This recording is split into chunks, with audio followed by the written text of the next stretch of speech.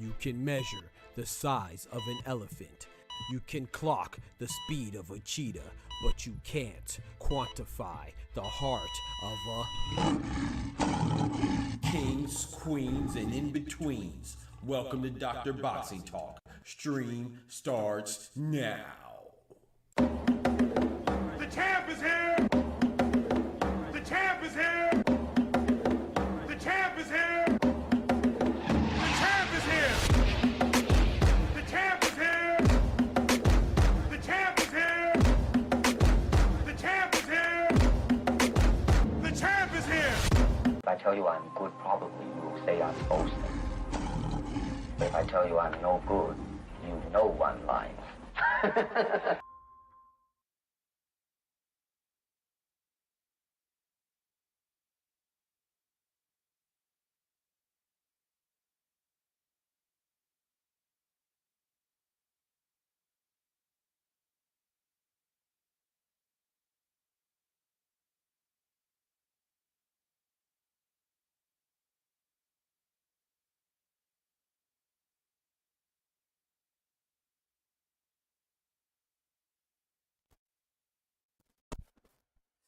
Yo, yo, yo, yo, yo, what it do, what it do, what it do, what it do. Good, great, grand evening to y'all, man. Hopefully everybody's doing all right. No, scratch that. Hopefully everybody's doing fantastically well, spectacularly awesome, and stupendously terrific. You feel me? Don't forget to smack that like button if you haven't done so already. You know what I'm saying? It should be the first thing that you do when you walk up in this thing. You know what I'm saying? So let's get right to it, man. Y'all know what time it is. The doctor's in the house. Yes, sir, my kings and queens, my ladies and lads, my brothers and sisters, my brethren and sisters, and we are in the building, man. Let's get right, man. Mi hermanos and mi hermanas, mi amigos, mi amigas. You know what I'm saying? My buddies, dudes and dudettes.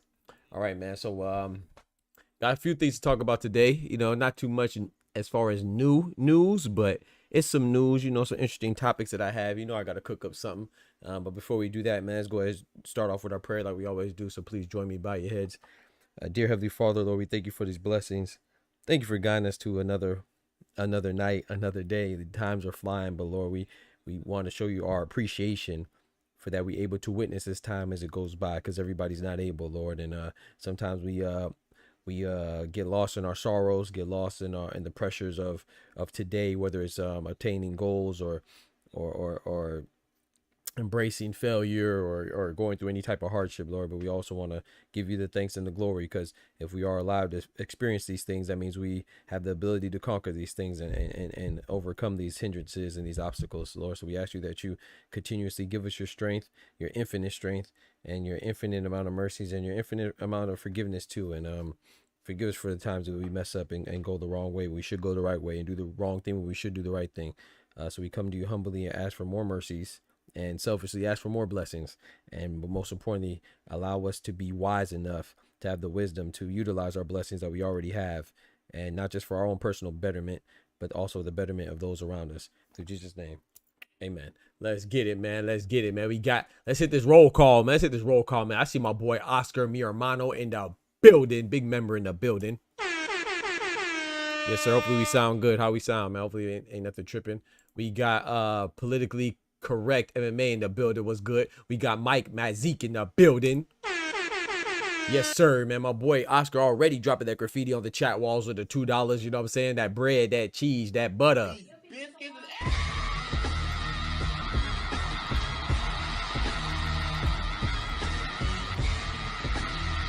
My boy Oscar says incorrect. First thing to do is drop the biscuits like, yeah. Shout out to my brother, man. Boy, hey, man, one of the best supporters a brother could have, man. I appreciate it, man. No love feel better than authentic love, genuine love. You feel me? You ain't got to do it, but I appreciate the fact that you do. You know what I'm talking about? Let's keep turning up, man. Also, Teraji 2 Division Unified World Champions. Bro, Hey, Oscar, we about to get into it, bro. We about to get into it. But first off, I want to cover the baby stuff because I'm about to get lit. We about to get lit, man, because, you know, I got some things to say.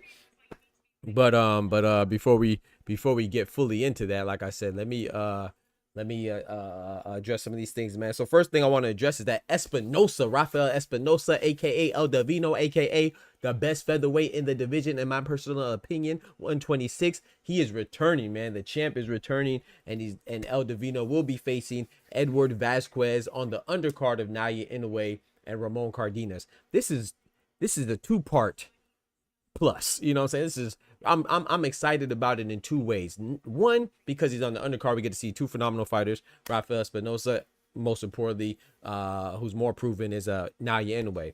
I know a lot of people aren't too happy with Ramon Cardenas, and rightfully so, because once again, Naoya Inoue seems to get away with facing, no disrespect to Ramon Cardenas, but minimal opposition as far as the caliber of fighter or profile of the fighter. But Ramon Cardenas is a decent fighter, man. I'm not mad at it. And like I said, as long as he fights MJ Akhmadaliev next, then I'm cool. You know, I really care less what he does. But MJ Akhmadaliev definitely deserves his shot. He has been the WBA mandatory. He's been the order mandatory twice. So that's what I want to see. But the fact that he's going to be in Vegas, that you get Rafael Espinosa on that card as well. And that's the first part why I'm excited, because we get to see Espinosa and Naoya Inoue on the same card. The second part, most importantly, why I'm excited, is because Espinosa is not going to 130. Let's get it. Let's get it. That means he ain't eating. He's eating less bread, cheese, butter, and biscuits. You know what I'm talking about, Oscar? So I think this is good news. It's good news for me, and I can speak for my boy Oscar, because we don't want him to go to 130. Not that I don't think he can handle it, but it's because I like unifications, bro. There's 4 champions at 126. There's 4 champions at 130. There's 3 champions because Anthony Kakasi just gave up his belt. But you get what I'm saying? There's 4 champions. So you're going to keep him up there, whatever, until they fight for that vacant belt, you know, with Sugar Nunez and whoever he's fighting. I can't remember the guy's name. But 135, 4 different champions. 130, 4 different champions. 126, 4 different champions. 118, 4 different undefeated champions with my boy Junto. 115, 3 different champions because one's vacant again with Bam Rodriguez and them. You know, so there's just so many divisions, especially at the lower weights. 140, 4 different champions, you know. 147, 4 different champions. That's going to change in Atlantic City, good Lord willing, next month in April, you know, with Boots and Stanionis fighting. But there's so many divisions with 4 different champions that aren't unified. I think the fact that Espinosa, if he could be at least unified first and then move on, that's cool. But if you can make weight, then stay at your weight class, you know. But it seems like they're trying to force him up to make room for Naoya Inoue to plant his flag at 126 next because he is top ranked. But this is good news, you know. He'll be defending his belt at featherweight, so hopefully he stays there for the imminent future, and we at least get a unification between him and Nick Ball, or Nick Ball and Stephen Fulton, or Stephen Fulton, Angelo Leo, something like that, man. I like these unifications, so I'm hoping that Rafael Espinosa could have it in him to stay there. And you know, he's fighting no easy task at Edward Vasquez. Not a tough challenger. I think Robeisy Ramirez is a more a higher caliber opponent, but you know, Edward Vasquez, he's been in there with the likes of Joe Cordina and Ray Ford. He lost to both of them by decision. I think one was majority decision, the other one split decision. Don't quote me on that, but it was both definitely decision. So this is good, man. Like I said, it's great news that he's not moving up yet, in my personal opinion. Let's hit this roll call, man. We got my boy Tufo in the building. brother, man, 2-4, man. Long time no see. Where my boy been at? You know what I'm talking about? Shout out to my boy 2-4, man. My boy Dub in the building. Big brother Dub in the building. The big brother Dub. We got big brother 2-4, big brother Oscar, big brother Fight Lab Analytics. Let's get it, man. Big members, man. I appreciate that, man. Big members, man. Big members. Way strong with the memberships, man. Shout out to y'all, man. I appreciate it. You know what I'm saying? That's big love, man. We got my boy Mike Mazik. He snuck in the gosh dang Cash App once again, man. Shout out to him dropping that $5 on the Cash App, dropping that bread, that cheese, that butter.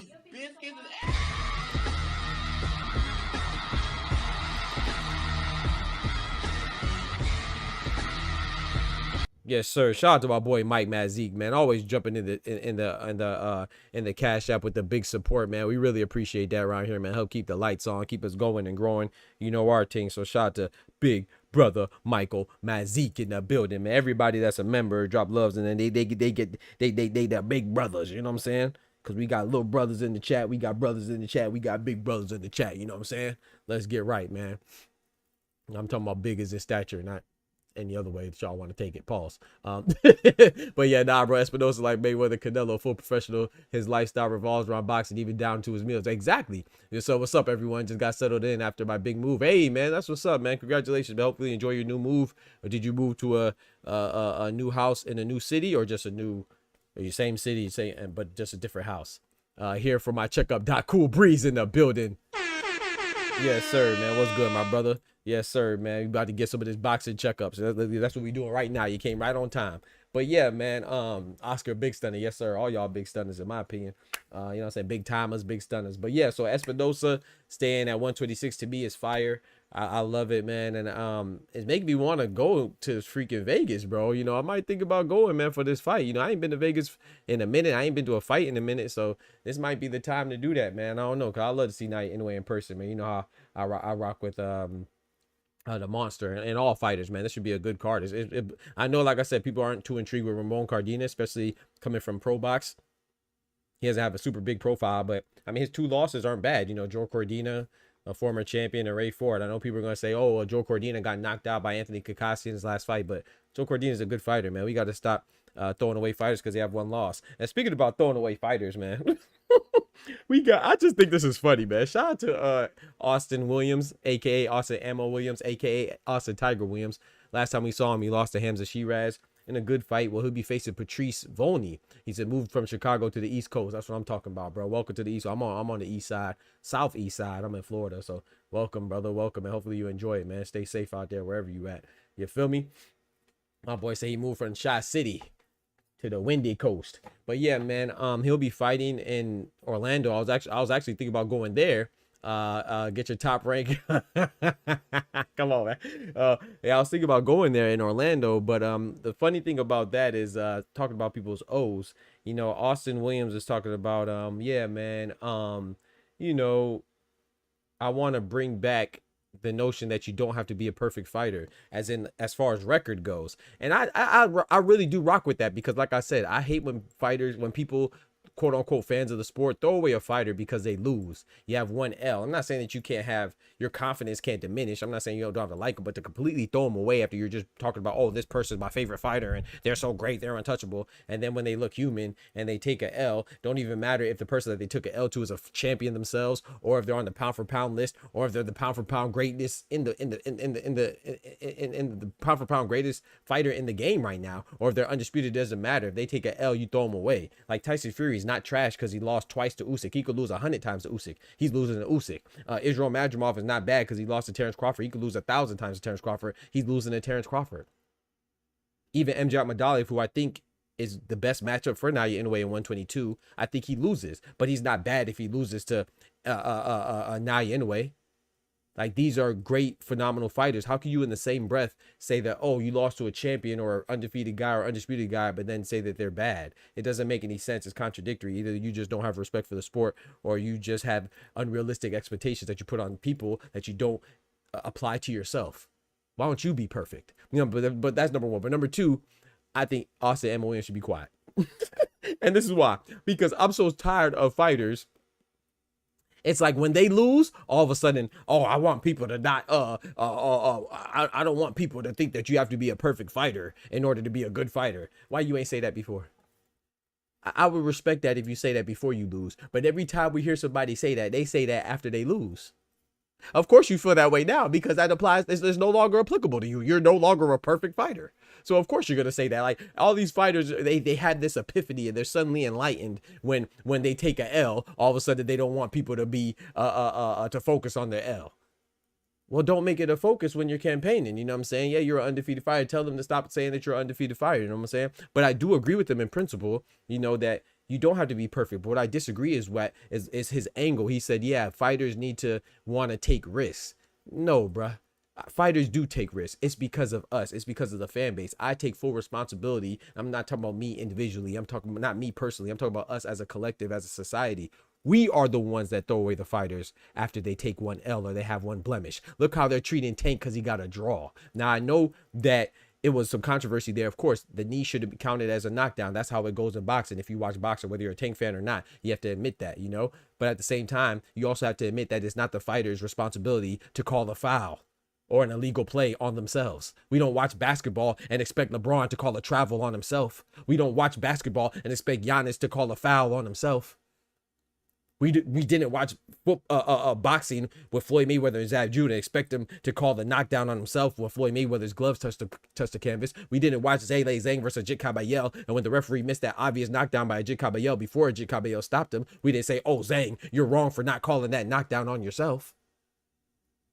Oh, but because your hate goes so deep for Gervonta Davis that you expect him to call a knee on himself. He took the knee. It's not his responsibility to take the points too. He already took the knee. You want to take the points too? It's just crazy to me. But anyway, the point is that I think the fighters are responding to us. Look how we treat Deontay Wilder. Deontay Wilder lost to Tyson Fury, and they said on one hand, Tyson Fury has emerged as the clear best heavyweight of this era because he beat Deontay Wilder. But on the other hand, Deontay Wilder is trash because he finally lost to the first good boxer he's ever fought. The man was undefeated for how many years? 6, 7, 8 years, 10 years, and 10 years, and six of those years he was a champion. But when he loses, he lost because he finally fought a good boxer. Arthur Spilska wasn't a good boxer. Bermane Stiverne, even though he was a champion, he wasn't a good boxer. You know what I'm saying? These are people that he beat. But because you're so infatuated with, and you have such an obsessive infatuation with hate for a certain fighter that you don't like, that you just want to put them down by any means necessary. That's where I think it comes from. And these fighters, they responded. I was like, dang, if I go in a boring fight, they're going to trash me. If I lose a fight, they're going to trash me. Like, look how many people that were hollering about how good Subriel Matias was. Subriel Matias lost to Liam Paul, which we called, by the way. I'm going to keep saying that. You know, we said that he was going to upset him. Now, all of a sudden, you don't hear nobody hollering about Subriel Matias anymore, even though he's on a 2-fight win streak. He just beat Gabriel Golas Venezuela last week or whatever it was, 2 weeks ago. No one's hollering about him anymore. That's how we do it. That's how we do. You know what I'm saying? Look at Devin Haney. Devin Haney got cheated all of a sudden because you don't like Devin Haney. You think PEDs don't matter. I've never seen so many people debate whether or not performance enhancing drugs enhanced your performance. It's in the fucking name. Performance enhancing drugs enhance your performance. It doesn't say that you're automatically going to win. It doesn't make you invincible. It doesn't say that you're going to never lose. I know it's a double negative, but keep up with me. It doesn't say that you're never going to lose. It just says that whatever you are, good or bad, you're going to be better because your performance is enhanced. How come people aren't gangbanging about Lara who just popped dirty, and they said that he was cheating? No one's saying anything because they don't care about him. But because either you like Ryan Garcia so much or you hate Devin Haney so much that you're just going to ignore everything. So that's why it's the fan base, especially American fans. We don't want to see fighters that aren't perfect because a lot of these fans, because you know the word fan is short for fanatic, they're so emotional and they believe that if their favorite fighter wins, it's somehow indicative of their strength. It has nothing to do with you. You're still going to be the same goofy you are today. And if your favorite fighter wins tonight, you're still going to be the same goofy you are tomorrow. You cannot live vicariously through these fighters. They don't know you.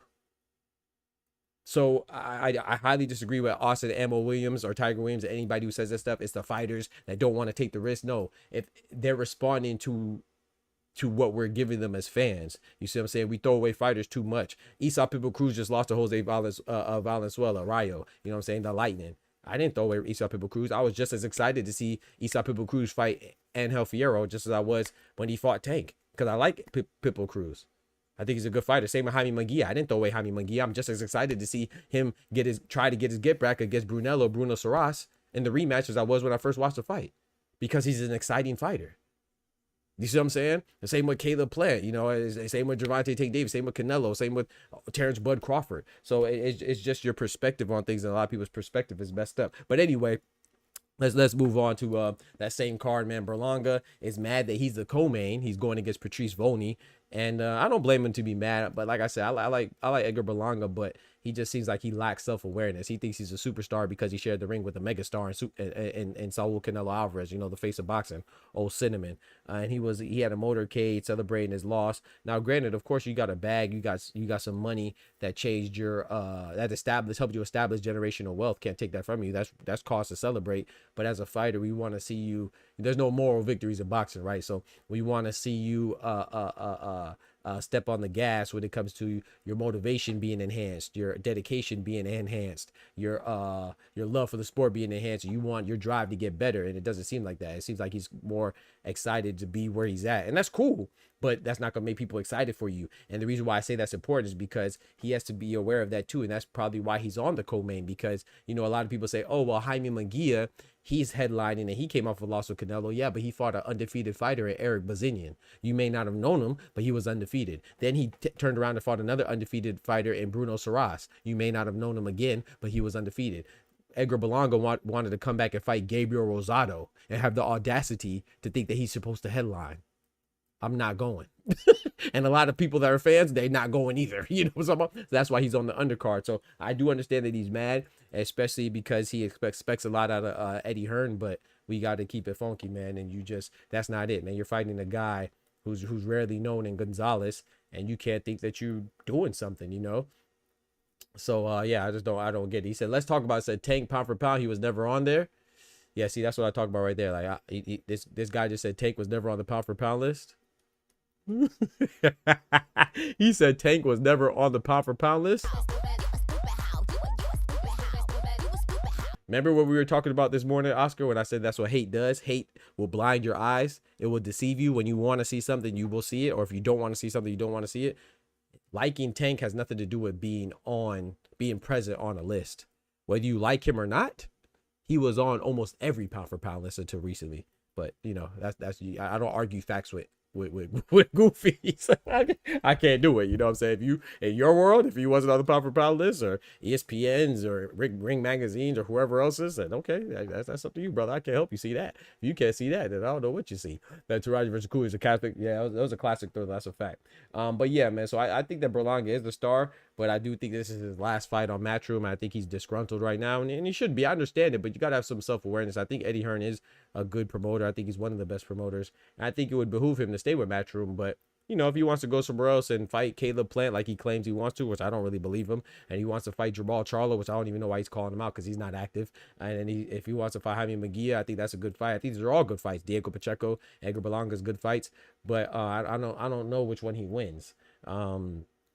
You know, Jamal Charlo is inactive. If he comes back, I think that'll be his best chance of winning because he's inactive. But even if you talk about their peaks, Caleb Plant at his peak, Berlanga at his peak, I got Caleb Plant. Jamal Charlo at his peak versus Berlanga at his peak, I got Charlo. Jaime Munguia at his peak against Berlanga at his peak, because of Jaime Munguia's chin that we saw that Bruno Soras exposed. It makes it a little more interesting, but I still got Jaime Munguia. Diego Pacheco, I got Jaime Munguia. I mean, I got Diego Pacheco over Berlanga. I got Christian and Billy over Berlanga as well. So, like I said, they're all good fights, but I think Berlanga is one of the top guys at 168, but he's the short end of the stick right now. But shout out to him, man. He's definitely, like I said, I like watching him. I'm going to keep watching him, but I don't know how much he is to... I want to put my money on him beating the other guys. Now let's move on to Usyk, man. Usyk, the WBO has came out. You know, the president Gilberto Mendoza, who's head of the WBO. You know, President Daryl Peoples of the IBF. The reason why I bring up these two people are important is because Alexander Usyk, who is talking about fighting Daniel Dubois. Remember his rematch was with Tyson Fury was diminished a little bit because the stakes were decreased, because it wasn't for an undisputed fight like it was the first time. The first time was for undisputed, the first undisputed in a quarter century, 25 years. But the second one was not undisputed because he got stripped for not fighting his IBF mandatory, which is the president, Daryl Peoples, when they ordered him to fight Daniel Dubois. And he was okay with that. He said, no, I'm going to fight the rematch with, for a more lucrative fight with Tyson Fury and go get this money, you know, and no one knocked him for it, rightfully so. I don't think anybody should. And now he's in a similar situation with President Gilberto Mendoza at the WBO. They're ordering him to fight Joseph Parker because Joseph Parker is a WBO interim champion. He deserves it. He deserves a title shot, whether it's Dubois or Usyk. But it makes more sense for it to be Usyk because, like I say, he's a WBO interim champion. And when you are a champion of any kind, you will no longer be in the rankings of the other sanctioning bodies. So he doesn't really have a claim for IBF, you know. So when people say, oh, Daniel Dubois should fight Joseph Parker, he doesn't owe him anything. Joseph Parker's not a mandatory. He's not even in the rankings. You know, he was at the time they called the fight, because if that fight would have happened, as soon as they entered the ring and that first round bell went ding, he would have been stripped of the interim championship because he would have been challenging for the IBF title. That's just a fact. If you got to keep up with boxing, but that's the way. If you don't worry. I'm here for you, you know? And so, with that being said, after that fight was called off and Joseph Parker fought Bacoli in 2 days, that was it, unless Dubois wants to fight you, but he's not obligated to fight him. And I think the bigger money fight is the Usyk fight, right? And I think Usyk also recognizes that as well. So I think he's going to do exactly what he did with the IBF. When the IBF ordered him to fight Dubois, he said, I'm going for the bigger fight with Tyson Fury. I think the WBO is going to order, or they have ordered Usyk to fight Joseph Parker. I think he's going to say, he's going to choose to vacate, and he's going to fight Dubois for the bigger fight. They're already talking about going in Wembley. Usyk and Joseph Parker's not selling out Wembley. I'm not even sure if Usyk and Dubois will, but it has a better chance of selling with Dubois than it does with Parker, because what happened last time Dubois was in Wembley, he was with Anthony Joshua, and he put him right on his back pockets, face down, booty up, looking like an OnlyFans chick. You know what I'm talking about? Or dude too. You know, everybody be doing their own thing. You know, I don't want to discriminate. No Diddy. Everybody gets it in now these days. Yeah, everybody gets it in when they face down, booty up. You know, I'm talking about pause. So let me not discriminate. No Diddy. Yeah. Hey yo. No Diddy.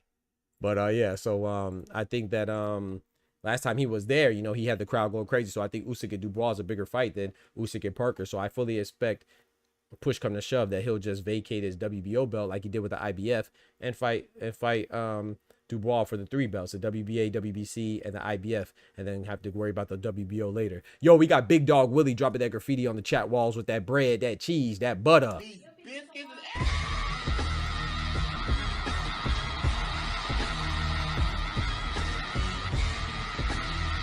He said, love, peace, and hair grease. He said hair grease is number 4 on the pound for pound list. Tank is knocked off now. Facts. Hair grease to knock the man off the pound for pound list. That's a fact.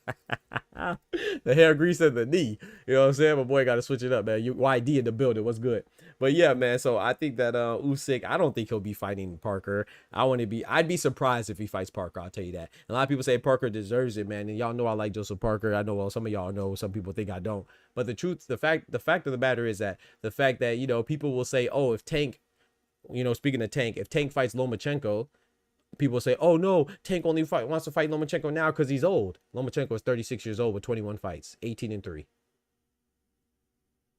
No one said Deontay Wilder, who was 38, older than Lomachenko, with 48 fights, more fights than Lomachenko, double his fights. No one said he was old when Joseph Parker beat him. No one said he was old when Zhang Zhang knocked his head off and made him do the spin and Rooney like Booker T. No one said he was old. It's just so funny. Like, it's so, like, I swear, when you're a black fighter or a certain fighter that people don't like, especially a black fighter, I'm not going to reiterate what I said. I'm going to keep it what I said. If you're a black fighter, particularly a black American fighter, they don't care about you being old or about you having any type of handicaps like they do with other fighters. You know, they just, if you beat them, oh, you're just the man. Like Joseph Parker, people are going crazy because he beat Bacoli. I saw Tony Bellew say, oh, Joseph Parker fought the problem in Bacoli and mowed him down. Bitch, he fought him in 2 days' notice. Bacoli was so handicapped, he was wearing Daniel Dubois' gloves.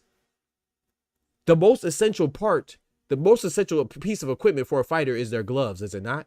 He didn't even have on his own. But you're talking about Joseph Parker faced the problem? What problem? Yeah, he had a problem meeting up with his trainer because his trainer was in Scotland and he was in the Congo. He had a problem fighting because last time he fought was in August. According to his own trainer, he said that he hasn't taken a punch since August. And coincidentally, August was when he fought Jared B. Baby Anderson. So the man ain't fight in 6 months. But he's a problem because you called him up in 2 days because that's what you wanted to be. There was nothing impressive about him being Martin Bacoli. I'm sorry. Did you see that belly? The man had more jelly in that belly than Beyonce and Destiny's Child for that in that video, bro. Like, so shout out to Joseph Parker, but let's not exaggerate now. Joseph Parker beat an old Wilder with a lot of fights, 38 years old with 48 fights. We call much younger fighters old with less fights and less age. He beat he went life and death with Zhilei Zhang, who was 42 years old. Ajit Cabello got Zhilei Zhang out of there in 6 rounds, right? And tell me where I'm lying. And then he beat Martin Bacoli in 2 days. He gave him 2 days notice. He wasn't prepared to fight at all. He wasn't even in the same country as his he wasn't even in the same, forget country, he wasn't even on the same continent as his trainer, Billy Nelson, when they replaced Daniel Dubois on short notice. Stop it. So Joseph Parker is an interim champion, but let's not exaggerate. I like him. He's looking good. I think Joseph Parker versus Dubois would have been a great fight. But let's not let's relax a little bit. You know what I'm saying? Let's relax. Parker beat a boogeyman. Yeah, you're dumb. I'm not gonna lie. you're dumb as hell. Yeah. I ain't gonna lie. He said Parker beat a boogeyman. Yeah. You're dumb as hell. So you don't think training matters? You dumbass. That's exactly what I'm talking about right there. People think that training doesn't matter. People think that preparation doesn't matter when it comes to certain fighters. He beat a boogeyman. He beat an out of shape fighter.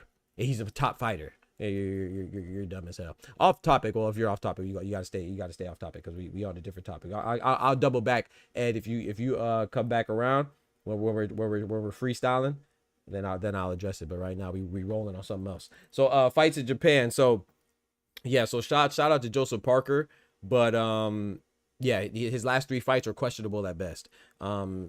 So that's why people want to see Dubois versus Usyk more than they want to see Usyk versus Parker.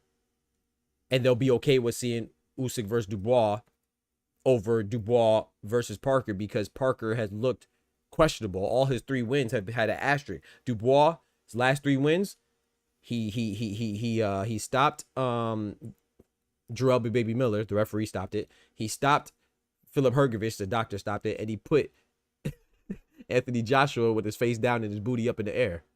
Decisive wins. Stoppage. You know what I'm saying? Joseph Parker says look shaky. So Daniel Dubois has a lot of momentum. That's why we want to see Dubois versus Usyk more than we want to see Usyk versus Parker or Dubois versus Parker. That just is what it is. I don't care how much you like this fighter, but you got to understand that. And people don't want to understand that. That's on you. You know what I'm saying? But shout out to Joseph Parker. He does deserve a title shot. He's in that position. But you also have to understand, too, if you want to go by position, then Dubois should have had that title shot from before. And that's who he wanted to fight was Usyk. So it is what it is, man. Joseph Parker got to wait his turn. Or he could fight another interesting person. So I know Joseph Parker. I'm not saying Joseph Parker. If you're Joseph Parker, you should feel some type of way, of course. But at the same time, if you're a person that's objective and looking at the totality of it all, then it kind of makes sense that people want to see Usyk and Dubois more than Usyk and Parker, or no matter who's ordering it. But yeah, so let's keep it moving. He said, like lucky, Aladdin lucky, right? Japan 4AM cars never disappoint. Hey, man, Alasquaga, man. Hey, but let's move on. Let's go to the fights in Japan, man. So shout out to this person right here. I'm not saying this in a beef way. You know what I'm saying? I'm saying this in a dope way. You know what I'm saying? I want to acknowledge this. This is what people say, right? So I'm gonna try to cover his name because this is no shade, but this is just people that say things that I object to, right? Shout out to the fights in Japan before I moved there, right? Kenshiro Teraji did his thing as usual. Kenshiro Teraji only has 1 loss, and that was to Yabuki, right? Where he got stopped. And yes, he avenged it, so that's dope, right? He avenged his only loss. But Kenshiro Teraji is known to be in questionable fights, you know what I'm saying, as far as he doesn't always win decisively, and that's okay. He's still a beast. He did his thing, and he's a multi-division champion, and he's just a monster, lineal champion, all that good stuff, and bonbons. But this fight also had some controversy. Seigo Akui was giving it to him. I had Seigo Akui winning in a very close fight, but I had Akui winning by like 2 or 3 rounds, or 2 rounds, I believe, right? During that time of the stoppage. and I think it was a premature stoppage. If you go look at it, Akui, he just blocked a punch and he just ducked another punch. Now Akui looked bad because I'm not gonna lie, in that 12th round, Kenshiro Teraji threw about 18 consecutive punches, had Akui in there looking like fight back. Get him up, let him get up, let him get up, let him get up. Fight back, fight back. He had him looking like fight back, but at the same time, Akui didn't get dropped yet. I think it would have been, and he was winning. I think a lot of people would have had him winning. I think it would have been more appropriate for the referee to give him a standing 8 count. In my personal opinion, does that mean that Teraji wouldn't have jumped on his head top again and stopped him again? Maybe so, but the guy is winning the fight, and it's a unification, man. You got to give him the benefit of the doubt. So once again, that's a bad decision on the referee, in my opinion. But at the same time, too, he was getting punched on. So, but I just didn't like that stoppage at all. He said, I don't know, man. Looks like he was on the way out and ref stepped in. Nah, Lloyd, did you watch the fight or are you just going off of highlights? Shout out to Lloyd. What's good, Lloyd? First of all, but did you actually watch the fight or did you watch the highlights? You know, we wake up at 4 o'clock in the morning and watch the fight. So I'm not saying you didn't. I'm asking, did you watch the fight or did you watch the highlights? I don't want to hear from anybody saying that they saw highlights, bro. He definitely was getting punched on. Don't get me wrong. I'm not saying that he didn't take a lot of punches. He took a plethora of punches, multitude of punches. But he never got dropped at that point. He was never really in danger up until that point. And he didn't. And you watched it early in the morning. We did too. We were live. We ain't see you there, Lloyd, where you was at. Where was you at, brother? You know, but shout out to you. But yeah, so if you watched it, did you see when they even slowed it down and showed it? He just blocked a punch and he just moved from a punch. He was coherent. You don't stop a fight because somebody is not throwing punches how you think they should throw punches. He was on the defensive, of course, but he wasn't just in there with his eyes rolled back. He wasn't just in there and he was defenseless. He was defending himself and handling himself, bro. I'm not saying you do have to respond with punches. Yes, I agree, but it's not the worst stoppage I've seen, but it's definitely up there. I think that if it was the other way around, I don't think it would have been stopped, is what I'm saying. I think it's because Kenshiro was the A side, and that's okay. But at the same time, people saying, "Oh, this guy told me that Akui collapsed as soon as the referee stopped it." No, he didn't. Akui collapsed once he realized what was taken from him. The referee stopped it, and Akui you could tell he didn't even know what happened at first. And then once he realized what happened, that's when he fell to his knees and started holding his mouth habitually. I don't know what the hell was going on with his mouth. I think he was busted on, his lip was busted or something, or his tooth was knocked out or something. But yeah, I don't think that you stop it like that. Hell no. Hell no. Absolutely not. Absolutely not. That was a good stoppage in my opinion. Them Japan's cars turned into wars. Nah, that was not a good stoppage. If it would have been stopped at the 18 punch flurry, I'd have been cool, right? But he let it continue and then gonna hit him one time. Yeah, exactly. That was a bad stoppage, bro. I don't know. I don't know. Like, everybody has their opinion. You know what I'm saying? Shout out to Lloyd. You watch the fight, I respect you, brother. As long as you watch the fight, you have whatever opinion. I don't think that was a good stoppage at all. Now, like I said, I don't know who would have won. There's no guarantee that Akui would have won because maybe he would have gave him an 8 count and then Teraji would have jumped right back on his head. I don't know, and stopped him anyway. But you give him the chance. I don't think that Akui was given a chance. I think that the referee was looking for any reason to give it to Teraji.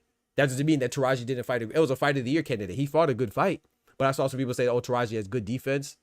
And all this, like, no, he does. Like, I don't know what Kenshiro Teraji that these guys watch. That's why it was a good fight, because it was contrasting styles, right? Teraji is an explosive, offensive-minded fighter, and Akui is a walk forward, you know, pretty much flat-footed pressure fighter, and he likes to get on the inside.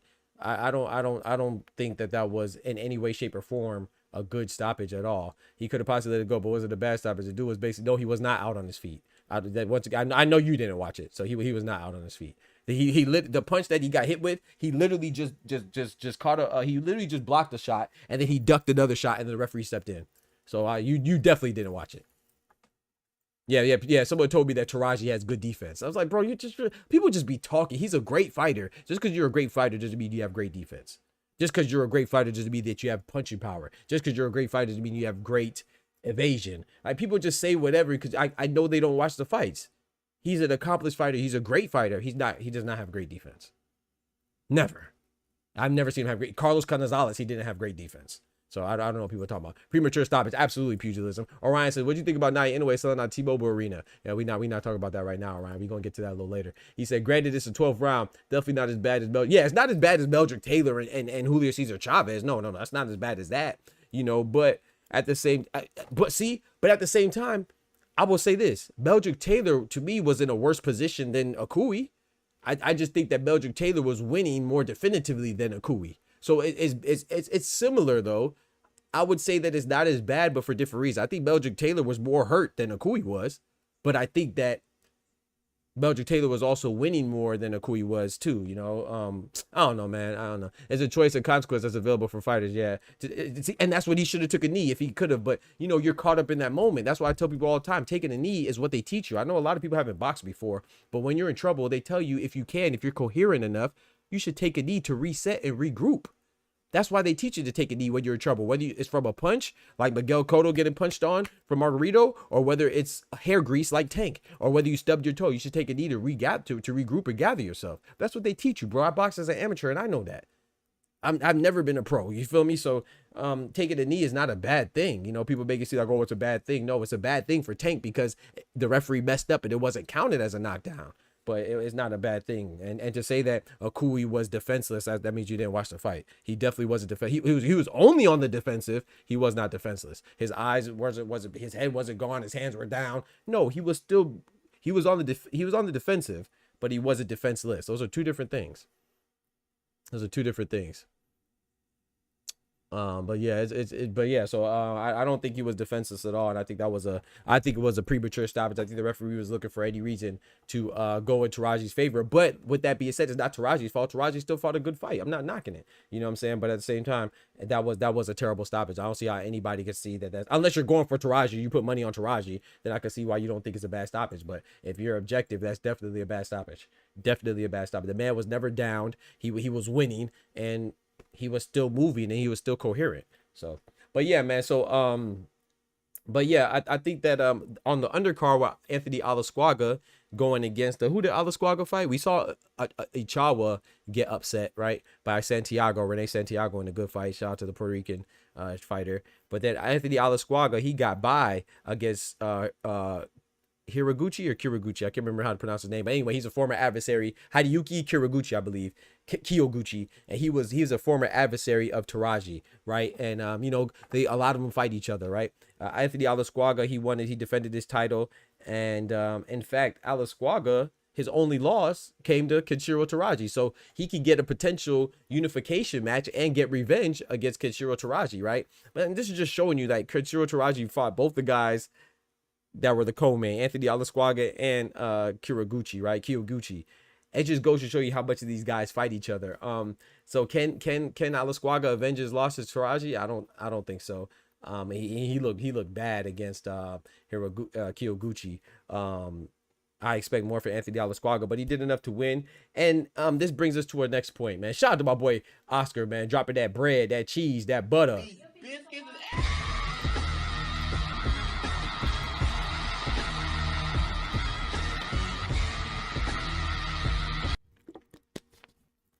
He said, Oscar says, when Teraji stopped Alasquaga, hold on, my boy about to preach. Everybody face forward in your pew. Pastor Oscar is approaching the pulpit. My boy about to preach right now. He said, when Teraji stopped Alasquaga, it was considered controversial. But he was on a worse stage than Akui. Facts. So I don't even know how people, like I said, some people are just they're just natural contrarians. You know, they just, if you say up, they're gonna say down. If you say blue, they're gonna say red. If you say left, they're gonna say right. They don't even think about it. There's no way you could look at that fight objectively and think that was a good stoppage. It was an early stoppage. It was a premature stoppage. So now if you want to say, oh well, you know, he wasn't throwing punches back, I get it, you know, but it was a bad stoppage. You say that Teraji still would have won. It would have been worse if he wouldn't have stopped it. We could say that. But to make it seem like he was out on his feet, if you think that Akui was out on his feet, I know you didn't watch the fight. And especially because they even show a slow motion of the punch. One of the punches the last punch that he hit him with, he partially blocked it, and then he swayed and moved from another punch that missed, and then the referee jumped in. So I don't know what you're watching, and I could pull it up as long as if somebody wants to put money on it, then I'll pull it up. But if not, then I ain't trying to hear. But shout out to Lloyd though. Lloyd said he watched it and I believe him. He said he doesn't think it was that bad. Maybe I'm exaggerating how bad it was, but it definitely was not a good stoppage at all. So it is what it is, man. But yeah, That commentator had the same mindset, honestly. Yeah, facts. Had the same mindset. Right, exactly. So this is why, and then so shout out to this guy right here, man. I want to talk about this, man. People are asking, why is it Teraji on the pound for pound list? And this guy right here, it was a good comment though, because I agree. But this is why he's not on the pound for pound list. So this guy says, I don't want to hear about Bam Rodriguez. Damn. Junto Nakatani. Damn, watch your mouth now. Junto Nakatani is my guy. One of my favorite fighters. David Benavidez, Shakur Stevenson, or Gervonta Davis being above Kenshiro anymore on the pound for pound list. They don't hold a candle to the career accomplishments or what Kenshiro Teraji just pulled off versus a bigger and younger fighter in his prime versus Seigo Akui. Seigo Akui has 2 losses, by the way. I just want to be clear on that. He's not an undefeated fighter. Not saying you have to be undefeated, but I'm just saying, a lot of people feel like they feel that way. So we're not talking about a guy that hasn't lost before. He's been a pound for pound top 10 fighter, and he deserves his damn respect universally from everyone in boxing after this fight. I agree with that. I agree with this statement 1,000%. So this is a good statement right here, because I agree with that. With that win, he now has 13 career world title defenses, the same as a future Hall of Famer, Roman Chocolatito Gonzalez. That's dope, you know what I'm saying? But this is the part I disagree with. I don't want to hear about Bam Rodriguez, Junto Nakatani, Dave Benavidez, Shakur Stevens, Gervonta Davis. Kenshiro Teraji has a point to be above them all. Let me say that. So that's why I think that's a good comment. However, that's why he's not there, because Gervonta Tank Davis is not on the pound for pound list. And people are more concerned about him not being there. They're more concerned about him being absent than they are about the people that replaced him. That's how you know you want some bullshit. Hold on, let me pull out my GTD chains. Let me pull out my GTD chain real quick. Hold on. Let me pull out my GTD chain, chat. And that's why no one cares about Kenshiro Teraji, because I do agree with him. Bam Rodriguez, I've always said this. I've always said Bam Rodriguez is too high. Bam Rodriguez is one of 3 undefeated champions in his division. He's not unified. Why is he number 6 or above Canelo is beyond crazy to me. Canelo is a former undisputed champion, the first ever undisputed champion at 168. And you could say, oh, it's about what have you done for me lately. No, he's an active fighter. So his accolades and his accomplishments are still with him until he's not an active fighter anymore. And they're still with him, but he can't build on it. You know what I'm saying? So you might not have liked that Cinnamon fought Edgar Berlanga, but Edgar Berlanga was the number 1 ranked fighter in the WBA. You know who's not fighting number 1 ranked fighters? Naoya Inoue. When's the last time he fought a number 1 ranked fighter? I'll wait. Because Louis Neary wasn't. Because TJ Doheny damn sure wasn't. Yi Ju Kim definitely wasn't. I'll wait. Ramon Cardenas, who he's about to fight, he's definitely not. So I'll wait. So I'm saying we got to treat everybody fairly. Do I like Naoya Inoue? Absolutely. I think Naoya Inoue is one of the best fighters in the sport. He's top 1, 2, or 3 pound for pound. Whether you have him, Usyk, or Bud, they're all interchangeable. They're all undefeated. They're all 2 times undisputed in 2 different weight classes. They're great fighters. But let's not move the goalposts when we're critiquing certain fighters. I agree with that Bam Rodriguez is too high. I agree that Junto Nakatani is too high too, even though I think Junto Nakatani, he's one of my favorite fighters. Canelo, Tank, and Junto are my 3 favorite fighters. But I think Junto Nakatani is a bit too high. He shouldn't be within 1 move of Canelo. Canelo's between Bam Rodriguez and Junto Nakatani. I think that's crazy. You know what I'm saying? But the point is that we are talking about other fighters. Why can't we just talk about the fighter's merit? And I'm going to tell you why we can't just talk about Kenshiro Teraji's merit alone. His merit alone isn't good enough to build intrigue because he's of the little weights. And you may not like that. That may not sound good. It may sound like you're what's the word I'm looking for? Like you're discriminating against smaller people, right?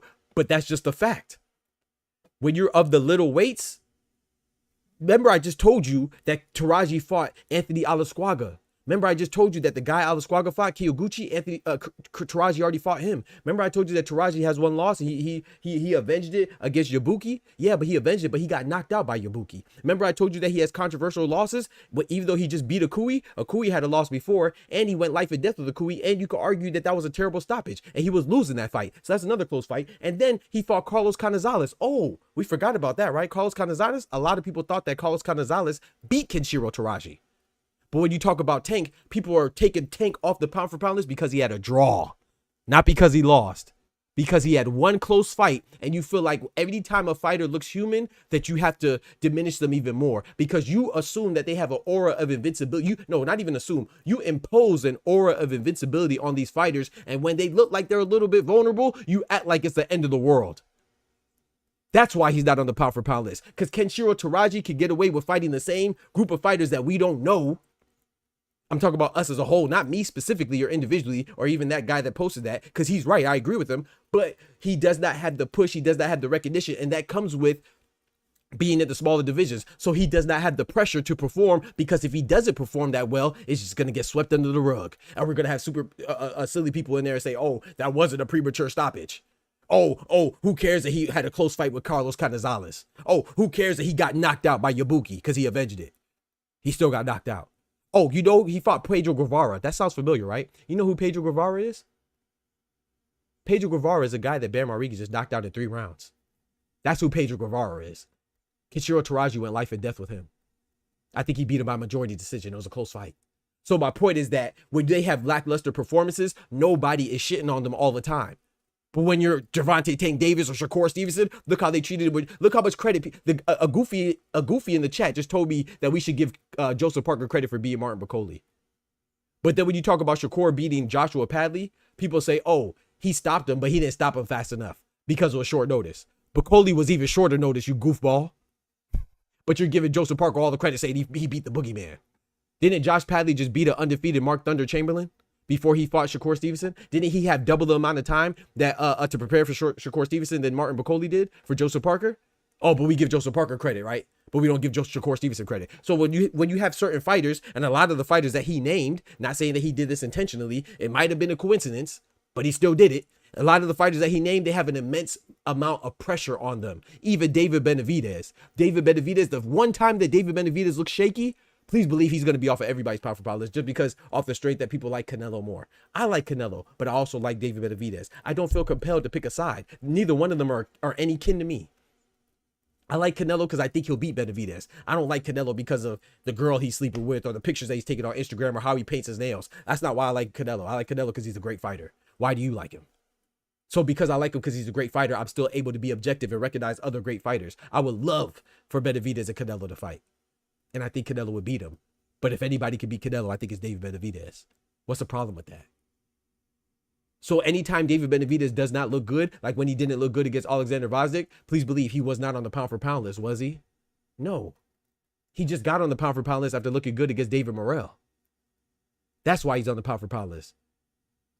So, and Bam Rodriguez, I agree. Like I said, I agree with the guy in principle. I'm not knocking it. I think his take is great because the little guys should get more credit. So should the women and other stuff too. But this is how boxing goes. When you don't have the spotlight on you, people are impressed more because they don't even watch you fight because he fights at 4 o'clock in the morning. We were up watching it. Were you? A guy, shout out to YD. YD's dope. But YD just came in here and told me that Akui was out on his feet. No, he wasn't. He was not out on his feet. Even when he stops it, he like protests. If he's out on his feet, how could he be able to protest the stoppage? People just make stuff up because they're either lazy or they don't really care. And Kenshiro Teraji, that's the benefit of not having the eyes on you. Shout out to my boy Ty in the building. Big member in the building.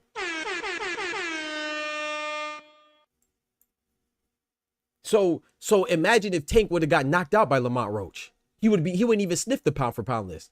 But because he had a draw and he looked vulnerable, we snatch him off the pound for pound list, and people are more excited about him not being there than they are about the people that's on there. And that matters. Shakur Stevenson never lost or anything, but look how much flack he got. That's why he's on the pound for pound list. Because being in the smaller weight, it is what it is. You just don't get the popularity. You don't get the eyes like that. So, and that works in both ways. It works because, okay, bet, it is unfair that I'm not getting the credit that I deserve for fighting and being successful. But it's also fair because when you mess up, you're not going to be on a meme. You're not going to have a song made about you. You're not going to be in the public spotlight because people aren't even watching your fights anyway. They're just watching the highlights. And tell me I'm lying, chat. Tell me I'm lying. Tell me I'm lying, bro. Tell me I'm lying, bro. Imagine if Shakur or Tank gets knocked out. You think anybody would care if they avenge the loss? You tell me, chat. You tell me, chat. People are more excited about who's not there than they are about who's there. He said, I got boosted by stoppage. You got that parlay said to be known at the damn ways. You got to have a high KO ratio and not the ref stepping in. Talk to him, Tufo. The Tank versus Leo said the Cruz type of knockouts. Talk to him, Tufo. Not only that, let me add this to you. When did the legend Pacquiao get famous, Lloyd? Why is Pacquiao famous? Is Pacquiao known because what he did at 108? Is Pacquiao known because what he did at 112? Is Pacquiao known because he did at 115? No, he's known because what he started doing at 115 was the same thing he was doing at 135, 140, 147, the Oscar De La Hoya, Antonio Margarito, you know what I'm saying, Ricky Hatton, Joshua Clottey. That's why Miguel Cotto, that's why Pacquiao became famous. He wasn't famous because of what he did at the lower weights. So why are we changing the goalpost now? Don't move the goalpost now. That's where the goalpost been. Now your Inoue is famous because he's undisputed in 2 different weight classes. Not because he's simply winning belts. So when Teraji gets undisputed, then I'm sure that his profile will go up, you know what I'm saying, respectively too. Come on now. Thank you, Lloyd. He moved up. So let's not change the rules now for people that you like. That's the point that I'm making. So you can make it seem like, oh, people are doing an injustice or it's a disservice to these fighters at the smaller weights. Maybe, but a lot of them they're recycling the same opponents, bro. Because there's not too many people down there that are known. Naya Inoue just fought TJ Doheny, bro. TJ Doheny is like 4-4. He's like 4-7. I mean, he's like 4 wins out of his last 7 fights. His last 7 fights, I think he won 3. Oh, sorry. I think he's like 3-7 in his last 7 fights. He might be 4. He might have won 4. But anyway, now you in a way beat TJ Doheny. He was TJ Doheny's 5th loss. 5th. Let me say that again. Now you in a way when he beat TJ Doheny, that was TJ Doheny's 5th loss. TJ Doheny's moving up to 126 and he's fighting Nick Ball in a championship fight. Weren't people just mad at Tim Tszyu getting back-to-back championship fights? Didn't they say, oh, that's a PBC thing? Weren't they mad at Errol Spence being rumored to come back and get a championship fight after losing to Terrence Crawford? Then they say that was a PBC thing. No one notices that TJ Doheny is coming off of a loss at 122, moving up and getting another title fight at 126.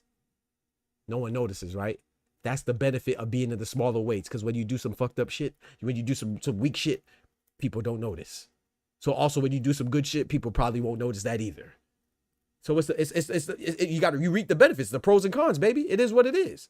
So I don't want to hear about it. Shout out to Teraji. I think he should be on the pound for pound list, but it's not criminal. I'm sorry, it's not. This is just how it goes. And Teraji has quite a few shaky wins. Carlos Canizales. A lot of people thought Carlos Canizales got robbed. He just beat Akui. Whether you believe it was a good stoppage or not, a lot of people feel like I feel, and like quantity does not make quality, but a lot of people feel like that was a premature stoppage. I'm sure Akui does too. He got stopped before by Yabuki. Yes, he avenged it, and that's dope. But he did get stopped before. You know what I'm saying? So he went life and death with Pedro Guevara, who Bear Rodriguez just stopped in 3 rounds. You got to factor these things in, man. You can't just, you know what I'm saying? Yeah. Shout out to Kenshiro Teraji, but not too many people are waking up at 4 a.m. on this side to watch and put him on the pound for pound list. Does he deserve it? Absolutely. This is nothing against Kenshiro Teraji, but the fact still remains that you just don't get the eyes at the smaller weights that you get at the larger weights. This is nothing new, bro. Why do you think you don't see back in the day? You don't see. I mean, you saw Marvelous Hagler on Wheaties boxes, but you mostly saw heavyweights on the boxes of cereals, getting the shoe deals, getting the endorsements. You didn't see the little guys. It is what it is. It's like Clarissa Shields, right? Clarissa Shields is what? 4 times undisputed. And she's a 2-time gold medalist. She's not the most popular fighter, is she? Because she's a female boxer. That's just unfortunate. That's just how it is. The majority of us don't watch that part of boxing. Same thing with the men, with the little weights. It is what it is, bro. Let's start changing that, and let's start talking about how these fighters, male, female, big heavyweights, minimum weights, how they deserve this recognition. Let's do that. And then let's change the narrative and talk about these things that these fighters have earned, as opposed to focusing on taking away from other fighters and the attention that they're getting. Because if you're predicating somebody's presence on a pound for pound list based on the absence of somebody else, then I mean, you don't really have too much merit. You're just saying, you're really just emphasizing that some fighters are getting more than they deserve, as opposed to giving what you feel the other fighters should deserve. And if he's good enough, then his merit, he'd be able to stand on his merit. Greatness should stand alone. You shouldn't need to diminish somebody to emphasize how great you are. And it's hard for you to tell me that Kenshiro Teraji has had tougher opponents when you can't name 3 or 4 of them. I challenge anybody to Google right now. I mean, without using Google right now, tell me 3 fighters, and I give you Akui. I already gave you 3 fighters. I even said like 4 or 5 fighters that Kenshiro Teraji fought. Tell me 3 fighters off the top of your head right now, without referencing Google, that Teraji has beat. Fuck it, that he has fought. He didn't even have to beat him. Name 3 people that he fought. You can't do it. You can't do it. Now, if I tell you to name me 3 people that Shakur Stevenson fought, you'll do it a little easier. You may not be able to do that either, but you'll do it easier than you'll do it before you tell me Teraji's. If I tell me 3 people that Tank fought, you'll definitely be able to do that, because he's fought recognizable champions. If I tell you David Benavidez, you might struggle a little bit with that too, but I'm sure you could do that before you could name Teraji's opponents. Definitely Canelo and Alexander Usyk and Terrence Crawford and Naoya Inoue, you can name their opponents. You can't do it. It is what it is. We ain't a boxing expert like. Hey Lloyd, I'm not. But Lloyd, that's my point though. I'm not saying that a Japanese guy. Exactly. Shout out to my boy Ty. Yeah, he fought a Japanese guy. Exactly. Bombs. That's my point. It's not even about being. And I appreciate that. Thank you, bro. It's not about being. But it's not even about being an expert. My point is that matters. So when you say that these guys are, it's a travesty and it's wrong that these guys aren't on pound for pound list. I know you troll. I know you troll. That's my point though. Pound for pound list is not just about. Unfortunately, this is unfortunate, but it's not just about being dominant. It's about who you're dominant against, right? Because don't people talk trash about Terrence Crawford, say, oh, his resume, all he fought was Errol Spence? No, you just don't watch boxing. He beat the undefeated Yuriorkis Gamboa. He beat the undefeated champion Victor Postal. You know what I'm saying? He beat Jose Benavidez Jr. I think he's the first person still to this day that stopped Jose Benavidez Jr. He beat the Hall of Famer Sean Porter, champion. He's the only person to stop him as well. Terrence Crawford has a great resume, and Errol Spence enhanced it for the way he brutalized him. But Terrence Crawford isn't as popular. Why? Because maybe he's not polarizing and he's not charismatic, or maybe he just doesn't stop people as in such an emphatic fashion as Gervonta Tank Davis, or maybe he's not as appealing to the public eye like Anthony Joshua, or maybe he just doesn't have the appeal or the resume or the Hall of Fame opposition like Canelo Alvarez. For whatever it is, all these things factor in, bro. So when you can't name who Kenshiro Teraji fought, well, that's probably why you don't see him named on the pound for pound list. It just is what it is. But Kenshiro Teraji is a fantastic fighter, phenomenal fighter, you know, but so is Shakur Stevenson. So is David Benavidez, and so is Gervonta Tank Davis, and so is Junta Nakatani. But I do agree that Junta Nakatani and Bear Rodriguez, they should not be above Kenshiro Teraji. But Junta Nakatani is a 3-division champion, and he's knocking people out. I'm talking about when Junta Nakatani punches you like you got shot. Go ask was it Jason Maloney or Andrew Maloney? I think it was Jason Maloney or Andrew. I don't know. Naoya Inoue knocked out one, and then Junta knocked out the other brother. It was Andrew and Jason Maloney. Both of them got knocked out. You know, whichever one it is. One of the Maloneys. When Junta Nakatani hit Jason Maloney, it looked like there was a sniper in the building. That's why Junta Nakatani's on the pound for pound list. Because when he hit you, it looked like you got hit with a cannon. It looked like Gervonta Tank Davis hit you with that tank that they call him by. Like you got shot, bro. Show me a Kenshiro Teraji highlight that looks like that. And I know that sounds very superficial, but that just is what it is, bro. He doesn't have nothing like that. Tell me one recognizable legend that he beat. Bam Rodriguez beat Juan Francisco Estrada, El Gallo, the Rooster. And then he beat England. In England, Sonny Edwards was that guy. He was undefeated. Bam Rodriguez made that look easy. That's why he's on the pound for pound list. Once again, I don't agree with it, but that is why these people are present and some aren't. Yo, Oster. Shout out to my boy Oster, man. Getting that membership. That's my guy right there, man. Welcome to the membership. You know what I'm saying? Boxing Talk family membership as an official membership of the gang, man. Shout out to my boy, man. New member in the building.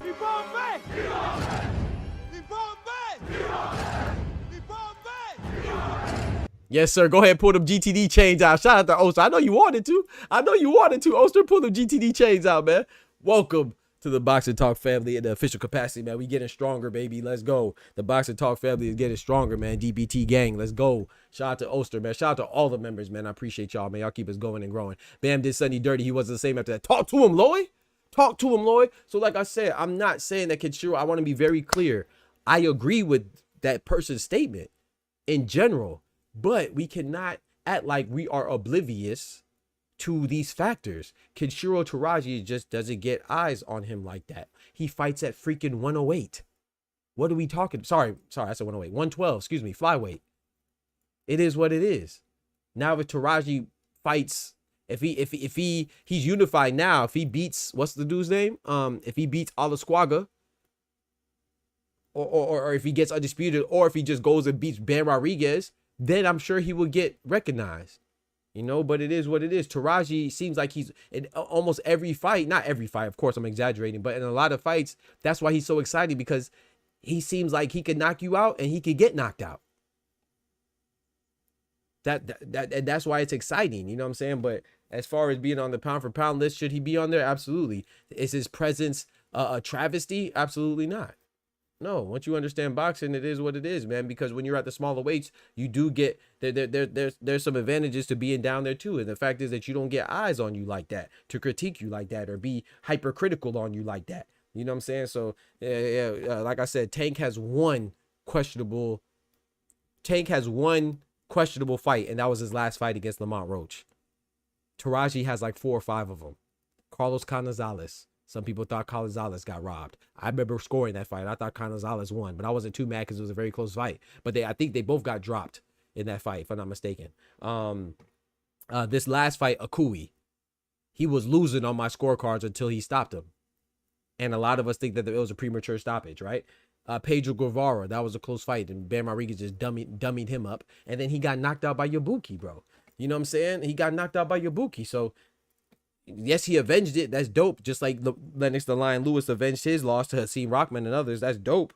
But let's not act like we don't understand why guys like Tank are there, because he's also a champion that was a 2-division champion. Some would argue 3. I would argue 3. But I know some people don't respect regular championships. And some of his opponents, like Mario Barrios, he's a champion right now at 2 higher divisions at 147. Isa Pipo Cruz went on and became a champion when he beat Rolly Romero. So that's why he's on the pound for pound list, because not only does he beat champions, he looks good while doing it. And then some of the people that he beat goes on and they're successful as well.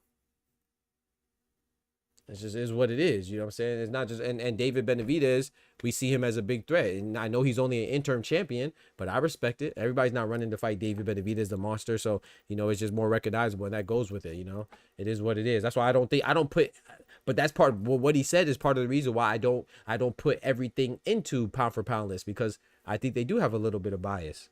You know what I'm saying? It doesn't matter who's popular to some extent. It's not just about who you beat or how you beat them. It is about popularity a bit, and your push in the media and your promotional push. You know what I'm saying? But at the same time too, I'm gonna be honest, man. Undisputed, unified or undisputed.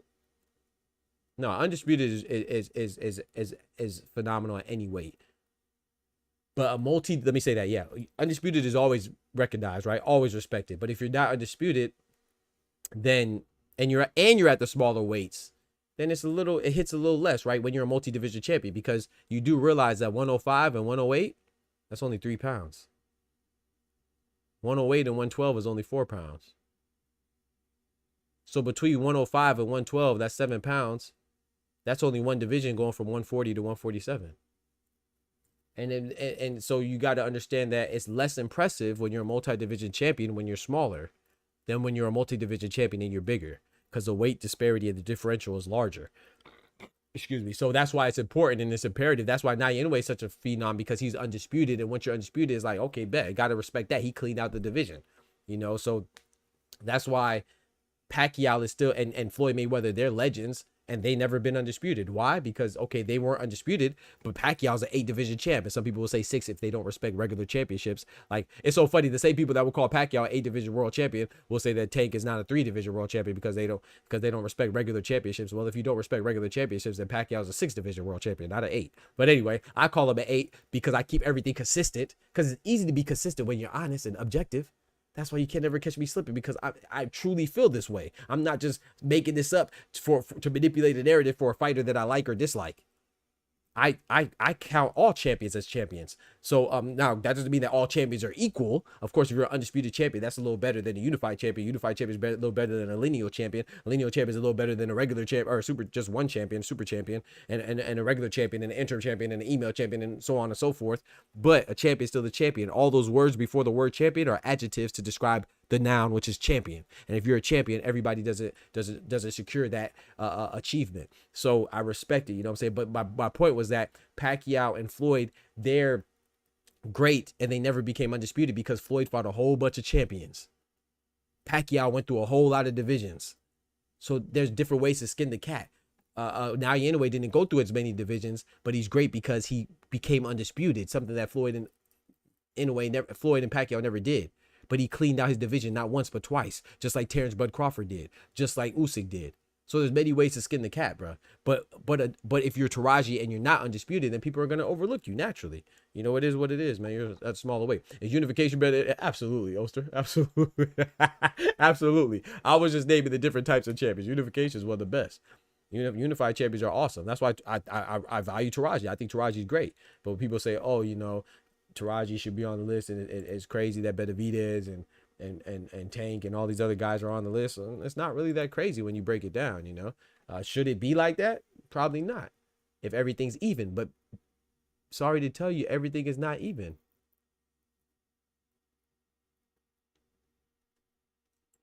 Everything is not even, man.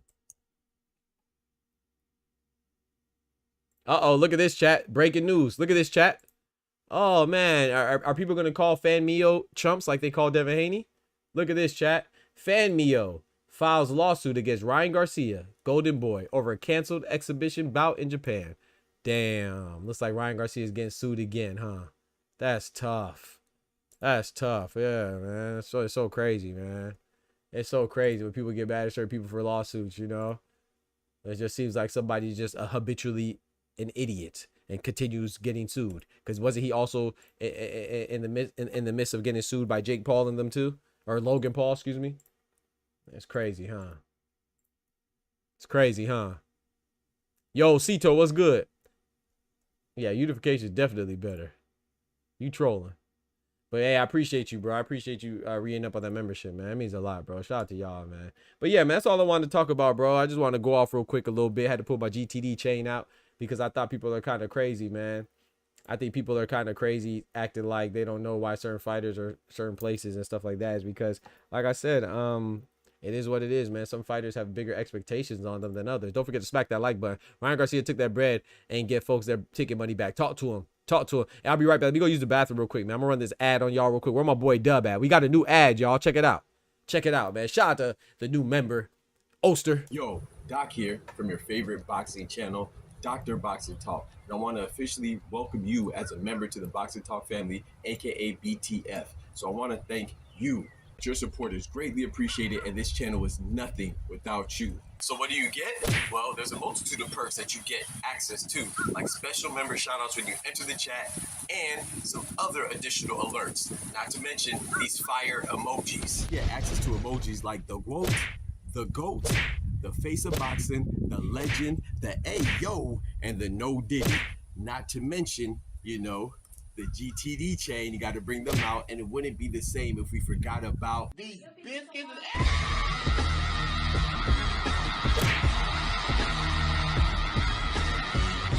And so many more. Not to mention, if you subscribe to some of the highest tier levels, you get to do things like pick the topic of discussion, and you get to have your very own emote. Yes, your ugly mug will be featured on the channel by yours truly. It's just another way for me to give back to my most loyal supporters. And of course, there's even more additional perks than that. But most importantly, you'll get the satisfaction of knowing you're a key, essential, imperative part to keep us going and growing. You know, we get the hustle off the muscle. So it's important that we rock together, you know? And remember, God is good all the time, and God is good. And you know that we prioritize facts over feelings, so that's why you rock with us. So big salute from Dr. Boxing Talk, and yeah, can't wait to see you in the next stream. Thank you for the support. If I tell you I'm good, probably you will say I'm boasting. But if I tell you I'm no good, you know one line. He said, you wrong for the Diddy emoji? Yes, sir, no Diddy. Hey, he said that man. He said, "Hey, Tufo said that man was getting sued if he did fight, and now he gets sued for not fight." Facts. He can't do no right, bro. That's what happens when God don't like ugly, bro. God does not like ugly, man. And you talking all that racist stuff and all that, bro. You know, hey, God will take care of it, man. He said, Unc got the new commercial. That's crazy. Unc is crazy. Yo, shout out to Cito. Doc, got a question for you. What's up, bro? Yes, sir, man. Shout out to y'all, man. I appreciate the love, man, for real. But yeah, man, I just think that Kenshiro Teraji is just, he's a good fighter. But, you know, if we have the same expectations as we do on every fighter, then that's why, then it'll be a little different. And, you know, yeah, so that is what it is. Every fighter does not have the expectations as the same as other fighters. It is what it is.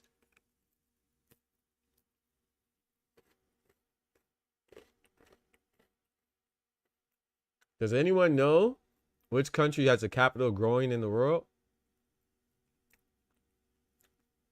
Has the capital growing in the world? Has the biggest capital growing in the world, maybe? Has the biggest capital growing in the world? Ireland, it's Dublin. I'm asleep. That's the word of bitches emoji. I think by next year or two, there's going to be about 20 lawsuits in boxing. Why? Yeah, Oster. I'm not saying that you should, but we got to stop getting mad at fighters for utilizing the same tools that are at their disposal as everybody else. Fighters get sued a lot, bro. Fighters get sued a lot, man. And fighters also sue a lot too. So just because you're hip to something happening doesn't mean that we should demonize or criminalize these fighters for doing so.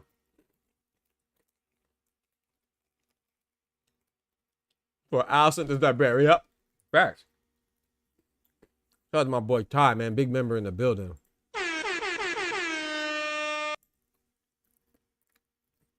Oscar's in the court. Yes, sir. I'm about to open up the court right now. So please pull up and join. Anybody want to holler at me? Who will move my King Davis? What you talking about? Oh, you're talking about who moved Gervonta Davis? Your king? That's crazy, Omar. Your king? This is your king?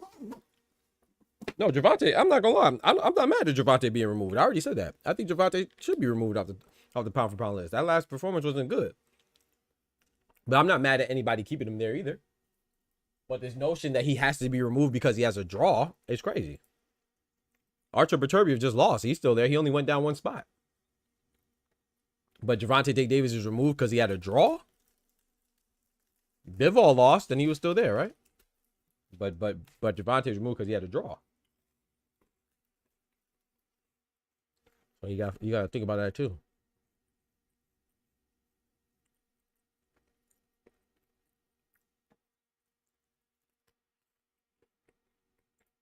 Let me pull up my boy Oscar, man.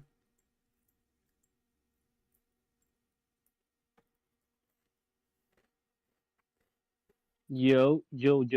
My guy, what's good, bro? What's going on? Nothing much, man. How are you? I'm good. I woke up early. Top rank bugging on their time, man. They say 3 a.m. Then I woke up at 4 a.m. Man, they always do that, man. I woke up at 4 a.m., man. Mad. Fight didn't come on until 5 a.m. Yeah. What the heck? Well, Eastern time for me. Yeah, mine central. But yeah, that shit pissed me off, man. Yeah, man. What? Wake up early for nothing. All right, man. And then you try to go back to sleep, you'll never get that good sleep either. Hell no. You're gonna feel like you close and open your eyes. Man, you already talked about the aftermath of the fights, you know, when nobody cares, the smaller weights. Nobody really cares. Tank, you know, being one of the money guys, one bad performance drops you three spots lower, you know, like it just hinders you more. Right. But what you thought about the fights though, man? Japan never disappoints, man. I never get tired of waking up. Never. It's just that good, bro. Like I think all fights were good. Now performance individually, there's one guy in particular that pissed me off. Alasquaga. Bro. Yeah, he got lucky. Yeah, he did. I ain't mad. I ain't mad because like I said, aside from the 12th round, I wouldn't no the 11th round. Mm-hmm. I wouldn't. It was all swing rounds for me Yeah. at least. Yep. I was like, golly, I don't know. I didn't even know how to score. And then the commentator say, I don't agree with the results, but I didn't score myself. Bro, how ignorant can you be, bro? Like, how can you say that you don't agree with the score, but you didn't score it? What? That's what. Yeah, I was bugging. I was like, wait, what did he say? Then he repeated. He doubled down on the second fight. I was like, bro, what are you drinking right now? Bro, that's how What are you comfortable people on? are with just saying nonsense, man. Especially in boxing. You don't agree with the score, but you didn't score it. What? Yo, shout out to my boy Clone, man. Shout out to my guy Clone, man, with big number 3 as usual. Dropping that bread, that cheese, that butter.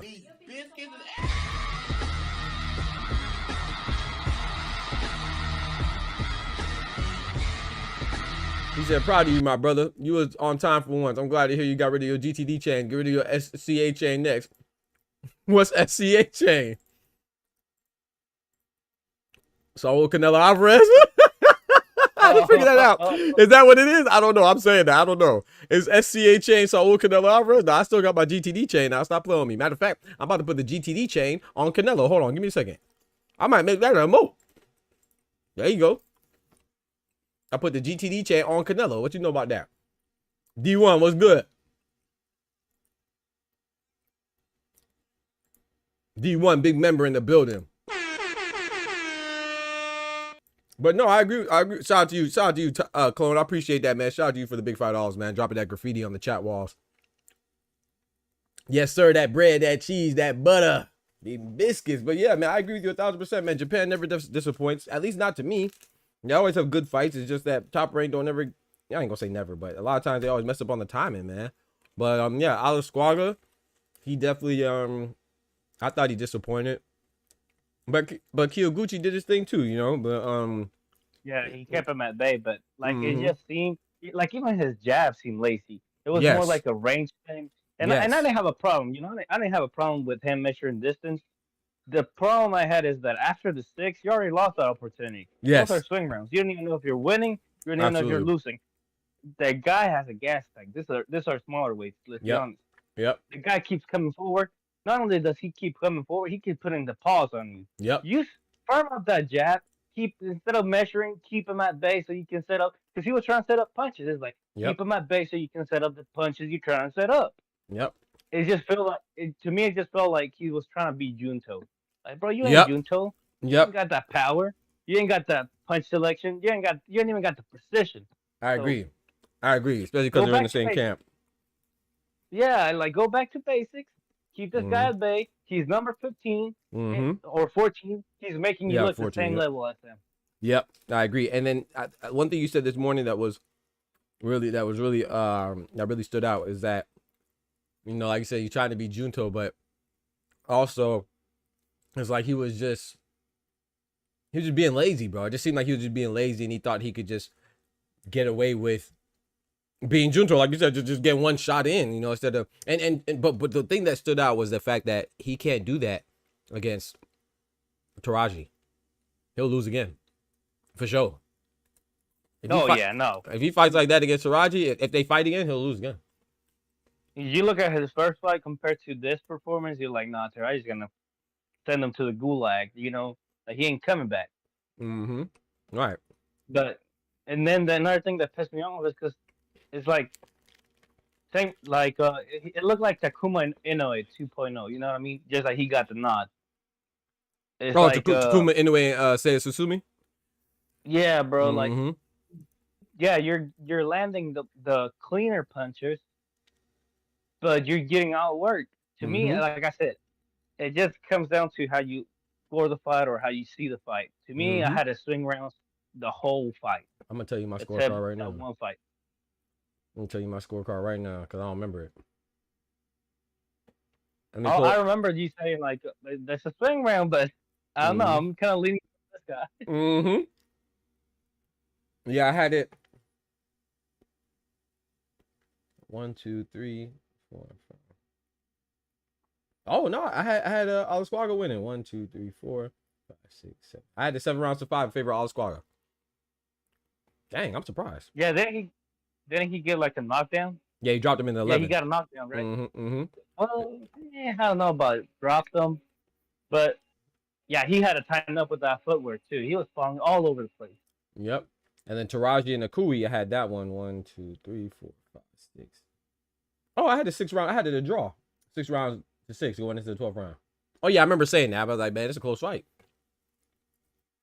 Yeah. I'm gonna pull up Ty and Omari. Yo, what's good, Ty? What's good, Omari? Oh, yo, what's good, man? What's popping with you, man? Not much, nothing much, man. It's chilling right now. Yes, sir. Got my boy Ty in here too, Talk man. some What's good, boxing. bro? Say you want to talk some boxing? It's been a minute, but I'm back. I'm saying, bro. I figured you was busy, bro. I was like, dang, man, I miss my boy, man. Nah, the reception out here is ass. Yeah, I figured you just out there getting it in. So, man, I'm doing good, Clone. How are you, bro? Paul. Hey, come on now. Hey, come on, bro. What up? Hey, yo, come on, man. What do you mean by that? Is that on yo. me? Yeah, he talking about me, No, bro. He talking about me, bro. Oh, That's man. crazy, bro. Hey, yo, hold on now. 2-4, you in the back? In there doing what? Hey, yo. But yeah, man, nah, I think yeah, I said the Japan fights rarely ever disappoint, man. Shout out to Rene Santiago for being the Chawa upsetting him. I think he was a number 2 ranked guy. Yeah. Not a big upset, but you know, I thought he boxed well. Close fight. Yeah, close fight. Akui and Teraji, you know, shout out to Teraji, man. I'm not knocking Teraji, you know, but I also feel that I have a responsibility to say what I see and what I observe, man. And I feel like that stoppage was a little premature, man. I think his last 3 fights, if I'm not mistaken, last 3-4 fights, they have been controversial in some way or another. Come on now. That's what I'm saying. Like I said, that Alasquaga one, I think is the one that started it. Mm-hmm. I think it was a bad stop. Like, I didn't think it was a bad stoppage, but it wasn't a good stoppage. Yeah. It was just a stoppage. I don't know how to say. Because I remember when the stoppage happened, I was like, oh, it might be okay. I was like, oh, that looked bad. I remember my initial thought was like, dang, that kind of looked bad. But then I was like, it might not be too bad. Let me see the slow-mo. And the slow-mo, it looked worse. Yeah, and it hardly ever looks like that. But no, what happened was he got. See, I don't mind if he stopped it at the flurry because he did go off for like 30 seconds. Yes, without he did. Responding. Yep. He was just kind of on survival mode. If he would have stopped it there, I have no problem. But he let it go on, and then just kind of Tejari just kind of touches him. Yep. And then the ref just hugs him. I'm like, what are you doing? Like, bro, look at this. Look, I'm showing it right now. They say he was out on his feet. The man's moving. How is he out? Look, he moved. Got his hands up. Boom. The referee stepped in. Where is he out on his feet at? Nah, he was hurt. I'm not saying he's hurt for sure. Yeah. But he wasn't out. His legs weren't gone. He was responsive. Like, you know what I mean? And someone told me, yeah, he ducked the punch. Wait till you see it in slow motion. And then someone told me that he collapsed. Show me where he collapsed, chat. He's still talking to the ref. Where did he collapse? That's how you know people don't watch box, but they just watch highlights. He goes down after he finds out what just happened, that he lost. He's still standing up right now. So where did the guy say that he immediately collapsed when the referee intervened? No, what you saw was that he was down because he was down for a long time after he was disappointed. He did not the man's still standing, bro. Come on, bro. I want to see the slow motion part though, where they show it in slow motion.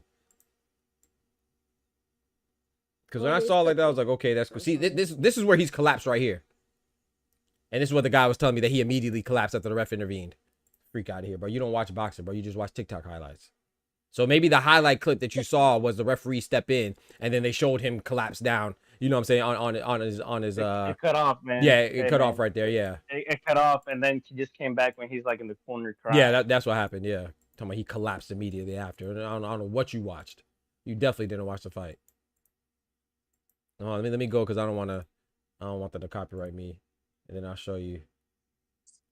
Some of it is clickbait, man. I'm trying to show the right before the ref stepped in. Okay, hear me? Yeah. Yeah, I hear you, Omar. Sorry. They didn't even show it. Oh, this is a highlight. So they're not showing it like they showed this. But see, because they know they can't show it. Even in the highlights, they don't even show you what happened in slow motion like they did during the live. During the live, they showed you the slow motion, and then when the ref jumped in, you see him dodge a punch, and then he blocked the punch and then dodged a punch, and the ref stepped in. They don't even show it on the highlights because they know it looks bad. So that's why people say that stuff. They don't know what they be talking about, bro. 2-4, what's good? Yo, what's good? What's good, George? 2-4, what's popping, man? I ain't got my soundboard tweaking it going. Okay. Don't forget to smack that like button, y'all. Yes, sir, man. So what fights we looking forward to coming up, man? I can't even hear. Oh, you can't hear? That's Stenionis is coming up pretty soon. Yes, sir. Next month. Oh, we have some fights before hey, Top that. Rank is going. Hey, man, I seen that schedule from Top Rank in April. They're taking off, man. Really? They don't have mega fights, but they have Richard Torres. Oh, yep. Again, Guido Villanella. Mm-hmm. Lindolfo fights in that card. Lindolfo Delgado? Delgado, yeah. Okay. He's a beast, bro. And Janabek is fighting. Oh, who's he fighting? I don't fucking know. Okay. I think Keston. I'm like, yeah, I'm not. And then they just dropped that other one. Who is it? That Hanoi car, obviously. Yep. But there's on this. Yes, sir. We Sandy Ryan and Michaela Mayer rematches somewhere around there too. I think Xander's Ice is on that card again.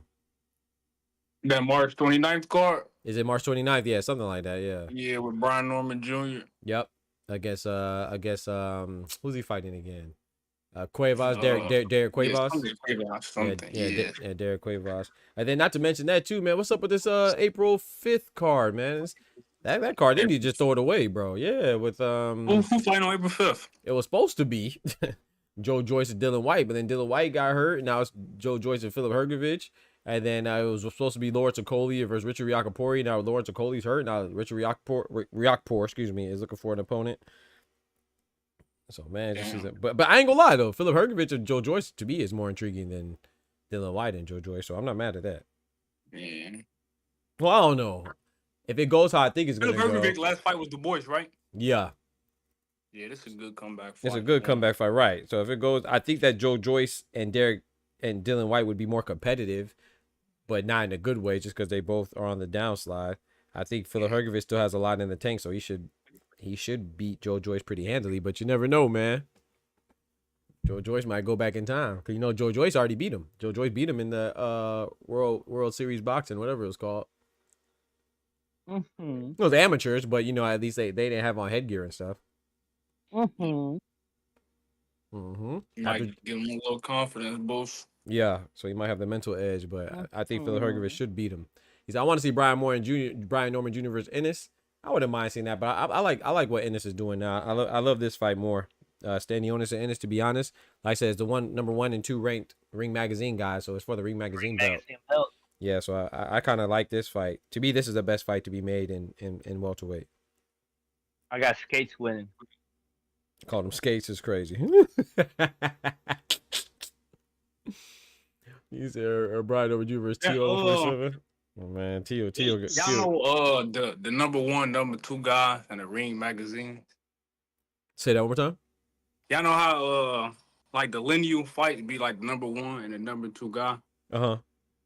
I think just like depending on who the number 1 and number 2 guy is. Like, I'm not trying to take away from the Ring Magazine belt, but I see like a lot of people try to take away from it. Yeah. Something like depending on who won it. Like just say for instance, I agree. What the fuck is his name? Ja Pataya. Facts. Great point. Just like, but look who that was at the time. Right. Yeah, that one was Mickey. He said the guy that beat the guy. I'm like, no, the guy that fought the guy. Right, the guy that fought the guy. Exactly. Marius Bradis ain't beat Usyk. Usyk just left. So yeah, that one is shout out to my boy Ty. I'm gonna use his word. That's Mickey. Ja Pataya's Ring Magazine belt is Mickey. I like Ja Pataya, but it is what it is, man. We got to keep. Nah, bro, that's not Mickey. That's Donald. That's Donald. That's worse. That's worse. You know, it's so funny. You know, it's just like people give these, and I agree with Tufo. I'm not. Bredis got the belt after he lost to Usyk, or he was just the number 2 guy after losing to Usyk. He was just the number 2 guy after losing to Usyk. Right. I want to say it was probably like a year or 2 prior. Right. Mm-hmm. And Bredis wasn't even the same guy. Exactly. Mm. And this is no knock on the Ring Magazine, like Tufo said, but it does matter who you beat for it, you know, because it is a guy who beat the guy, and sometimes that guy ain't always the guy. Shout out to Bo Rice. Bo Rice said, "Who skates? Shakur?" That's crazy. Nah, bro, don't do Shakur like that, bro. He skateboard P out there. Skateboard P and Shakur. I have a question too. Who skates? Skates is boots. He called the boots skates, bro. Disrespectful. Boots becomes ostrich boots whenever he gets that Ring Magazine. Say that again. He becomes what boots? He becomes Ariat ostrich boots, tribal boots, crocodile skin boots. That's crazy, bro. We only rock Timbs in this camp. Talk to him. We Timmed up. Very much. Only Timberlands around here. You see it? You best ride to get Timberland up. Shout out to Nas, man. Oh boy, what Stephen Fulton, you know, he got the deal, man. He got the endorsement. Are Timberlands like the black Air Force but in boots? That's a good question. Yeah, I guess so. Yeah, like black Air Forces but boots. I got 2 Timberlands. I got the Butters as my northeastern kinfolk will say, and I got the dark. I don't even know what you call it. I got like the dark caramel, the darker ones, the darker brown ones. It gotta be the steel toe, double sole Butters. If you ain't got 2 soles, it's not valid. Who you got to win? Who I got to win out of who? Brian Norman Jr. and Tio? Man, Tio got to show me something, man. I don't want to see him at 147 yet. He got to handle business at 140. Tio going to sleep or the doctor stopping that fight. Yeah, at 147, I don't like Tio against anybody. Not against anybody like a champion. No, I got them all beat. Him and Barrios would be a good fight. Maybe I was about to say maybe Barrios stylistically, but even Stanionis, I got nope. Blair the Flair. Woo! Cobbs? Nope. I got Blair. Blair movement to give Tio a problem, man. He got that fast straight left down the middle. Absolutely. I got to see what Tio look against Barbosa first. What's up? Let it charge, okay? Let me bring it to you. Omari, what's good, man? You were saying something. What you saying, Omari? I think you was trying to say something. Let it charge. I'm gonna bring it to you, okay? Yeah. Omari. Oh, Omari must be gone. Tank gonna have Shakur on skates. Tank gonna have Shakur on skates. Until I see it, I don't want to hear it. Yeah. I don't even know if that fight ever happens. I hope it happens. I still have faith, but I don't know. Exactly. I don't even know if it's gonna happen now. Yeah, I don't know, bro. I don't know, man. Omari, talk to us, brother. He ain't talking. He said, he's sleeping. I think he have a technical difficulties because I seen this thing light up. You hear me, right? Yeah, mine was just freezing and stuff too. That's why I backed out. Okay, hear me? Yeah, we hear you now. We hear you now. I don't really know a topic right now. So Blair and Tio will be a goodie. Man, I think Tio's gonna beat our Barbosa, but I'm going with Barbosa though. I'm rooting for Barbosa, but I think Tio's gonna win. And I'm rooting for Rolly, but I think Ryan's gonna win as well. I got Tio. Rolando Romero's gonna shock people. He's gonna shock people, and he's gonna win that fight. Obviously, he gonna beat Ryan Garcia. Yes, he's gonna beat he's gonna shock a lot of people, and he's gonna beat Ryan Garcia. Okay. Who, Rolly? I don't know about that one. I'm rooting for Rolly, but I think I was low key thinking the same thing, but then I'm like, you know what? I don't know, because if Rolly changing his style might just low key do play in his favor. Because that reckless style, he definitely probably would have went to sleep in the first round. But this now taking his time, Ryan might have to find him. I'm not saying it's gonna be hard because Rolly don't got the best defense, but Rolly literally he is more patient now. No. I mean, that was a long time ago. That's like 8 years ago. I don't know about beating him now. Yeah, you talking about sparring? Sorry, go ahead. Give him a nice challenge. Yeah, I hope so, man. All I'm saying is that Garcia doesn't. Like, Rolly has a good chin. Seriously. You say he got a good chin? Yes, in my opinion. Yeah. In my opinion, that's my. Yeah. I mean, if you go off Pitbull, I'm gonna have to hold you on that one because Pitbull is a heavy hitter. Not only that, he was doing work with Pitbull. He was actually clinching. He was doing work on the clinch, but the ref was like, "All right, we got to knock that off." And without the clinch, going towards Pitbull with Rolly style is like shooting yourself in two kneecaps, stabbing you, and just fighting with one arm. Yeah, not even.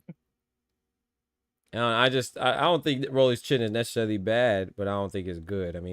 But he has like Ishmael Barroso, that's a big puncher, and he got messed up with him. Esau Pitbull Cruz, he's a big puncher, got messed up with him. So it's not like he's getting rocked by guys that aren't big punchers. Of course, Tank, that speaks for itself.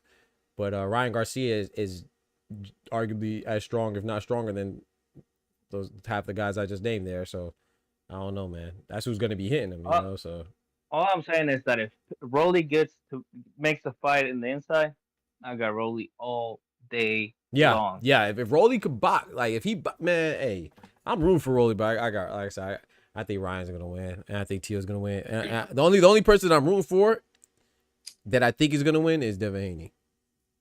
I think he's gonna be called. But you know what's crazy about that though? Those are the guys that I like the most. I like Ramirez, and they're the two good guys on the card are the ones that fight each other. Yeah, fact. Well, I like Rolly too, though. I like Rolly, but he's not exactly a good guy. Y'all want to call him a good guy, but yeah, Ramirez. I like Ramirez, man. Man, and talking about good guys. I think Devin Haney's gonna win. Yeah, I think I'm rooting for Devin Haney to win. I'm just rooting for him to make a comeback. Yes. Really. Yes, bro. He's the one that deserves it the most. Yeah. And I'm not a big Devin Haney fan, but I feel like he's been done dirty. And done dirty, man. Have you seen the press conference? They're like, I told your son about it. Bro, that dude's a clown. What's his name? Todd Grisham. He's a clown. He's terrible, man. People like that are bad for boxing, in my opinion. He's like, well, I told your son about it. I'm like, I don't give a damn what you told about it. And then he said, what did he say? The goddamn PD. Exactly. And then he said, oh, what, the fans are booing him? Bro, they're in LA, bro. Isn't that where Ryan's from, or I'm tripping? Not only that, bro, but like you gotta they're making him paint as a bad guy. What the fuck do you expect? Exactly. So, but like they're gonna boo anybody in their hometown. What's that got to do with your coverage? Your coverage is very biased. That's to do. Of course, that's the whole point of you having your job, because you're supposed to know better and you're supposed to let everybody know, despite what the biased fans are saying. That's his hometown crowd. And then he was like, "Give me a hug, Bill." Nah, get out of here. Yeah, shout out to him for that. Rolly meets a canvas, 0.56, fifth round. 56 seconds left in the fifth round. I don't know, man. I don't know. Yeah, I got Ryan. Like I said, I got Ryan winning as well, but I'm rooting for Rolly. But I like Rolly though too. Ryan got, deservedly so, because of the performance. Now you put the PEDs, you got to take that performance away. But either way, Ryan does have the hype of the Devin Haney, like he can crack and he can put anybody down. Right. But I don't know how much credit you can give that to the left hook. Whenever you're saying that the guy's chinny, so either the guy's chinny or the guy has power. That's a good point. No, it can be both. It could be both. You can't discredit the other guy that much. You know what I mean? That's my point. And you know what's crazy? This was a long time ago too. But you know what? I think people forget, and I forget too sometimes. I got to remember. That Luke Campbell. Yeah, exactly. I was about to say Luke Campbell dropped him. I know.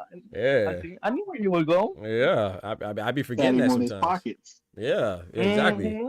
I be forgetting about that. And he did win. He stopped Luke Campbell, but Luke Campbell definitely touched him. Yo, I'm betting like 5 likes on Ryan. I'm betting 5 likes on Ryan.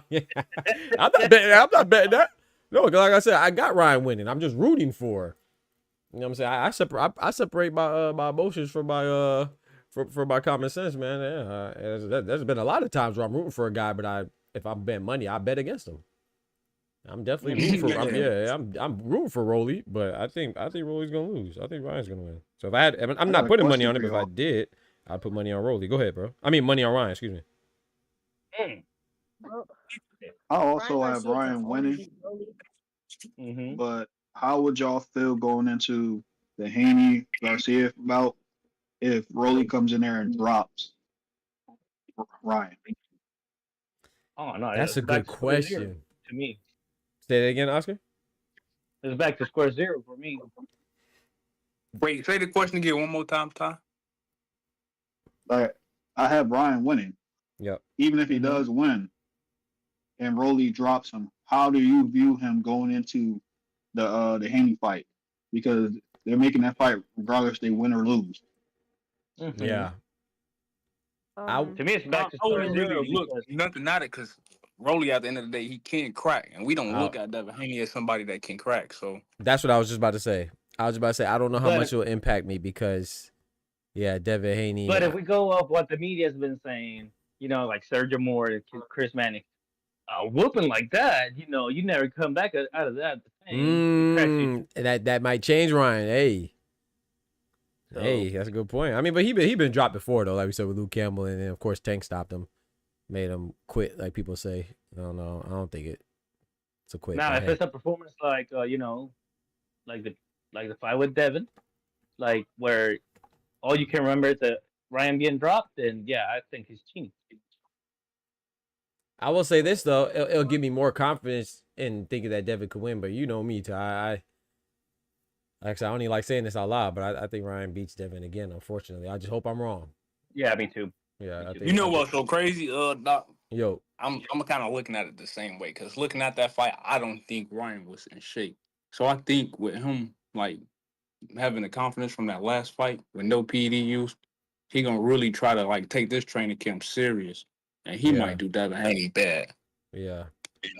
Yeah, I'm hoping not though. I'm hoping not too, but I can see it like what was it? Antonio Tarver said, "What's your excuses this time, Roy?" Yeah. It's crazy. It's not even his excuse. It's just the truth, bro. The man failed the test, but that's how people looking at it. Like he's making excuse. The man not making no excuses, bro. He don't control the test. He said, "Good, yeah, I'll take that bet. I'll take that bet. First round knockout, yeah, I'll take that bet. You wallet. He ain't gonna get my boy Rolly out in one round, bro. You wallet, Oser. You sure you want to do that, brother? Come on, man. I want no likes. I bet you money, man. Yeah, you wallet with that one. You think Ryan gonna get about? You'll bet me that Ryan gonna get about in one round? Oh yeah, I don't care if he was on PEDs. Man, hell nah, bro. Don't do my boy Rolly like that, man. Y'all wallet now. One round's disrespectful, bro. Come on now. I don't care if he was he almost did that to Haney. Man, stop it, man. Yeah. I don't care if it was if it was 2 6-minute. I don't care if it was a 6-minute round. He ain't getting my boy Rolly out no one round now. Don't do my boy like that now. It depends. I mean, like, if Rolly actually takes this fight serious, Rolly's gonna win. But if Ryan takes this fight serious, he gonna win, but not by knockout. Not at all. I can what see y'all think about Rolly's defense and his feet? I don't like think him being evasive. Sloppy. I don't think it's the best. So let's just say Ryan charges his ass like he did Tank in that first round. You don't think he can stop Rolly? You know what's crazy about that? That's a good. He going now. Yeah, I ain't gonna lie. Yeah, I was just about to say. I think if he charged her like that, I think he can go one of two ways. First of all, I don't think he would because I think he's where he knows that Rolly could crack too. But number two, I think that he could possibly, yeah. But I think that. I think they both. I think Rolly gonna throw back, and Ryan ain't got the best defense either. So I don't know. One of them getting stopped. Yeah, fact. Somebody get stopped for sure. Yeah, my biggest question is who is Ryan's trainer? That's a good question. Wait, what did you say? He don't listen to his trainer? No, he said who his trainer? His trainer? Yeah, he said Ryan. Yeah, I was watching the interview. He said his father and somebody else. I don't remember who he said. He said Henry Garcia and who was it? Somebody else. I can't remember. Yeah, I think Derek James dropped him because of those comments he was making. Man, I think he dropped Derek James. Sorry ass. Yeah, he dropped Derek. And that's worse. Exactly, and that's worse, Tufo. That man said those comments and he dropped you. Trash. Yeah, not only does he disrespect you, and fired your ass. and he said, "I'm keeping your last paycheck." You feel me? He said F your culture. He said F your culture, F your religion. And F your complexion. And fired him. Nah, bro. That's wrong, bro. There's more to it. You said that was just his opinion? No, there's more to it. What's more to it, Ty? So what 2-4 was asking about, Ryan can't be in the gym at the same time as Tio unless Canelo present. So he only can go to the camps or sites where Canelo was at. Oh. Like, so why that's can't be around Tio unless Canelo present? Yeah, why is that? Because of the animosity they got in there. I don't know what the particular reason is, but for whatever reason, Reynoso does not want them two in the gym at the same time without, I guess, Canelo or somebody else present. So that's why that's why Tio was trolling. Yeah. Oh, so Tio is going to Lake Tahoe for his training camp. Mm-hmm.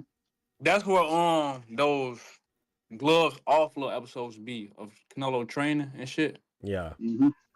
Yeah, that's why I was thinking. I'm like, Ryan should have went. Like, that might have kept him, like away from distractions and shit. Ulster says most garbage trainer in boxing, Derek James. Nah, hell nah. Nah. Oh yeah, I don't like him. But I don't like him. But you're going too far now. I don't like Derek James like that. I mean, I don't dislike him. I just don't really care for him. I feel like in my opinion, you gotta hold on. In my opinion, you gotta like stand on something. You know, I feel like he kind of lets principles go. From where I'm sitting, I could be wrong. I shouldn't. I don't like to judge people like that. But that's what it seemed like to me from outside looking in. But go. That's why I don't really care for him. But go ahead. Oscar, sorry. Yeah, so you don't like him, but you just hate him. But like what was I gonna say? That's crazy.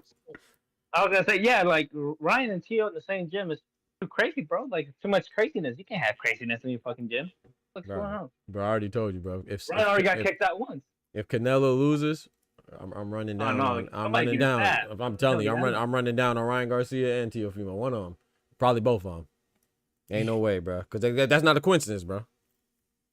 You bring those two toxic individuals in your camp and then you lose? Oh, nah. Mm-hmm. At the same time, you asked for it, though. What the hell you got them two goofballs in your camp anyway? Exactly. Y'all think Canelo doing that so when Tio get out of his top rank contract, he can sign him? Sign him, huh? Like, he got a fighting promotion.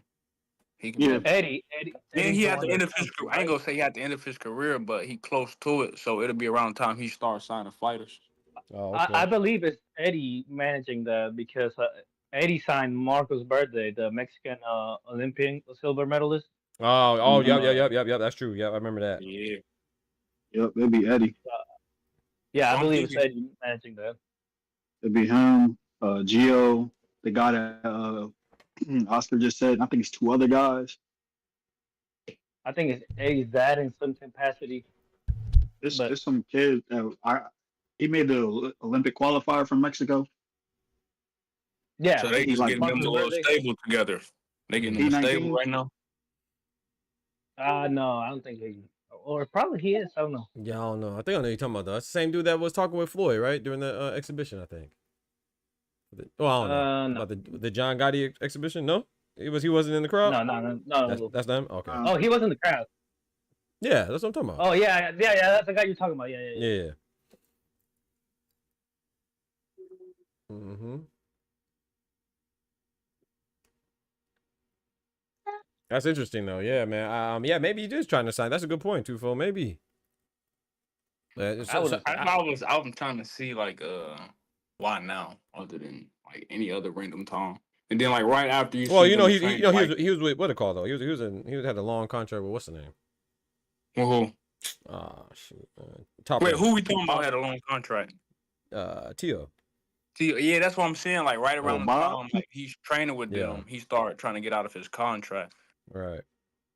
I'm like, oh, maybe they trying to like get a stable going because Canelo finna be towards the end of his career, and then they start a promotion. Maybe. Ain't that kind of like how Oscar did it? Like close to the end of his career, he started signing fighters and picking fighters up. Mm-hmm. Yeah, he had Marcus, I believe Morales. I could be wrong on that. I think Oscar did it midway through his peak. Yeah, didn't he have? Correct me if I'm wrong, y'all. Wasn't B-Hop with him when they fought? Yes. Shane was with him, right? Yeah, Shane, B-Hop. Shane was too. Yeah, I remember B-Hop for sure. Lloyd. I don't remember when B-Hop when Shane was over there though, but yeah, for sure B-Hop. I was thinking that's why Oscar De La Hoya and Bernard Hopkins left after that Tank fight because they was gonna bring up that's how Bernard Hopkins stopped them and they want to answer that shit. I see. Yeah, to the body.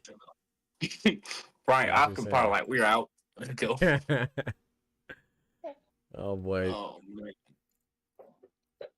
So you still out there, Ty, or are you back in Jersey? Still. Okay. That's what I'm talking about. Yes, sir. Hold up. That was a perfect comparison. That was.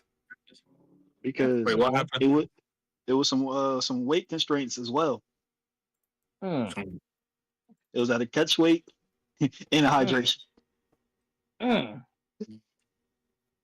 was at the same shot too. It's just Ryan that went rolling around. Mm-hmm. Only thing different is the A side got clipped. Oh, yeah. Yeah.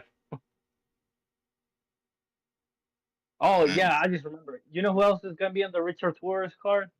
Guys, my guy Steven Navarro. Oh, Steven Navarro. Okay. Yeah, I had to think Did y'all about that talk about Keyshawn supposed to be fighting Navarrete, or that was? Yo, Peel Out, what's good? No, I didn't know about that. Who said that? I think I heard somebody bring it up and people was talking about it. I was just thinking like that's kind of like a step backwards. You just stop the person that beat him. Absolutely, it's a step backwards. It's just yeah.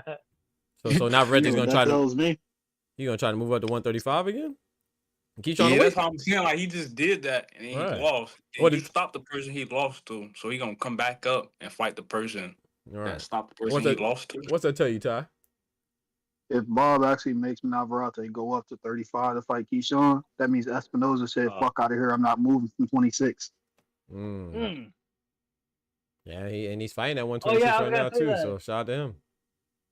I'm gonna talk to you about that. Yeah, Espinoza, like some reports about Espinoza is like he like watches everything. Like he's a professional out and out. Like he's got like his meal prepped out, like his workout sessions planned out, at what time he wakes up to work out. Like I don't know, he's just a professional like that, you know, like Mayweather type. Mm-hmm. That's why he don't have problem with the weight, because he don't go out and party, he don't go out and drink. He's like, I'll make my sacrifices today, and I can enjoy life tomorrow, like some shit like that. Let's go, man. Peel Out. De Los Santos posted on IG him and Keyshawn on FaceTime. He captured the post. You got like you forgot about me. This was I saw that. Yeah. But rumors is that De Los Santos and Frank Martin are fighting. That's a good one, if that's true. That's a good one, man. Frank Martin don't win that his career. Frank ain't even got a trainer right now. So they capping. You said Frank Martin don't win, that's career ending. Omari. Yep.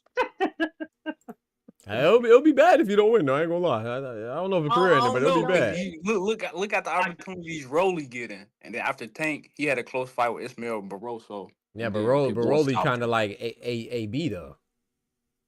Yeah, he kind of got that same. You know what I'm saying? The fact that him talking is what builds intrigue. You know, I don't know if Frank the Ghost Martin got that type of. Hell no. Not even close. Frank the Flint Martin. They do my boy dirty, man. I think Frank the Ghost Martin gonna make a nice comeback, man. But hopefully he gets a trainer. That was Santos chinny. I loved him. I loved his fight with him and Ryo. That was a good fight while it lasted. Yeah, that's what I'm thinking, Ty. I gotta understand that. Like, what from his film indicated that he was chinny? Wait, Ryo was cracking his ass, right? And then Shakur, he told, hold on, look, he told Shakur, right? Everybody called Shakur pillow fist or whatever.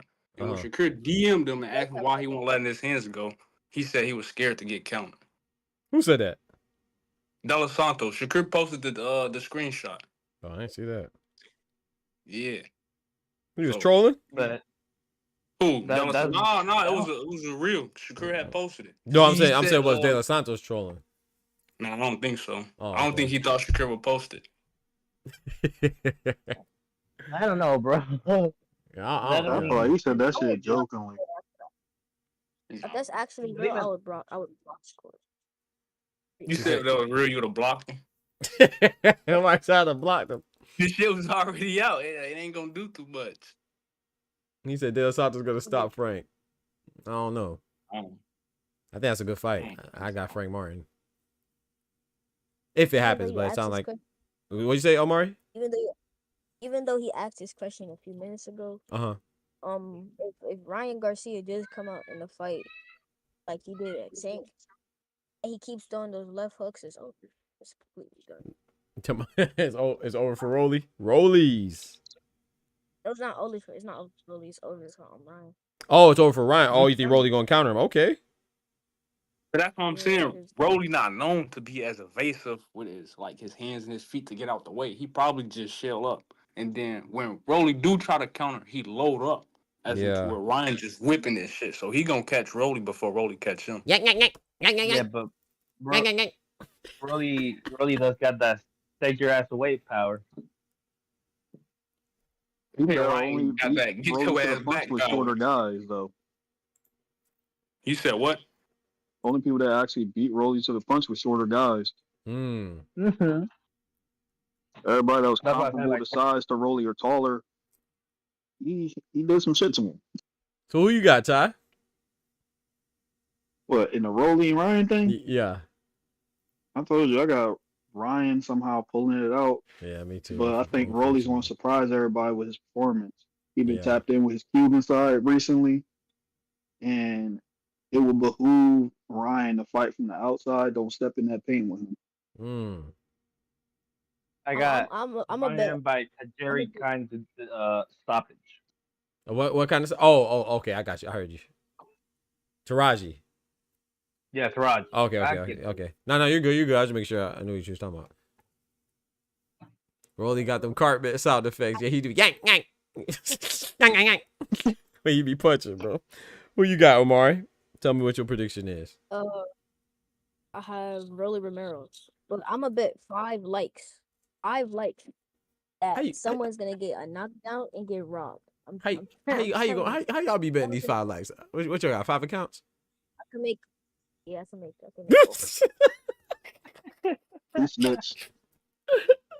At least he telling on himself though. Guys, they out here snitching on yourself. All right, I'm putting cases on all you bitches. He said, I just can't wait for the next press conference. I'm telling you. Yeah, Oster wildin'. Oster said knock out Rolly in 1 round. Nah, you tripping, bro. Ain't nobody knocking out my boy in 1 round. Like I said, I'll take you up in that bit. Facts. Disrespect is insane, bro. Yeah, you disrespected the hell out. Yeah, you disrespected the hell out of Rolly with that one.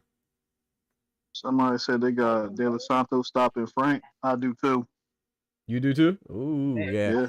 Peel out. Say he got De Los Santos. Boxing him, and I don't want to see him try to fight him on the inside. If he can get there. If he loses that fight, that proves Tank did something way too crazy, or Frank was just too out of the game for too long. It was just like partying. Cause I seen a video of him getting into a fight after a party. Oh, really? Something a few months ago. Yeah, you talking about when he was slurring his words and shit? Yeah, I think so. He like, I'll beat your ass. Come on, you don't know me, something like that. Yeah, oh, for real? I'm like, yeah, he drunk. He had on this little tank top and his chains and shit. Oh, he was out there wilding again. Oh yeah, I ain't see. The only one I saw where he was out was like I saw one of the little comedians. One of them comedians, I should say. Oh yeah, when he was in the club. Yeah, it was like a little bit right before that video went viral. Oh, okay. He out there. Where he out there in Texas? Well, I think so. He was in Atlanta. Okay, shout out to Frank Martin, man. Hey man, you got the money, spend it, man. Shoot, why not? He got booed up. Okay, nah. I got to be on the lookout for Morrell next fight. I still think him and Benavidez were the best at 168. I'm not mad at that. Yeah, I think they were very good at 168. I mean, I think Canelo is the best at 168, but I definitely want to see Morrell's next fight. I would like to see him. I think someone, maybe it was you, Pill Out. Was it you that said you proposed Callum Smith and Dave Morrell? I like that fight. I like Dave Benavidez and Callum Smith too. There's a lot of good fights out there for them boys at 175, but I even like Dave Morrell and Joshua Boatsy. But, I think I was watching that Benavidez fight either last night or 2 nights ago with Morrell. When Morrell cracked his ass after the bell, that really pissed Benavidez off. This man was walking back to his corner. He probably looked back like 5 times before they told him to go to the neutral corner. That's what he get. That shit was hilarious. Hit that man last. I mean, you hit that man. You hit him late, and then you probably still remember the time when he threw that belt. That belt missed. He's probably still mad about that. I ain't gonna let you hit me again and get away with it. No, sir. I still think the ref shouldn't have took a point from Morrell, man. He wilding. Hell no. I think Morrell still has the 168 interim WB belt. I don't think he lost it. You know, only the 175. Oh, I didn't check. I don't know. I don't think so, but you could be right. Let me look. I don't think he has any claim to 168 anymore. That'd be interesting if he still does though. Nah, he doesn't. No, they made him come up off that. Yeah, I'm about to say nah, yeah, because Caleb Plant's a WBA interim right now at 168. I'm surprised somebody else ain't try to get scored before Canelo got back to him. Edgar Berlanga said he tried to, but Eddie Hearn wasn't doing it. That's why he mad. That's part of the reason why he mad. I'm just trying to figure out how Edgar Berlanga is claiming to want to fight all these guys, but at the same time was trying to fight Gabriel Rosado. So I don't know I don't understand that. So probably was trying to get like a decent cash fight after the Canelo fight just to see how much he boosted, how much his stock went up. Maybe. But he claimed he wanted to fight Plant, Charlo, and who was the other person? Munguia. Yeah, and then he also wanted to fight Skull too. So he was gonna do all this, but then fight Gabriel Rosado. But... They fight. No, the weigh-in tomorrow. I'm just gonna say. Who's at the who got a weigh-in tomorrow? Oh yeah. Edgar Berlanga. Yeah. I think Jalil Hackett gonna get the stop.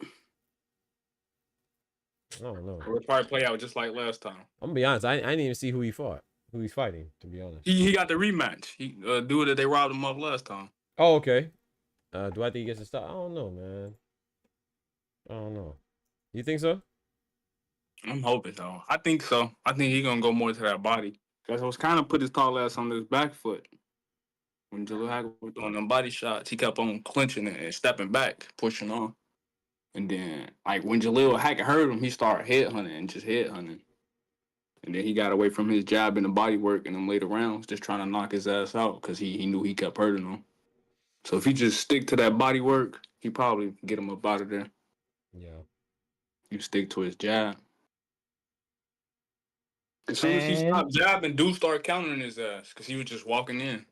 That's what I'm saying. I mean, I just remember that fight. Like, I haven't watched it again, to be honest. So since I watched it the first time, but I just remember him just looking like sloppy, man. I don't know. Yeah, like those first, I think it was a 10. I say the first 6 rounds, Jalil Hackett was just kind of like jabbing him and walking him down. And then he came out in that 7th round just like sloppy, like just throwing wide ass hooks, head hunting, and dude was catching his ass in between. That's what I'm saying. Like, I don't know how they had a draw. It's like Jalil Hackett clearly won the first 6. I mean, not even a draw. They gave dude the win. I like a draw probably could have been cool because the last 4 rounds was kind of sloppy. Right. But, I still thought Jalil Hackett won. At least 8-2. But ain't it Nick Ball waiting tomorrow? Bum ass. Yep, he fights. Yep, he fights Saturday too. It's Saturday? Dang, that's already. Mm-hmm. Damn. Bro, time be flying, bro. I didn't even get to see their press conference today. For what? Why would you watch that trash? I don't even know if I'm gonna watch that fight. I just like to see how opponents be looking when they get around them. I'm just saying that more so because this fight is garbage, bro. Freaking Nick Ball and TJ Doheny, man, and people cool with that. Come on, dog. That should be entertaining sometimes too. Yeah. Like that's how I found out Jalil Hackett opponent was so damn tall when I seen them at the press conference when they faced him. Because when he like 6'3" or something. I was just like, damn, oh god. Yeah, they say he's 6'3", dude. That look like he like 6'5", 6'6" or something. Tall as hell. Yeah. Jalil Hackett he not short, is he? He probably like 5'11". Yeah, he's like 5'11". I was about to say 5'11", 6 feet. He do like 6'2", 6'3", something like that. I don't remember. Jalil Hackett like in his chest. I'm like, dude, tall as shit. That's why I'm like, yeah, this fight might be interesting because I was going to kind of bet for the upset. That's why I'm kind of glad I didn't during the fight. And then when they robbed him, I'm like, shit, I should have bet it. Man. That's how I was feeling with this damn Tank and Roach fight. I was kind of thinking it was gonna go the distance, but I'm like, nah, Tank probably still get to him. But that shit ended up going the distance. Yep. That one was. I don't want to say disappointing. It was a good fight. It just kind of seemed like. Well, I don't want to talk about Tank honestly, but like it just seemed like it's a good fight. It's a good fight. Now, what you finna say? I want to see what you finna say now. Damn, she took his I picture was just expecting more than because Tank didn't seem like he came in with the game plan. Like, I was expecting more. Oh yeah, you talking about Tank? Yeah, I agree with that. Well, shout out to Lamar Roach though. Yeah, I can see that. Especially when it's like the 12th round. He like, it's the 12th round? Damn. Like, what the fuck you thought? You've been in this motherfucker for 33 minutes. You thought? You don't feel like you've been in there for 33 minutes game? Exactly. What the fuck you got going on? All right. But I seen somebody say that he got another case going on right now. He just had court yesterday or some shit like that. Tank? Yeah. I'm like, I ain't get to hear nothing about it. I think I seen somebody in the comment section. Talking about court. What's up with Ryan getting sued by his promoter? His supposed to be opponent. By his opponent. By the guy he's scheduled to fight. Man, he's getting. I'm surprised he's not getting sued by Jesus. Honestly. That boy a walking lawsuit magnet. He's still getting sued by Logan. Do not fight. Still? Yeah, well, let him take it, babe. Okay, I see what you're talking about, Ty. Huh? I said I just clicked on what you just said. That's who he been running around with. I think I sent it to you like a couple months back when Clarissa snitched on it. Yeah, she all right. But you know what that is, though, right? Now she what's that second picture? Like she got a. Like y'all remember when Drake was like, "You still in Vegas, right?" Oh yeah, He said what? Huh? You said when Drake said Houston, Atlanta, Vegas, or something like that. Oh, that's the girl he made the song about, Johnny Blaze. Oh. Okay. That's straight. Might not see him in the ring for a minute. Might not see him in the ring for a minute. Oh no, man! Hey, when Berlang was at the press conference, I'm like, "Who the fuck is that?" Hard to see, bro. Until they said his name, I'm like, "Man, what y'all think about Omari Jones and his pro debut?" That's what I'm looking forward to see him since Frank Martin signed him. I mean, since Eddie Hearn signed him. Yeah, I'm looking forward to seeing him. I was looking forward to see Cindy Ngamba too, man, on her pro debut on that undercard of Natasha Jonas versus Lauren Price, but she got sick, so hopefully this man will fight, because seen a lot of fighters get sick and stuff lately. Well, I shouldn't say lately, but just seems like it, sick or injured. So, but yeah, hopefully he's straight. I would like to see it. I want to see what he's looking like. He had to do some snitching. Oh, hey Ty, I might add to the parlay. I'm thinking to add both fighters to be knocked down in that Boots and Stanionis fight. Ooh, you think Stanionis might money? I know that's what I'm kind of thinking, because both kind of got a chance. Ty said, "Bet on the knockdown, bro. Bet on the knockout." That's what Ty said, man. No, I know a knockout might happen. That's what I'm saying. I'm gonna add for both fighters to be knocked down. I don't know, man. Shout out to or my like boy Ty, Boots to get knocked down and win, because the way Taller was touching him in between his shots. Talking about Karen. On his feet. Talking about Karen. Oh, man, I don't know, man. Coming his ass back a couple of times. I don't know, man. I'm thinking decision, man. Yeah. I know Ty. I wouldn't be surprised. I just feel like Stanionis. I think Stanionis tough, man. I could be wrong though. Yeah. He might survive, but he gonna be getting his ass whipped. And he definitely does not possess the same hips that Juka John has. Yeah. If you watch film on Stanionis, he moves in line. Yeah, he does. Meaning he steps forward. Yep. He might step to the side, but he don't have hips at all. Yeah, he don't be swaying. He ain't got no sway or nothing like. Does Stanionis and Karen fall in the same umbrella Bud Crawford faced, like the European guys that they're not really known, but they're definitely good? Like he's not gonna get as much credit. I feel like a lot of people kind of I ain't gonna say know about Stanionis, but like he ain't as unknown as the ones that Bud fought. I think maybe the difference between who was it? Serb? No, sorry. What's the name? He's Postal in the same company. Postal. Maybe the difference between Postal and Green Bean. Pavlauskas. Okay. Okay. Yeah. One person is fluid. The other one is I'm a standstill and I got power. Okay. Yeah, I mean that's what we here for, man. We gonna give Boots all. I mean, whoever wins, you know, if Stanionis wins, we gonna give him all his credit. But I think everybody will. But if Boots wins, I mean, I'm gonna give him all his credit, man. Stanionis is a champion, bro, and he's undefeated champion at that. He's a good fighter, so if Boots wins, he better get all his credit. Definitely gonna get all his credit. I just want somebody to fight Karen, bro. Somebody notable to fight Karen. Oh yeah, I don't think anybody gonna fight Karen. Hell no. It's one thing I do feel though.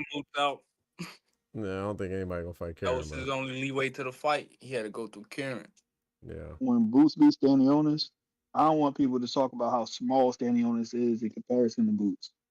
Oh yeah, you know that's what they're gonna say. They're gonna say Boots is a 154-pound fighter. That's what they're gonna say. He get a flat foot because of the weight. That's what they're gonna say too. Juka John is way bigger than Stanionis. Oh, he's way bigger? And it sucks. Yeah. Hell yeah. Damn. You see how Juka John looked in front of Boots. They was comparable in size. Yeah. Stanionis is smaller. Yeah, I know he's shorter, but I didn't think of him as like small overall, like mass too. Like body frame wise. Really? If I was to compare him to somebody, he's somewhere in between where Rolly is right now and Tio. Oh wow. Hey, because even on that face off, it didn't look like it was that small. Not the face off, but you know that little promo they did. Nah, the little promo they did where they were like in the stadium or something like that. He was like, "Oh, that's my belt." He's like, "I'm taking that home." He didn't look that much smaller, but yeah, but I mean, camera angles and the way they going back and forth. Dang, I didn't know that. It's gonna look like Keyshawn and Barinchik. And him not on weight. Right. It's gonna look like Keyshawn and Barinchik. Not that severe. Boots might stop him with a body shot. He said B-Hop came later. What you talking about, Oster?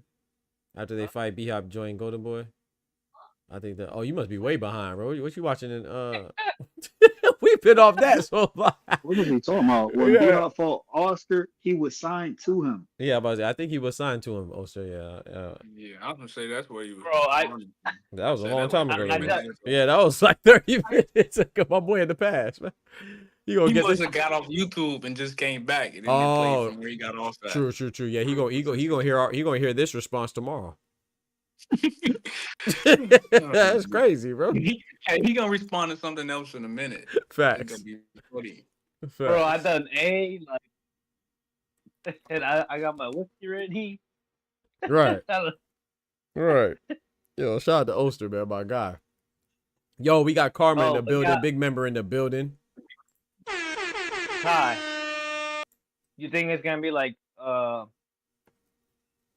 Oh, never mind. I lost my train. You were talking about Stanionis. We were talking about Stanionis, and I was saying that is it gonna be like Keyshawn, Barinchik, and Tyson? Not that much, and then is it something like on that? On like on the, you know how like the camera angles and all that, like they make Shushu look healthy and hydrated and all that, but in reality he was like skin and bones.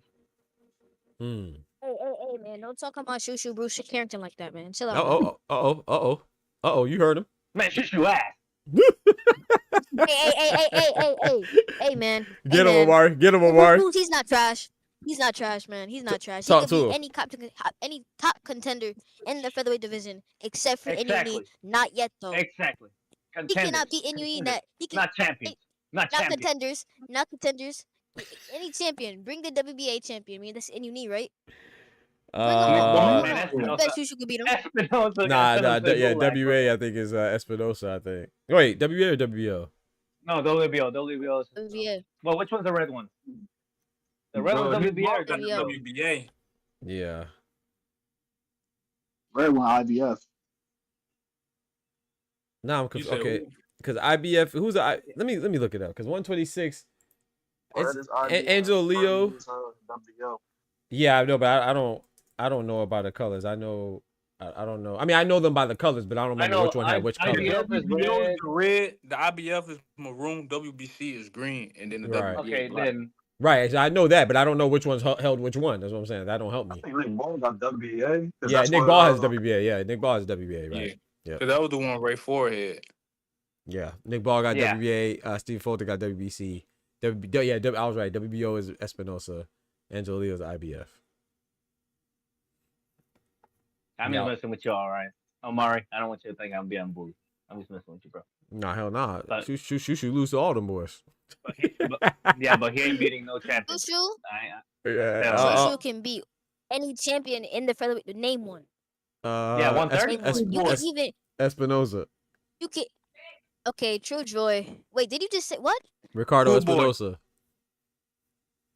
Stephen Fulton. Okay. He could beat Fulton, bro. That's easy. That's easy work. That's easy. What? Easy work. Easy work. I think Fulton and Shushu's a good fight, but I got Fulton. Fulton can't handle Shushu. Let me say it. Bro, you think that? What about Shushu can't Fulton handle? I think Shushu's best bet is Shushu's best bet is Nick Ball, I think. As far as champions go. And even then it's Oscar.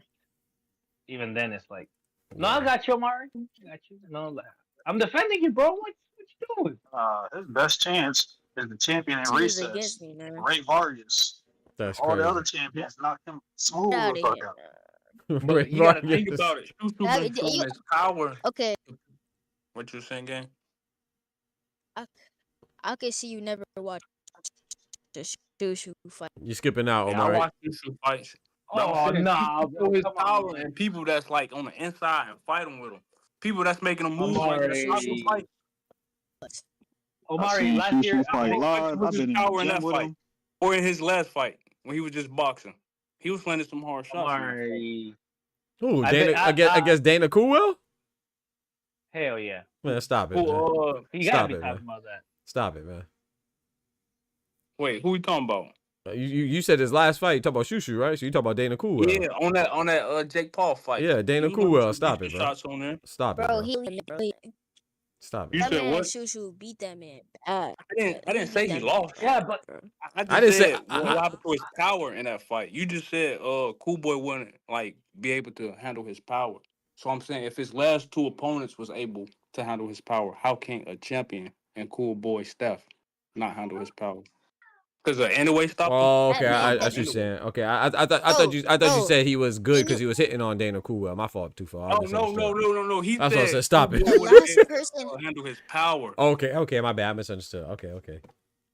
The last person he fought was on the Jake Paul card, and he was the international IBO champion.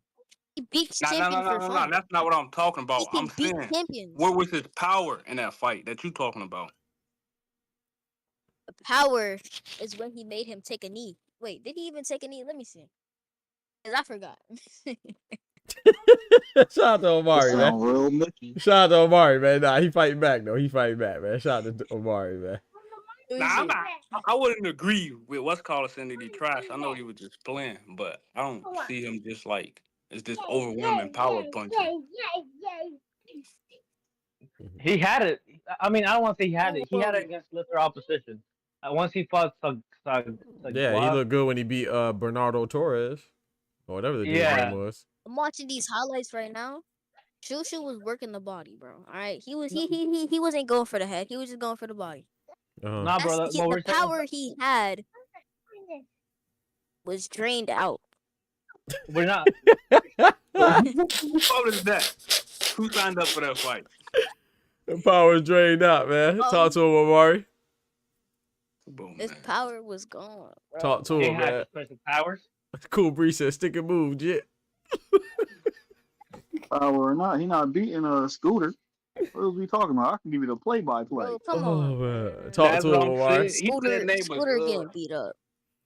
No Scooter, no Ball, no Espinosa, no nobody.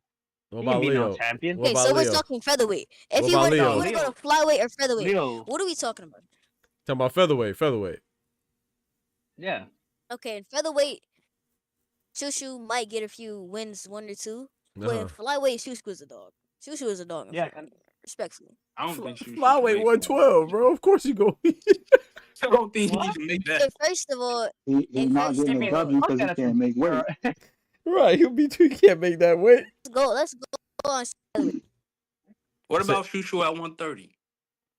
At 130, he might be a contender, honestly. I don't know about champion, contender, definitely. What you think, Omar? Bro, I'm not saying Shushu is bad, bro. It's just like he's been held captive at 126. I had him as prospect of the year at the beginning of last year. By the end of the year, I had as the worst, like my disappointment of the year, bro. But you know, a lot of them prospects don't be wanting to move up until he's- they become a champ. So, you know, they can move up with a little bit of name or like a little bit of status. I'm not sure if he gets better at 130, but that's what a lot of people are saying now. So, He's fighting Vivas, right? Whatever his name is. Who? On the. Hey, what's good? Yeah. I don't know how to say his name. Vidas or Vivas? Vivas. I don't pronounce his name. I think it's Vivas. Oh, Enrique Vivas is who Shushu's fighting. Yeah. Yeah. Sorry, I got you. Beat him 5 knockout. I don't doubt it, but what caliber opponent is he? We're talking about champions.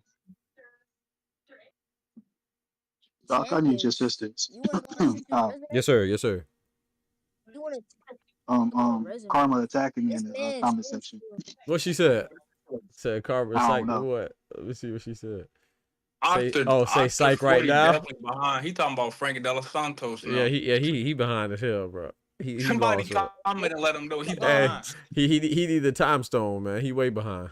He need the time stone with Doctor Strange. I think that's what you were talking about, Ty. I think you were talking about what said that. I don't know. I could be wrong, but I think that's around the time when you were talking about Stanionis being so much smaller than Boots, what the heck? and he might not get credit or something like that. I think. Don't quote me though. Bro, like you're gonna end up screaming. He's gonna be like, "Well, actually, Shushu." Right. yeah. Oster way behind, bro. But yeah, I think Oh shit! What happened? Yeah, I don't know. I'm trying to find a way I could help my boy Omari with Shushu. Oh, Omari. Yeah, I just damn. don't. Like I said, maybe Nick Ball I could see, but I don't know about the other guys. At 126. Yeah, because Nick Ball will be somebody that's in front of him. Yeah. For him to like let his power shots go, he ain't gonna be hard to find. Yeah, but then he might get roughed up by Nick Ball too. So. Yeah. And the most pivotal part of the fight that he needed to win, he dies at. Right. Like, right. Where the Shushu does round 8 to 12. Right. Oh no, she's talking about the girl that you showed with Frank Martin, saying she's saying psych right now about dating her. But Karma be knowing who everybody dating. If you click on that link and look in the comments, you'll see Clarissa snitching on him. Oh, for real? And she removed his picture. Oh, I did see somebody say, like, when I clicked on the picture, it said something about where'd the Frank picture go. Oh, I was like, I didn't know what they was talking about though, but I figured maybe they broke up or something. Years, I had sent you it.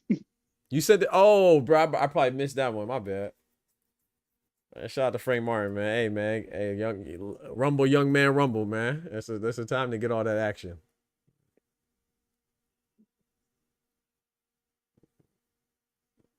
Y'all know when Ben Whittaker rematch is? When it's in, don't quote me. I think April. Don't quote me though. I think I'm gonna bet on dude for the upset. Leon Cameron. Ooh. Yeah. Ben Whittaker was disrespecting the shit out of that dude in the build up. Yeah. They have to go in there and do that shit. Oh, we lost Oscar and Omari. Yeah, he got that sign next to his name. Okay, I'm gonna pull Oscar back up. Omar, you got to join back. I don't even see you. Oscar, you hear us now? Yeah. Omari shot. Omari stabbed. You know why he left? Why he left, bro? His mom overheard him saying that blasphemy about Shushu. She said, "Hold on, boy. Let me get you right." Let me get you right. Ben Whitaker. Yeah. Too full. I heard you, and I was like, I got bro, Liam. no, I got Ben Whitaker winning, but be honest with you, I'm rooting for Liam Cameron though. No. You see, I'm not gonna let you disrespect my guy Ben like that. His name is Ben Whitaker. Ben WWE, Ron Van Dam, Kurt Angle, King Cara, Rey Mysterio. They call it Whitaker, bro. That's crazy. Kendrick, what's good, man? Big member in the building. What's good, bro? Yo. What's this? Speaking of Kendrick coming in, what's I will say this though, I gotta salute to Shakur, man, because I thought he was gonna jump out the window on Keith Thurman, but he ain't really talk trash about Keith Thurman, man. When Keith Thurman was like kind of being dismissive of his resume, he was like, "Hey, man, Keith Thurman's entitled to his opinion." I was like, "Oh, look at Shakur." I thought he could have talked trash though back. I mean, that's the time to talk trash back, in my opinion. But yeah, like I said, when Keith Thurman first said it, I was like, man, I don't see the problem with him saying it. It's like people get mad, you know, when someone has their opinion about the fighter that they like. It's like, bro, he's a fighter. Shoot, if anybody has the right to have those opinions, then it's them.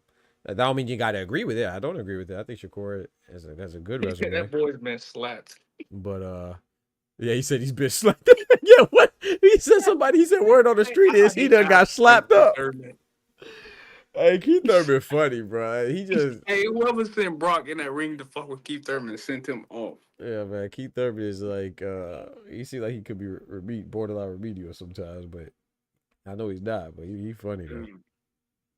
Bro, like I don't want to take away from his victory because at the end of the day, it is a win, and he's been inactive for a minute. But the media overreacting about it is crazy. Yeah, man. Like, like 35 or some shit like that. Say it again, or 35 or 40. What'd you say? Then Brock Jarvis, is he a career 47-pounder or he came up? Oh nah, bro. His last 8 fights have been in 8 different divisions. That's how I know your ass ain't been in the stream, bro. His last 8 fights have been in 8 different divisions, bro. He's been as low as 122 and as high as 160. Oh yeah. I think I would. That's what I'm saying. I think I heard it from him. That's crazy. Yeah. You know, we the only ones spitting that real facts, man, real box of talk. But yeah, it's crazy, bro. I think I'm not mad at it because this is his second fight in 5 years, first fight in 3 years for Keith Thurman. So, but he did what he was supposed to do. Yeah. But at the same time, to Oscar's point, I don't think you should get no credit for this. I'm sorry. I mean, Brock Jarvis don't even have a weight division that he has a home that he could call home. But at the same time, part of me is like, okay, bet, give him credit because we giving Joseph Parker credit for being Bacoli. Somebody came in here and told me today that Joseph Parker beat the boogeyman. Fuck out of here, man. Best win. Yeah. So if he's getting credit for being Bacoli off 2 days' notice, then absolutely, yeah. Then of course I'm giving Keith Thurman credit for being Brock Jarvis. Why not? But the crazy part about that is that Brock Jarvis didn't always qualify today, and he was like, I can get down there. Facts. He said, hold on, man. Y'all call me up, man. Y'all need some fighters down at 112. That boy is screen sharing? Yeah, that's what I was looking at too. You know you screen sharing, right, Omar? He said it's a shame how quiet it feels when someone speaks on the fight with Tank. Bro, what is this man Oster talking about, bro? Oster, you in the past, bro. You gotta be this in the future, bro. You gotta use the time stone, bro. Yeah, you gotta use the time stone, bro. You looking bad, bro. You out there, you might be in the 80s right now, bro. He said Shakur maturing unlike others. I don't think that's mature by saying one good thing about Keith Thurman. Maybe they friends. I don't know. Maturation he needs that DeLorean, man. Who got that DeLorean hookup? Facts. Maturation. Shout out to him though if he is, but I don't know. I mean, I don't think trash talk is necessarily immature. I don't think it would have been immature to talk trash about him. I never. Well, to be honest with you, I never really thought he was immature though. But I thought he was. I thought he was sensitive. I never thought he was immature. If I'm Shakur, bro. I'd be like, bro, you got beat up by an old man Pac-Man on his way out. A Pac-Man that even Ooga has beat. So I'd be quiet if I was, you know. You're right. That'd be me. Yeah, Keith Thurman. That is his only loss, huh? To Pacquiao, huh? He said, and Pacman said, yeah, but put that on your ass, boy. I'm telling you. Talking about Yeah, Dub. I think he will fight Spence. I think Spence will. I hope he doesn't. I hope Spence stands on his business. Keeps his man. word. Yeah, I hope he keeps his word, man. Doesn't fight Thurman. Yeah, but I think he will though, because I mean, what's the other options? I mean, he's not fighting Fedora, right? Fedora's fighting Cordell Booker, which that should be. I think it's gonna be interesting, man. Thurman to fight. I want Keith Thurman to fight Ramos. You know how he said, "I ain't never lose to no Mexican." He said that. Oh yeah. Keith Thurman, yeah. Oh yeah, if he fights Jesus Ramos, nah, he ain't gonna fight. I think he's gonna fight like Errol Spence, like you said, or maybe Keith, or maybe Tim Tszyu. I don't think he wants to fight. I don't know. Any of the contenders, but like no contenders. Yeah, I think you're right. Contenders is the right word. That's the word I would have used. Shakur was definitely immature. Oh, okay. I don't know. What'd you say, Omar? I found it. Look at this. Look at this. What are we looking at, bro? You know you're sharing your screen. Man took a knee. He took a knee. Who took a knee? Yeah, bro. We're not saying that. We're saying that Shushu's not been looked.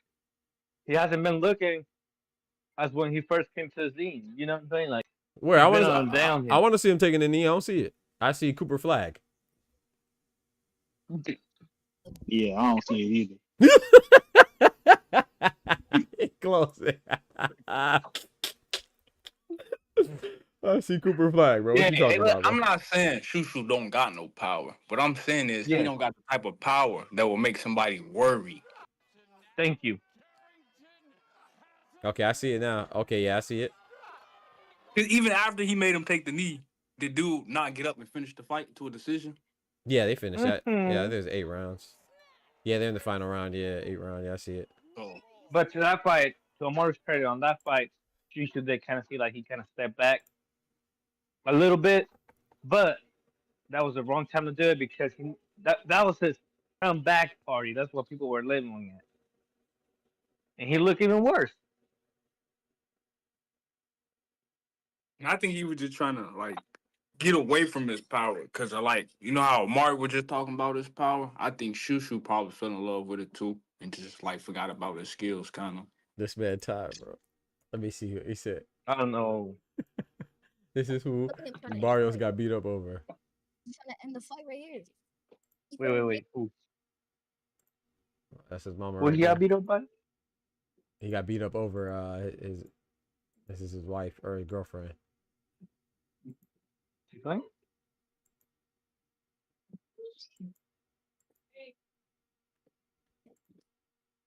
And Cool is the international IBO champion, right? Right? He's the what? An international IBF champion, right? Or intercontinental. You see how long it took you to say that? That's how you know his belt don't mean nothing. That took way too long to say. No. He's the champion. He's the what? No, I don't know. You're probably right. I don't know what kind of belt holder he was. I know it wasn't a no disrespect to him, you know, shout out to him, champion, but I don't think it was a big belt. Like we know it wasn't IBF, WBO, WBC, or WBA. So maybe it was he got that belt that you win 6 fights in on Undisputed. Yeah, facts. Mm-hmm. Yeah, the belt that gets you ranked. Yeah, he probably got a belt that gets you ranked or something like that, you know. I mean, it's kind of like that Rambo belt. That British little belt, yeah. Yeah, the YMCA belt. The YMCA belt, bro. Y'all disrespectful, man. Y'all disrespectful, man. Hey, man, put some respect on the IBO, man. Bivol had an IBO belt. Yeah, Bivol, not he Undisputed. That's true. Was Pacquiao actually conferred on steroids? Was that all conspiracy due to that testing? Yeah, I don't think that was never confirmed. Yeah, that was never confirmed. Was he? If you're asking me, do I think he was? I'm gonna say no because I give all fighters the benefit of the doubt. But do I think that it should have been speculated? Absolutely, it should have been speculated. Especially if you're fighting. Hell yeah. Why not? You gotta make sure that you're like a Margarito, bro. Right. Exactly. Yeah. Exactly. So everybody, I think you should always assume the worst and then and do your due diligence and make sure I mean, just because you don't have a history of it doesn't mean that, you know, you shouldn't have checked him. You check everybody. I don't care if you fighting Floyd Mayweather, fighting Manny Pacquiao, or you fighting Gervonta Tank Davis or Ryan Garcia, whoever you fighting, you should always check them. Bro, it looked like he had more power with Margarito than Marquez. That shit was crazy. I was like, bro. And especially when you consider Pacquiao, his weight jump, and especially when you consider the fact that he was refusing the particular types of tests. Yeah, of course. I'm not mad at anybody being skeptical, but I'm gonna say no. Same with Beterbiev, right? People say that Beterbiev don't really be injured. He just be cycling off his PDs. Bro, people will say anything, bro, but do I blame people for wanting to be like a fighter, for wanting to make sure that he's clean? Then nah. But do I think, if you ask me, do I think Beterbiev is on something? I'm gonna say no. It makes sense if you're saying that, because he always demanded the B-side wave drug screening. There it is. kind of like Beterbiev getting magically injured. Yeah, so they say you get magically injured. Thurman said that shit. People said, "Oh no, you only saying it because you got your ass whooped." That's true. I mean, but you know what's funny? It's the same thing they did with Oscar Duarte. When Oscar Duarte said that he alleged that Brian Garcia was on PEDs, they said, "Oh, you just saying that because you got your butt." Well, I don't even think people were really saying it. They just ignored him. You know. Yeah, he just got ignored. Down on the Barrera podcast though. You say it again. On the Un Round Mouse, the Barrera podcast. Duarte was there. Oh, it was like he doubled down on it. He tripled down because tripled down. That's what I'm talking about. Shout out to Oscar Duarte. And he was like, "No, I know my strategy had to do with the way it had to do because it was a jump up in my on my part. I should never take that. But at the same time, I feel like I'm not trying to make this an excuse, but at the same time, you could tell something has changed in him. I think this is the first time where he started like dosing. He's like, I don't want my record to be clean or anything like that. I just want a fair chance. That's all I want." Good for him. That's what everybody should want, bro. That's all. Yeah, but Barrera at first, I was like, man, you're about to piss me off, Barrera. Chill out. But then Oscar Duarte said that he think Devin Haney weak for going to court. That just had me rolling. I said, come on, bro. But hey, it is what it is. To each his own. Everybody think what they think, but yeah, man. So when people say, "Oh, how come Devin Haney's brother knew that he would pop dirty?" Bitch, because the fighter before him said that he thinks he was on something. Yeah, bro. And it's like, bro, you said Scooter. Right. Where the fuck Scooter in your statement right now? He said Ashwagandha too. Then he said NutriBio. Then he said this person, that person, this thing, that thing. Then he said toothpaste. And Sean wasn't right. I mean, he wasn't wrong to say that. He has seen Ryan so many times. He said he looked different. Come on now. Yeah. Hey, Ty, you used to box in amateurs, right? Allegedly. Yeah. You too, right? I just wanted two different perspectives. What'd you say? You said like me too? Yeah, I have. Yeah. Amateurs, right? Yeah. Not a lot though, but yeah. Oscar, you had any boxing background? Hell no, I was working. All right. Do y'all think the way you wrap your hands before you put on the gloves affect the way you punch? Yes. Yeah. Absolutely. Okay. I was gonna say, in certain commissions or like certain states, I know in Canada, like you can't wrap it to where like you making knuckles with the wraps. Mm-hmm. Yeah, and I see like a lot of people that be getting knockouts wrap their gloves like that, like Tank in the way, Better Beef, Terrence Crawford. Yeah, they be mad at anyway. They be like, hold on, you be double stacked. I showed my I go find it. I don't know if I know where it is now, but I showed my amateur booklet on stream before. Yeah, I remember hearing you talk about it and stuff. That's why I asked Ty. I think I heard him talk about it too. Oh yeah, nah, Ty definitely got more experience than me though. Yeah, it's not just the hand wraps; it's the fact that people manipulate the gauze that you use when you wrap your hands. Mm-hmm, that too. That's Margarito. The JBA has no problem with it, but if you go to Canada, they telling you hell no. Nah. You go to New York, they telling you no. Mm-hmm. Vegas, they might let you slide depending on how you stack it. And some people say that's why now anyway be wanting to fight in Japan only. I mean, it's a valid point, bro. People would say anything like that. Yeah, you're right. Yeah, facts. It's definitely look how he did out there. That's crazy. Ty, I got a question for you. It's definitely a possibility. Whenever you say allegedly, Is it like an allegedly like my uncle being here legally, or? Hey yo, okay, yeah, I'm about to end the stream, bro. That's crazy. He said what? What? He said, You know, my uncle be having like different names and different jobs. bro, we on stream, bro. They be listening, bro. Chill out, man. You know, I said allegedly. You know the presidency ain't playing right now. Just in case I tell the truth or something. Yeah, I mean, it was alleged. Yeah, Oscar crazy, bro. Shit, they already got my uncle. It's a joke. Facts, it's all joke. He said they already, bro, y'all. Nah, I told y'all when they got my uncle. Oh my goodness, man. Come on, man. Lock in, bro. Lock in, man. Lock in, man. Lock in, man. Yo, wow. What was the barber's name, Ty? Nah, it wasn't just Raul. They took the whole shop. It wasn't just Raul. I tried to go to Raul. Oh my I went to his cousin Domingo. Domingo gone.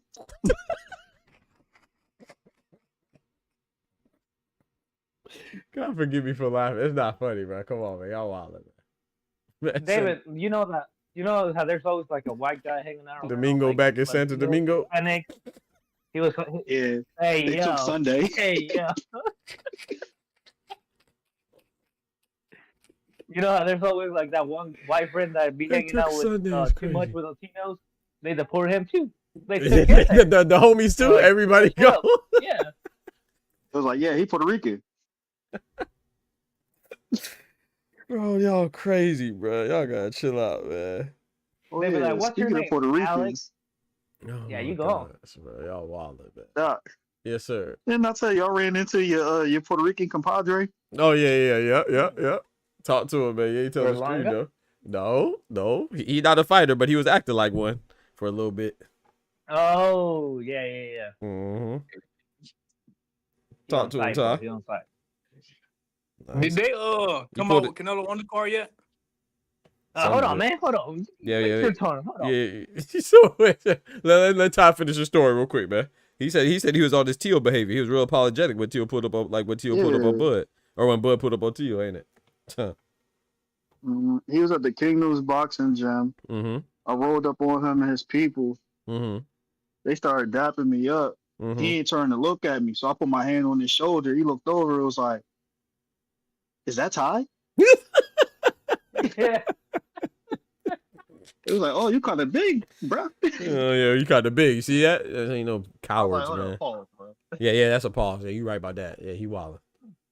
But somehow we got into a debate over the Amanda and the Clarissa stuff. Amanda and Clarissa? Like Amanda Serrano?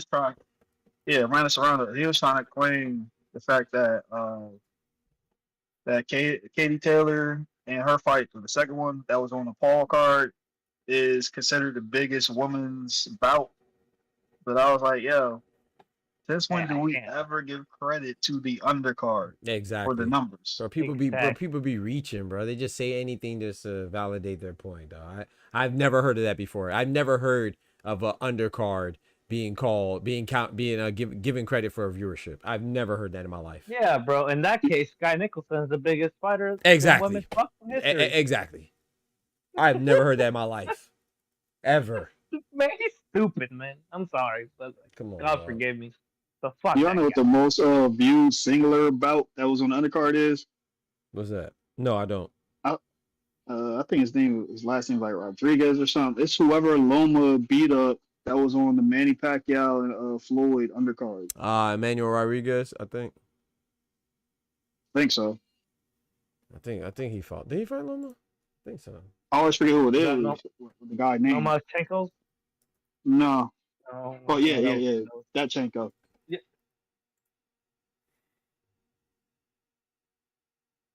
Who was it? Might not have. I might be true. It might not have been Emmanuel Rodriguez.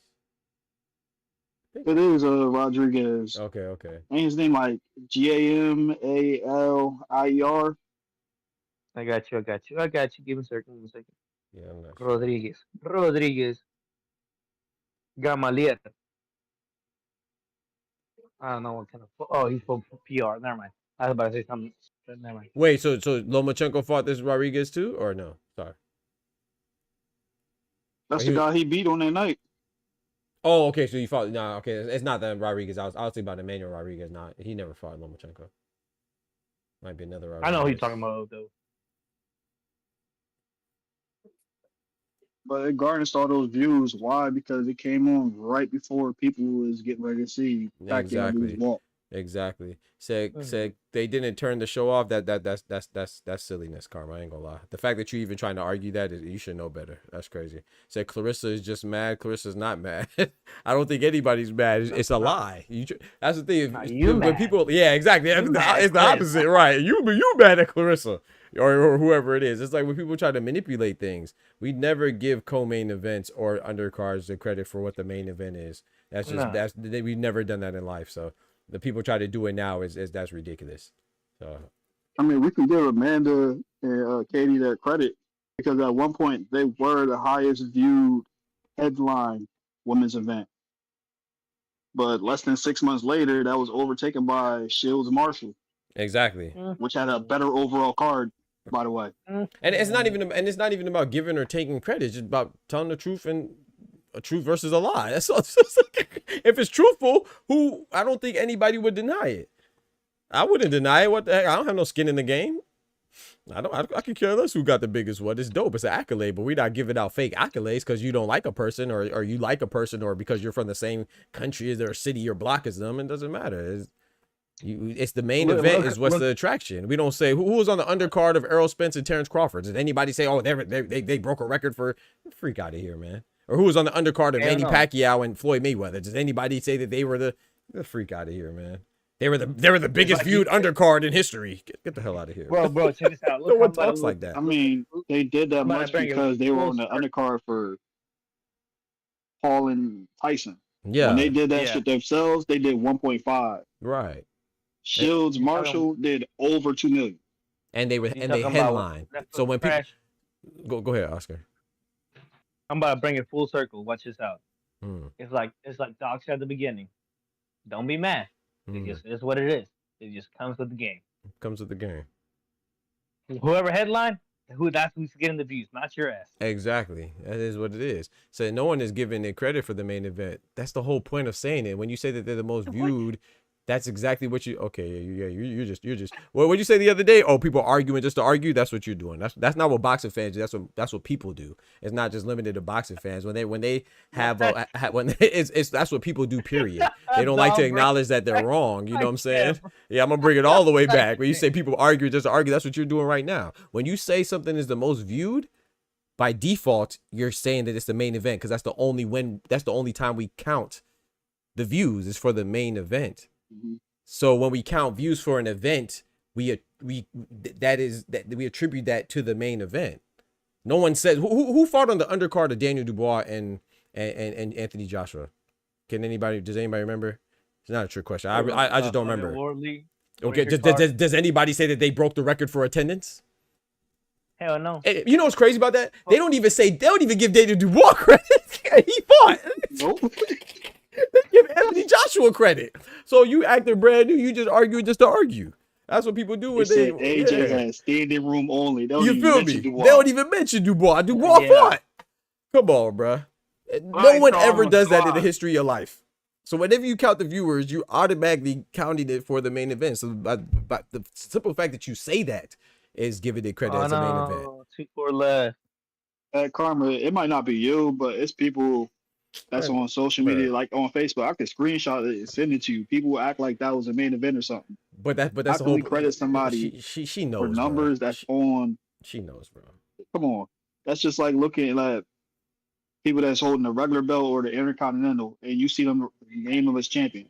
Aren't you gonna be like, yo, he's not even a real champion? Bro, she knows, bro. If you can sit there and say that, how can you sit there and credit them for numbers that's technically not theirs? You're being willfully obtuse. No, you're just being goofy. You don't count views for co-mains or forget co-mains, undercards, period. No one talks about the viewership for Gabriela Fedora and Gabriela Lanes. Not saying that broke any records, so of course they won't, but no one even cares. So you're saying who the heck is saying the whole point of counting views is you saying that it's the main event. You don't count views for undercards. That's atypical. No. I don't. It's like saying this. Go ahead. it's like saying this. Like, is about to come to Las Vegas. Yes. His undercard or his co-main just got announced. Who are people gonna go watch? Right. It. Facts. That's the care whole about reason why you Espinosa. want to be on the undercards. That's the exact point.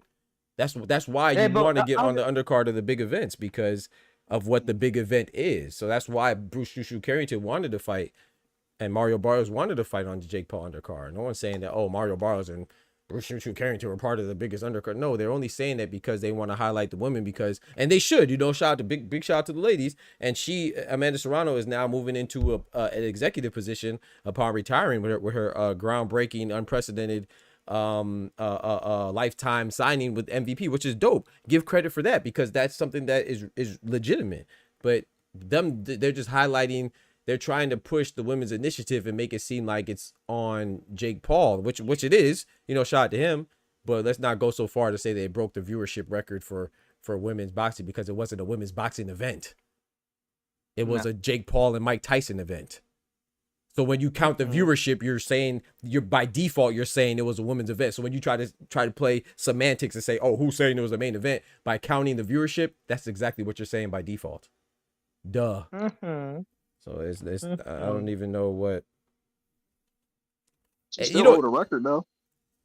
And the funny part about that is too, if it was the other way around, let's say it was somebody that you didn't like, or that you did like, excuse me, I think that you would be saying the same thing. It has nothing to do with people liking somebody or disliking them. It's just truth versus lies, and lies versus truth. That's what it is. Yo, Doc, y'all behind. Speed that scroll up.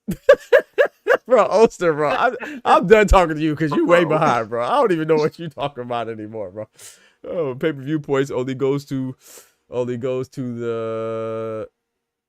Wait. Oh shoot, my screen just messed up. I think Carmen done shut me down. My bad. I was reading Dubs. Okay, there you go. Pay-per-view points only goes to a rare few for a reason. Usually the main event, always the main event, guys. Okay, so let's play the game, right? Let's play the game that people are playing, trying to say that this co-main counted towards viewership. Okay, cool. So tell me some numbers from other co-mains. Since this is what we typically do, you should be able to tell me the other co-mains when their viewership was counted. If you can't, then that's the point. That proves the point right there. The scroll is behind, not me. Nah, bro. You gotta push live, bro. Like if you got I mean, you might be caught up now. Yeah. I think he's caught up now though. He said that this summer, and then what will y'all say? They will this summer, and then what will y'all say? Clarissa dated the most rappers. Yeah, once again, you're arguing just to argue. I don't know what Carver's talking about. I'm so lost. They will this summer, and then what will y'all say? Clarissa dated the most rappers. No, if they have an event where she headline, like if the trilogy, the all women, it doesn't even have to be an all women event, but shout out to them, they're doing an all women's event just like Natasha Jonas and Lauren Price did. If the trilogy breaks the record, then they broke the record. That's the thing, when people are wrong, they try to flip it like you're saying something wrong. Once again, you're doing the atypical thing, you're doing the unnatural thing, you're doing the thing that's not normally done. You're the one that's counting viewership of a co-main, or AKA a undercard, as the main event viewership.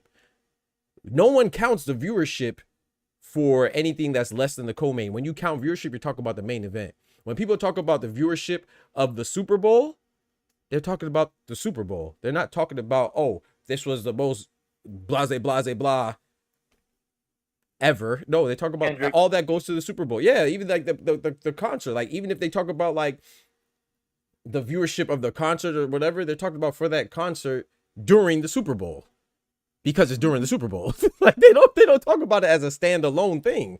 So like I don't, like I said, like you can't, if you could tell me another time and show me another, compare it with co-main events, then that'd be fair. But I don't even know what you could compare that to, because I've never even seen anybody touted for or celebrated for their viewership or numbers as a co-main event. I've never seen that.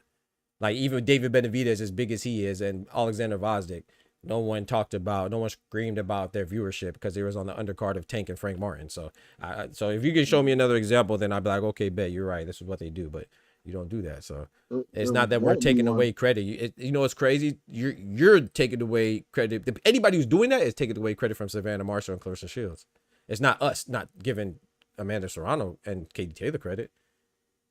But I don't know. It's like people try to flip it. If they break the viewership record for their trilogy when they main event, boom, absolutely, they broke it. That'd be fire.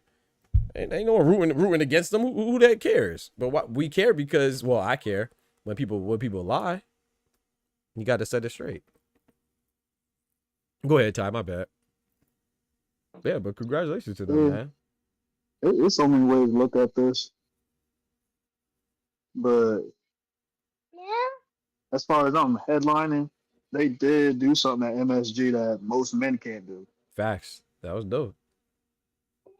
But again, for like some people that like they do the numbers things, we can say, well, it wasn't pay-per-view. They still did 1.5 views.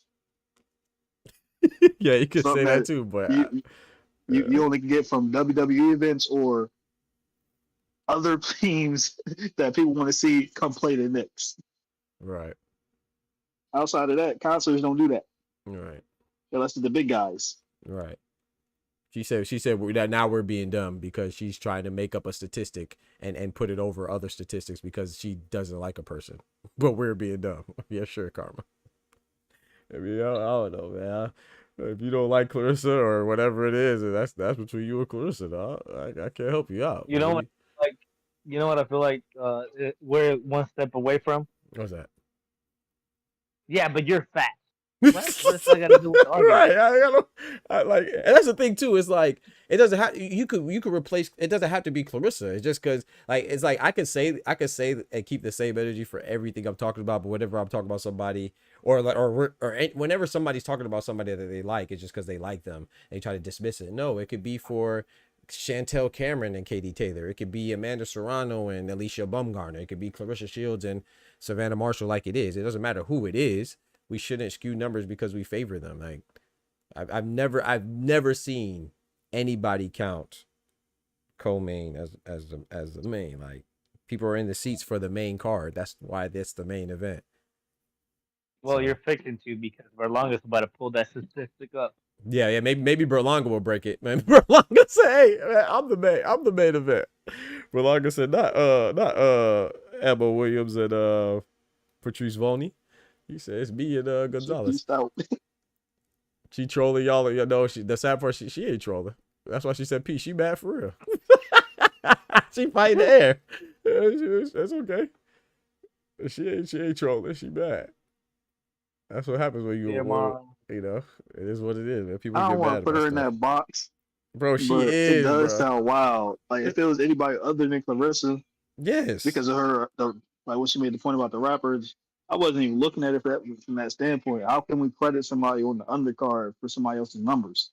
When have we ever did that? We never did. That's what I'm saying. If you could give me an example when we did it, then I'd be like, okay, bet you got a point. But you know, that's what when people ignore a pertinent question is because they don't have an answer for it, not because they just being dismissive. It's because they don't have an answer for it.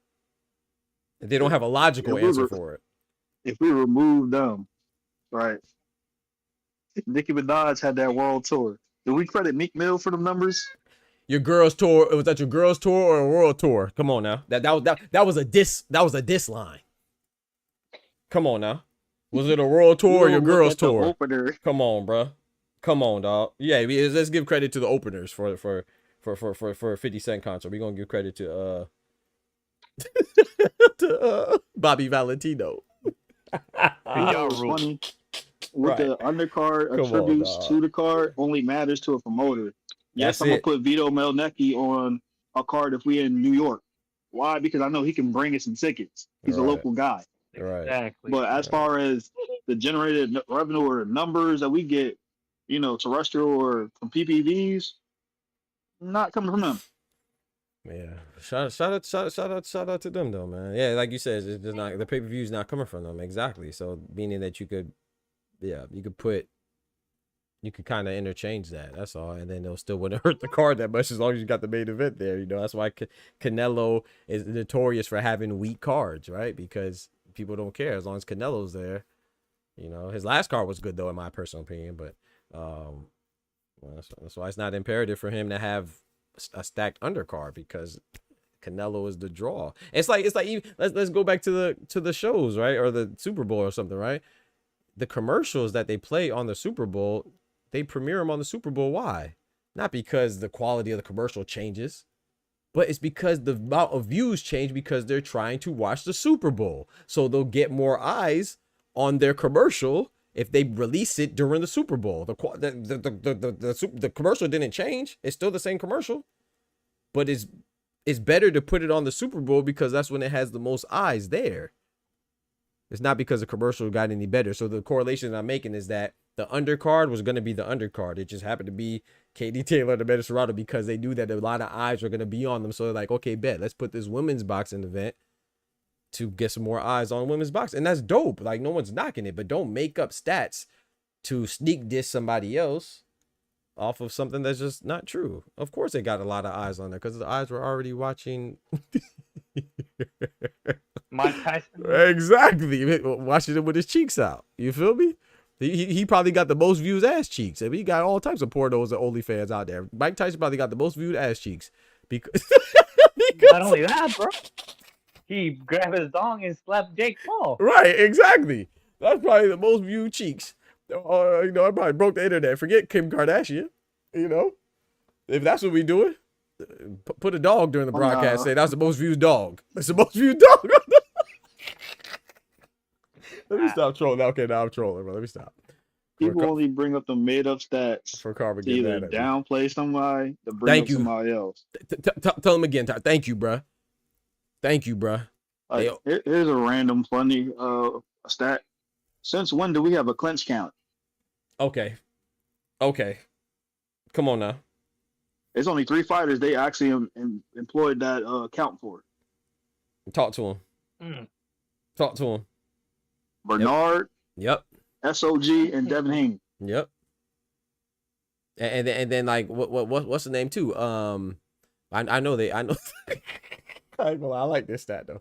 But what did they have like who was it? Was it Shakur? I don't know if it's Shakur. I could be lying. But I could have swore they did like a distance travel. Oh yeah. How much distance did he travel in 18 by 18 ring? Shakur Stevenson logged in 1.2 miles in 12 rounds. Nah, that's that ball. Yeah, where are y'all getting this shit from? Yo, they tracking the steps, bro. They tracking the steps, bro. Like, but it's like Ty said, they bring up these stats to conveniently critique somebody or bring somebody, boost somebody up or bring somebody down. Like, that's funny. Nah, that's funny though. Nah, bro, that man probably got it. He probably got a whole marathon in there, man. What you talking about? 1.3 miles. And they'll randomly tell you, Esau Cruz did it in 402 steps. You feel me? What? That's like, what?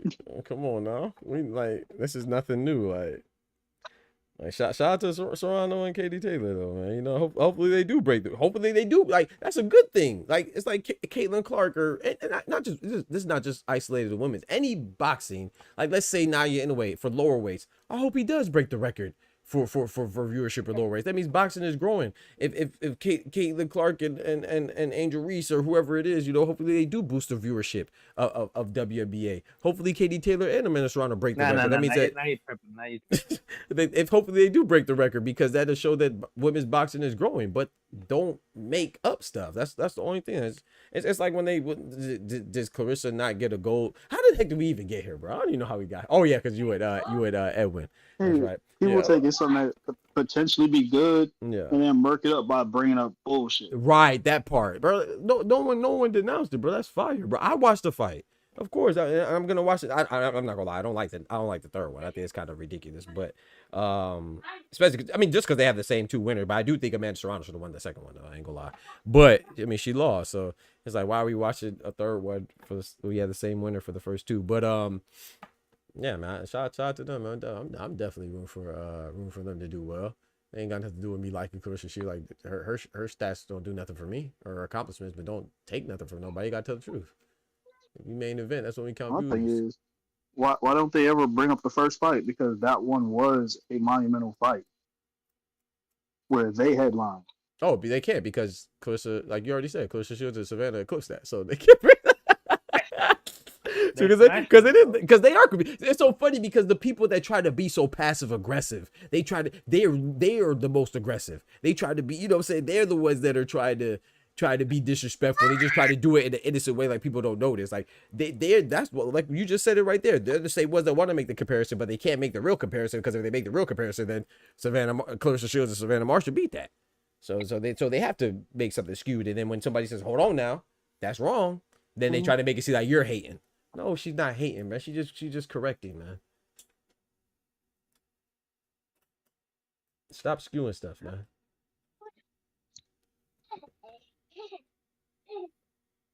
Everybody can't be hating. That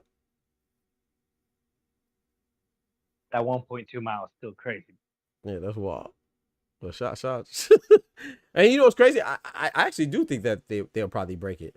Where are they fighting at again? You know, 1.3? Back at MSG. Yeah, they're going back to MSG. Yeah, where it all started. Yeah, right. So I think they might break it. The viewership. Yeah, too. now they will. Yeah, I mean, I hope they do, but you know. So let's see. You know what's crazy? You know what's crazy about that tie? I hope they do break it. And you know what's gonna be funny? Because if they break it, they'll be breaking Clarissa and Savannah's.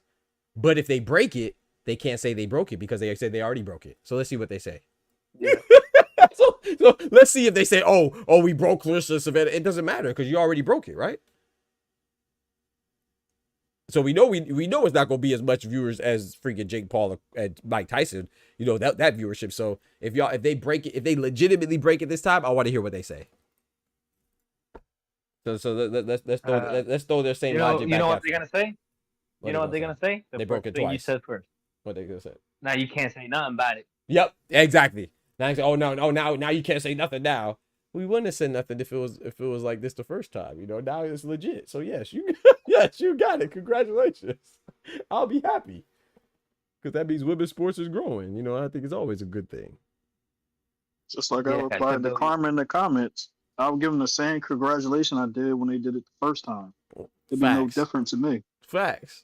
That'd be dope. No one's rooting against. Let me not speak for. I can't speak for everybody, because I'm sure there are some Clarissa fans that are rooting against it. Just like on the flip side, there's some Amanda Serrano fans that are rooting against Clarissa's. But a lot of us that actually like boxing, we don't. I think I speak. We don't give a fuck. We don't give a fuck. Thank you. we care because we want to celebrate them and congratulate them. We don't care because like, bro. Like I told people this. I said it again. I'm the same person that, yes, I like Tank, but I said that Lamar Roach should appeal it, because I want everybody should get what's right done for them, bro.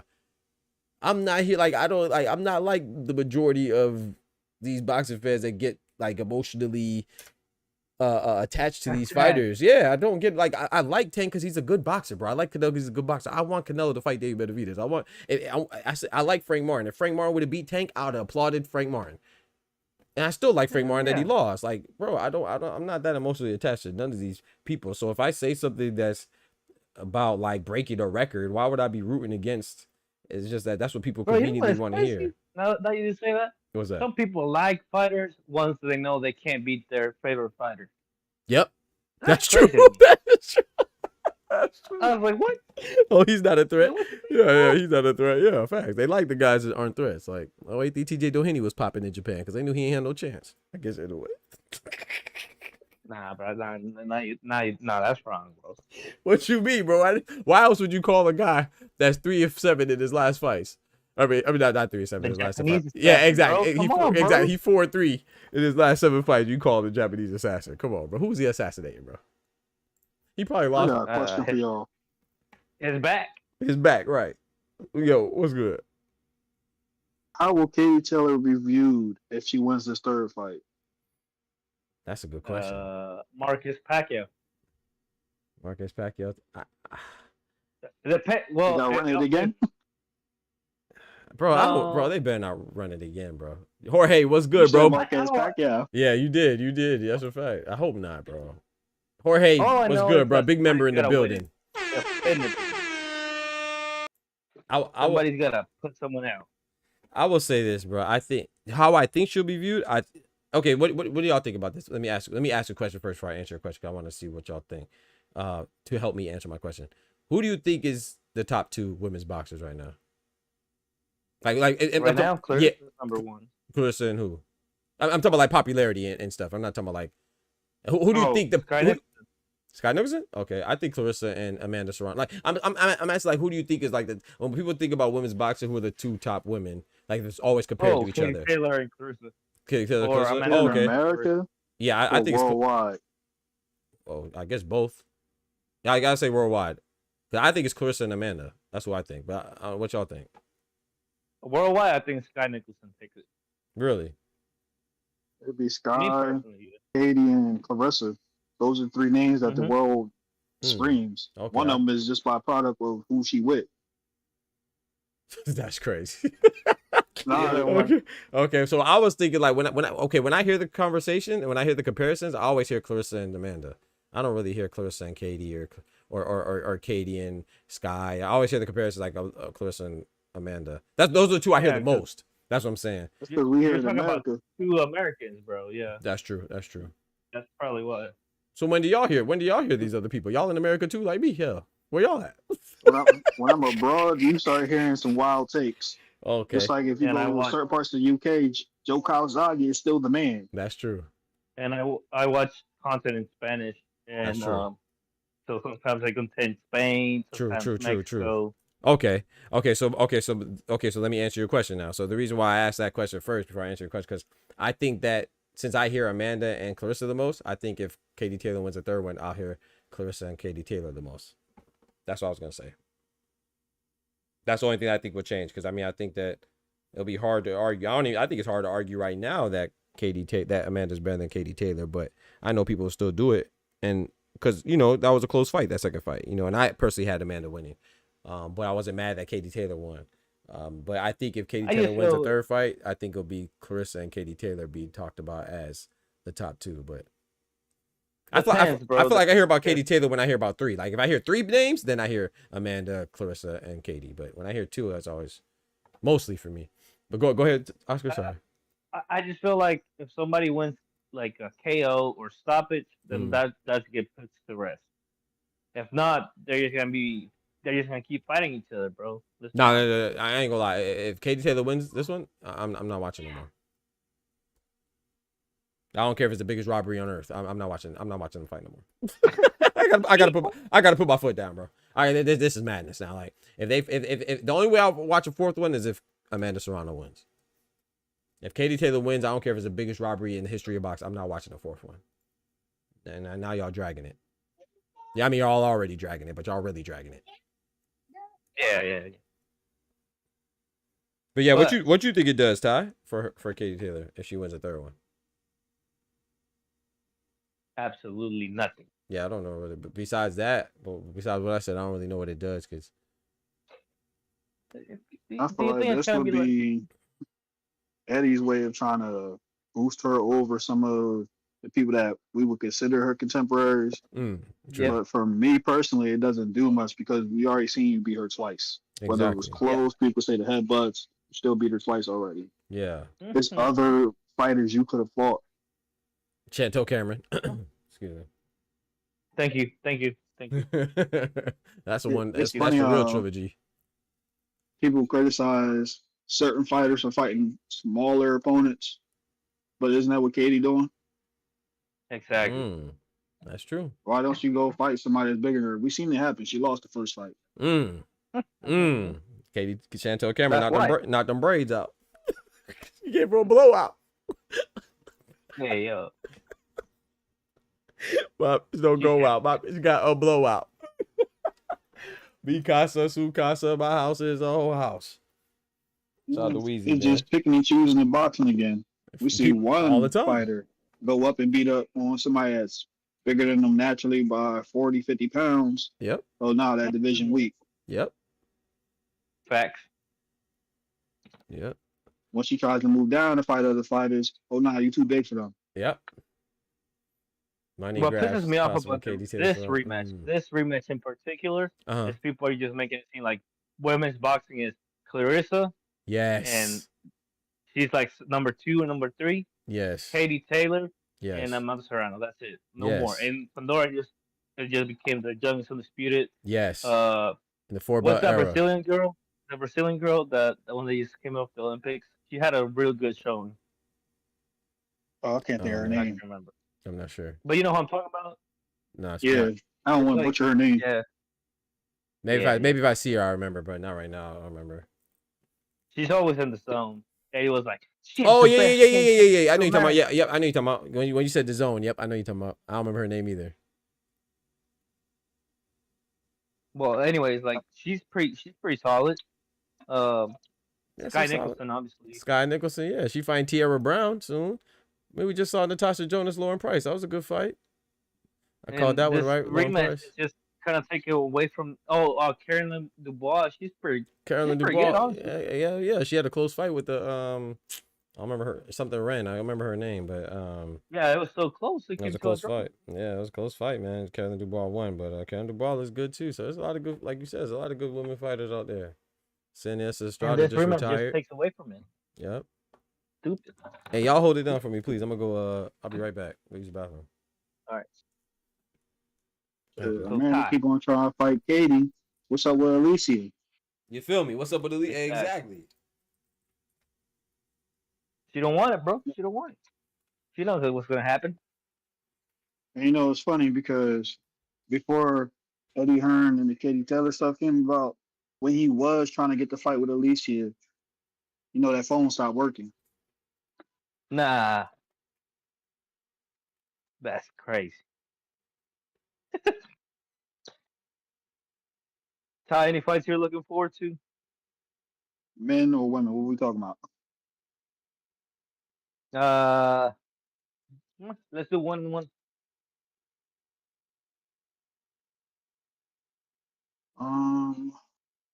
I'm looking forward to the painting of the canvas.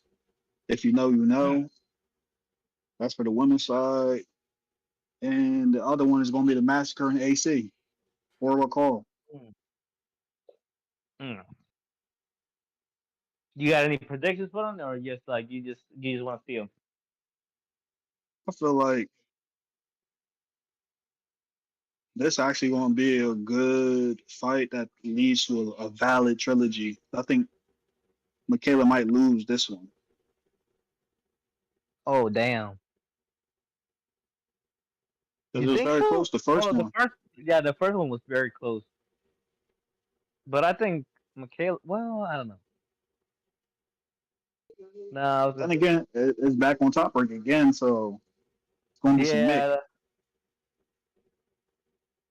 But I was going to say they might be willing to try to push this trilogy, but I don't know. You know, it's funny. Harping back to the Serrano and Katie thing.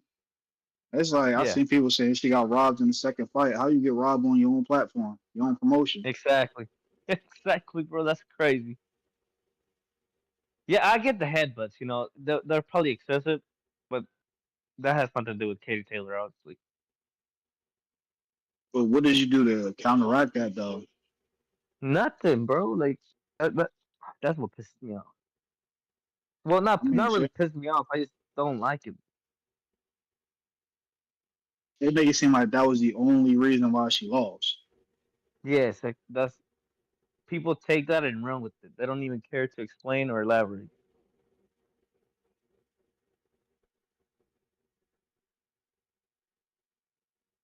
Because you know, you know who I was talking to, Edwin. Mm-hmm. Fuck that guy. I brought up when I said the headbutts wasn't a valid excuse, you know, he automatically went to it. He just started up a whole argument. Everybody. well, the left hook. The left hook, it was landing. I was like, I see where you're going. Oh. Yeah, he didn't, you know, adjust or put in something to avoid the left hook. But it doesn't change the fact the man was still dirty. That's not the same case in Taylor Serrano.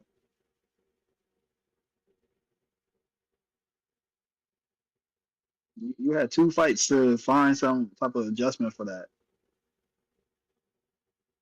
So you telling me you lost 2 fights because you got headbutted? Hell no. Just or the refs cheated you? I mean, not the refs, the judges. Nah, I don't think so. It was a close fight. That's what the thing I don't get. I don't know how you can get robbed in a close fight. But I think I mean, you can when you're the B side. exactly. But she was the A side, and that's her platform, and that's his promoter. I'm pretty sure they chose the judges as well. So it's like, Yeah, your side of the street brought the money, paid for most of the event. All Eddie did in that situation was sign off, agree, or deny certain things.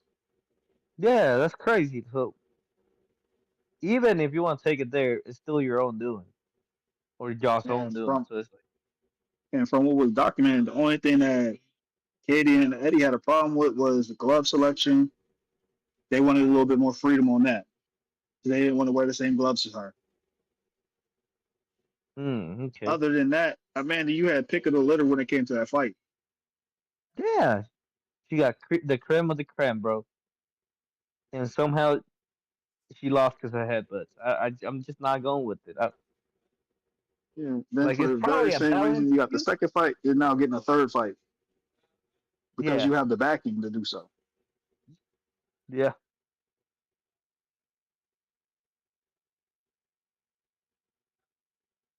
But I actually hope she does win this. Nah, I don't know, bro. Like I just don't. What else can you adjust? You already been with her like what was it, 24 rounds, right? I want to say 24 rounds she lost, but she lost 2 fights for sure. Yeah. No, what I'm saying is like she's been there for 24 rounds and she's like in both fights she lost. Like what else can you adjust after 24 rounds? I get that. I'm not mad at Amanda for trying again. The person I'm really looking at is Katie. You beat her twice already. It looks like you only going back for the money grab. For real, for real. And if you beat her a third Yeah. time and then you pivot to fight her again, what does that really say about you? Yeah. Nothing. That's absolutely nothing. Yo, round It one. What's proves good? nothing. It's just That's a different one. That's a different round one. oh, okay. I was about to go off. I was about to say, it ain't buddy I seen at the Kingdom. Yeah, I can tell by the way Oscar paused. Shout out to Oscar, man. Oscar real, man. Shout out to Oscar and Time, man. I got real ones around me, bro. I already know, bro. That's a different I was one. about to be like, hey, she's this and this and but no, I just don't see like this trilogy proves nothing, does nothing unless Amanda wins, and she's got to win convincingly. If not, people are gonna say Katie Taylor got robbed. Yep. They're just trying to get Amanda to win. You know what I mean? So she's got to either stop or KO this girl. Yeah. And if she don't, this proves nothing. It does nothing. This trilogy is irrelevant. I'm not gonna lie though. I'm gonna offer a different perspective. Am I sure? No, I don't know. I'm not sure. No, sir, you sure? No. So you think he looking like a yeah, Kendrick? I don't know. Yeah, I don't know. Nah, that ain't him. Yeah, I don't think so, but I don't know for sure. I'm looking at it now. That ain't him. You know, I'm putting nothing past nobody. Our boy Jorge, man. But I was gonna say, I don't really mind it being a money grab, though. To be honest. Nah, I don't mind that. Yeah, I don't mind it because, like I said, especially with women's sports, but all sports, all sports is business, got the business aspect, but especially with the women's, I think that's in boxing, women's and smaller weights, I don't really care for. Right, because they haven't been getting no money, probably. But I will say this though, I will agree with this. What you and Ty, well, from what I heard, you and Ty both said, I think, like the legacy part. I mean, I don't know how much this is helping. I don't think that this should move either one of them above where they're already at. And if anything, you could actually ask that it kind of hurts because, especially when you talk about the size differential and like, with somebody like Clarissa Shields going up and fighting bigger girls, we should ask the same for other fighters, right?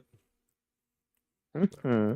I mean, at least if you want to talk about people fighting each other, one of them should have been fought Alicia Baumgartner. What's the difference? They don't want it. That's the difference. Right. It looks bad when you in UK media saying you're a natural 47 and you could fight girls at 54, but you fighting 60, 35, and 40. Mm-hmm. They'd be like, "What's your diet? Water." Right. And what else? Water. Right.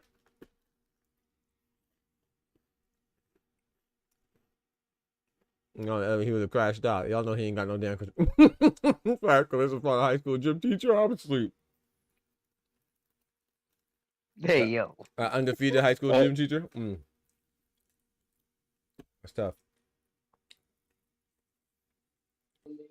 Undefeated high school gym teacher that nobody else wanted to fight. Damn, that's tough. Undefeated high school gym teacher that a champion didn't want to fight. That's tough. Don't read my comment.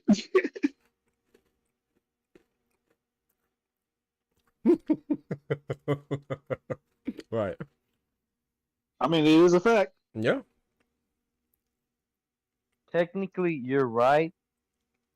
Morally, you're wrong. We said, yeah, she got to go to MMA. I mean, her first loss to me, she should have won, but it was that close. I'm not sure what you're talking about. You talking about her first loss at MMA? Yeah, she got mixed on that decision.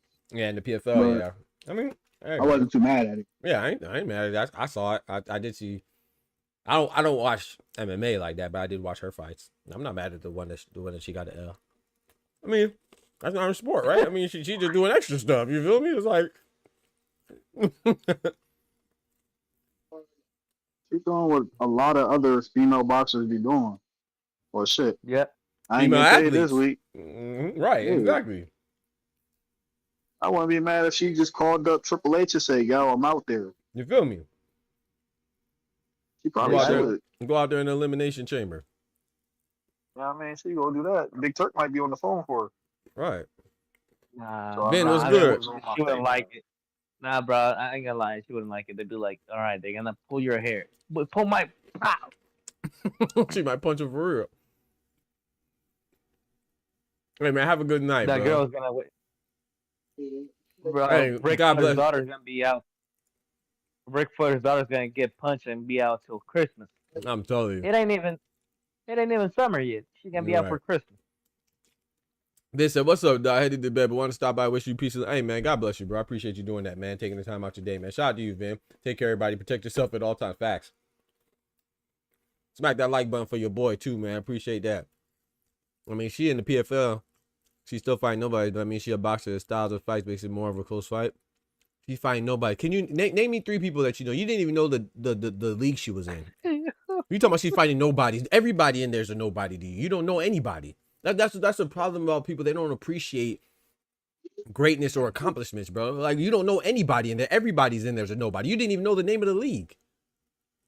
And the funny thing is, realistic matchmaking ain't going to just put her in there with the who's who of MMA. Yeah, she should just jump in there and just fight the champion. Yeah. She got to come up. Come on, bro. Just say you don't like her, bro. It's much easier to say that than make all these leap behind. Not only is it easier, it's more respectful. Like right. It's more. I like as a guy. Like I don't know if you're a guy or a girl. Truly, I don't really give a fuck. But I agree, especially as a guy. I agree where you like going, a person, as a human being. It's like just die with something. If you don't like somebody, I respect you more if you say, you know what, I don't like that. Facts. I'm like, man, I don't agree with you, but I respect it. Right. Over here, like, no, well, actually, this, and this. I'd be like, man, shut up, bro. Shut up. Right. You don't call people that she's fighting nobody. You didn't even know the league that she was fighting until we just told you, bro. So of course everybody to you is a nobody. Whenever I bring up her competition in the PL, whatever it is, PFL. Yeah, PFL. I asked them this: what was your opinion, your initial opinion when you saw Floyd fight Conor McGregor? Most people say that was some bullshit. Yep. That wasn't real boxing. Yep. So what the hell would Clarissa look like going straight to Amanda Nunes? Right. Well, why would she even have to? Is that a valid fight? Right. She's not. It's not like what? I know it's both combat, but it's not. It's not the same sport. Why would she even have to do that? Like, did anybody say, "Oh, I'm not impressed with Holly Holmes when she went to MMA"? No, she just went to MMA and she did her thing. Let her go to PFL and do her thing, bro. Yo, Hey, bro, she killed. What are you laughing, bro? What happened, bro? Read his comment. I'm not reading that shit, bro. I'm not. Yeah, he just talking, bro. I ain't got time. Nah, he Yeah, valid. don't read it. What he say? Okay, I'm gonna just read it because Ty asked me to, bro. I swear I wasn't gonna read your comment, but he said PFL might be broke because they flopped on that Ngannou. Excuse me, pay-per-view, paid him like $10 million just for that one fight. He should go to one championship because PFL is slow on fight cards. Yeah, sure. Okay. Nah, I guess she picked the weakest of competition, huh? I guess. If she was going against Nunes, I slip Papoose a honey pack. So come on. Come on. You ain't gotta slip it to Papoose. I'm taking the honey pack. She ain't making it no fights. That's great. No, I was my bad, cause no, I was talking about I wasn't gonna read round one's comment, not yours, Kendrick. I didn't even see yours until afterwards. So my bad. When I was talking to Ty, I said I wasn't gonna read. I thought he was talking about round one's comments, not yours. My bad, bro. Yeah, you all. I thought he was talking about round one's comment, cause round one talking crazy. But like, yeah, y'all just nasty. Yo, there's somebody at the gym that want to see Smoochie. I'm asleep. What? But you know, certain people be hearing and seeing what y'all be saying on these out here in these YouTube streets. Hey. There she goes. And Doc already confirmed she look good as a woman. Go do your thing, man. You know, rub on that beard. That's what you want to do. Rub on that beard or something. Oh no! I ain't fighting old boy. I can't let Chris go out like that, bro. Kendrick, I don't like. I don't understand. Like, people have it's like a deep hatred for certain people. It's like, bro, why do you have so strong emotions, pro or anti? Like, especially like Oscar would say, as a man, bro. I know he didn't want to go there. He said as a person, but freak, especially as a man, bro, towards a woman. It's. Oh no. I said, as a man, and then I was like, well, I don't know if you're a woman or a guy. That's true. Really, I don't really give a fuck. Yeah. But as a person, I respect somebody that says, you know what, I don't like that bitch. I don't like her. Get right, it. Exactly. Simple, you know, whatever. Short, keep it short and sweet. Yep. Move on.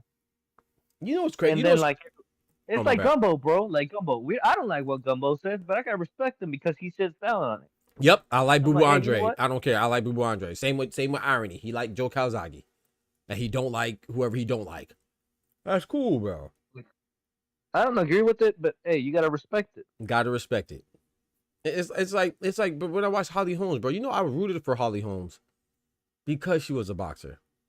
Some of y'all would root against Clarissa Shields. Like, you like boxing, and Clarissa Shields goes to PFL. You rooting for her to get whooped because you don't like her. Like, that's so weird to me, bro. Like, I knew Holly Holmes for boxing, so when I watched her at MMA or UFC, I was rooting for her because I was like, yes, man, shout out to her. She a boxer. I'm rooting for the boxer. Not y'all. Y'all be wanting Clarissa Shields to go over there so she can get her behind whoop because can't nobody whoop her in boxing. That's how you know you dominant, bro. Hold on, Oscar. I want you to be very clear, bro. This is what I said again. She's so dominant that you know that can't nobody else whoop her in boxing, so you want to go to MMA to see her get whooped by somebody over there, and for somehow that make you happy. I can't relate. Weird. Yeah, that's very weird. I can't relate. But when Holly Holmes went over to MMA, I was rooting for Holly Holmes because she was a boxer and I like boxing. So I was like, heck yeah, I want to see this boxer do good. I don't know. That's crazy. I don't have. That's like a hatred, bro. That's scary. Go ahead. It's like when Joshua Takei and Tenzin they jump. They brought all their fan base, and those are them guys. Yep. Boxing and Muay Thai. Yep. And I bet you they're going for them. I bet you they're rooting for them to beat the boxers. Yeah. Come on, bro. But I was gonna tell you this. So check this out. With a simple click of a button. PFL double their revenue from a previous year. I thought they were dying, right? They went from 22 events to 27 events. So how the fuck are they dying? Because that's what happens when people that's what happens when people want something to be and not look at actual facts. Now Holly had Rhonda looking crazy. I still don't forgive her for that. They were just dying according to the homie in the chat. You know, it's emotions, man. That's why sometimes I'd be like, man, you know, I got to be more emotional when I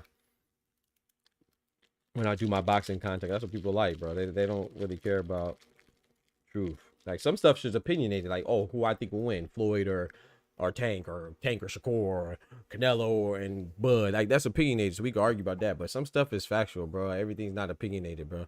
And if you think that everything's an opinion, it probably means that you should sit that conversation out because you're not hip to that topic that you're trying to talk about. Everything's not an opinion, bro. Like, and this is what it is. I'm sorry. No, what Ty said. What Ty say? He said, who wanted to say hi to Smoochie?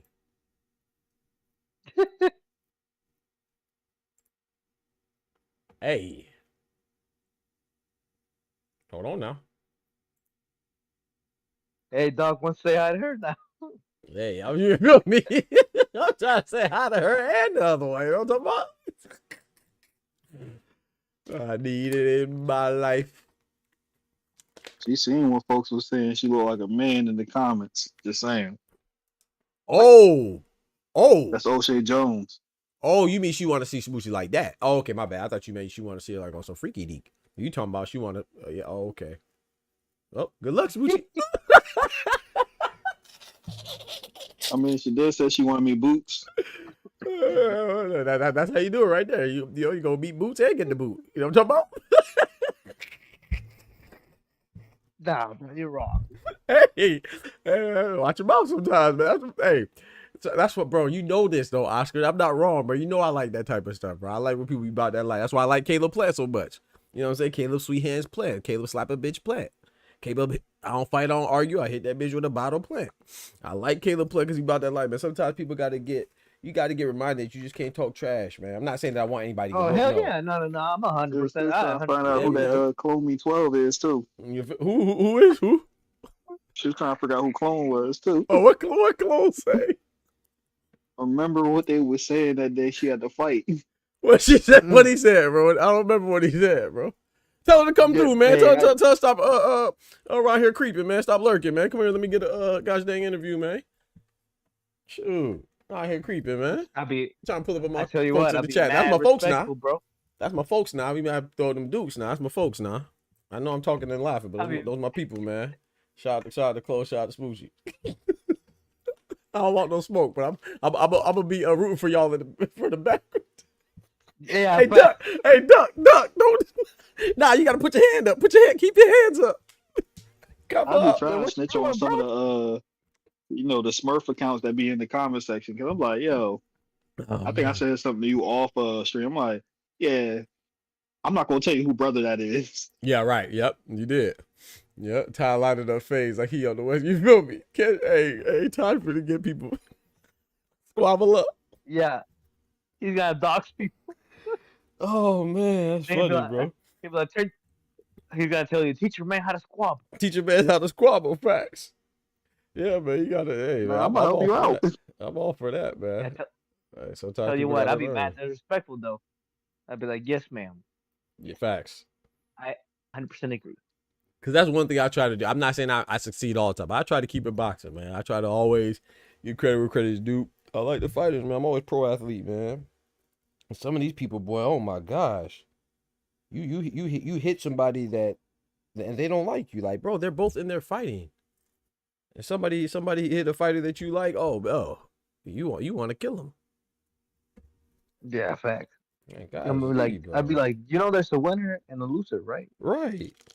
Now, if they did like something like talk about your culture, religion, or I don't know, gender or something like that, like hateful, I get it, but you just mad at them because they fighting and they want to win?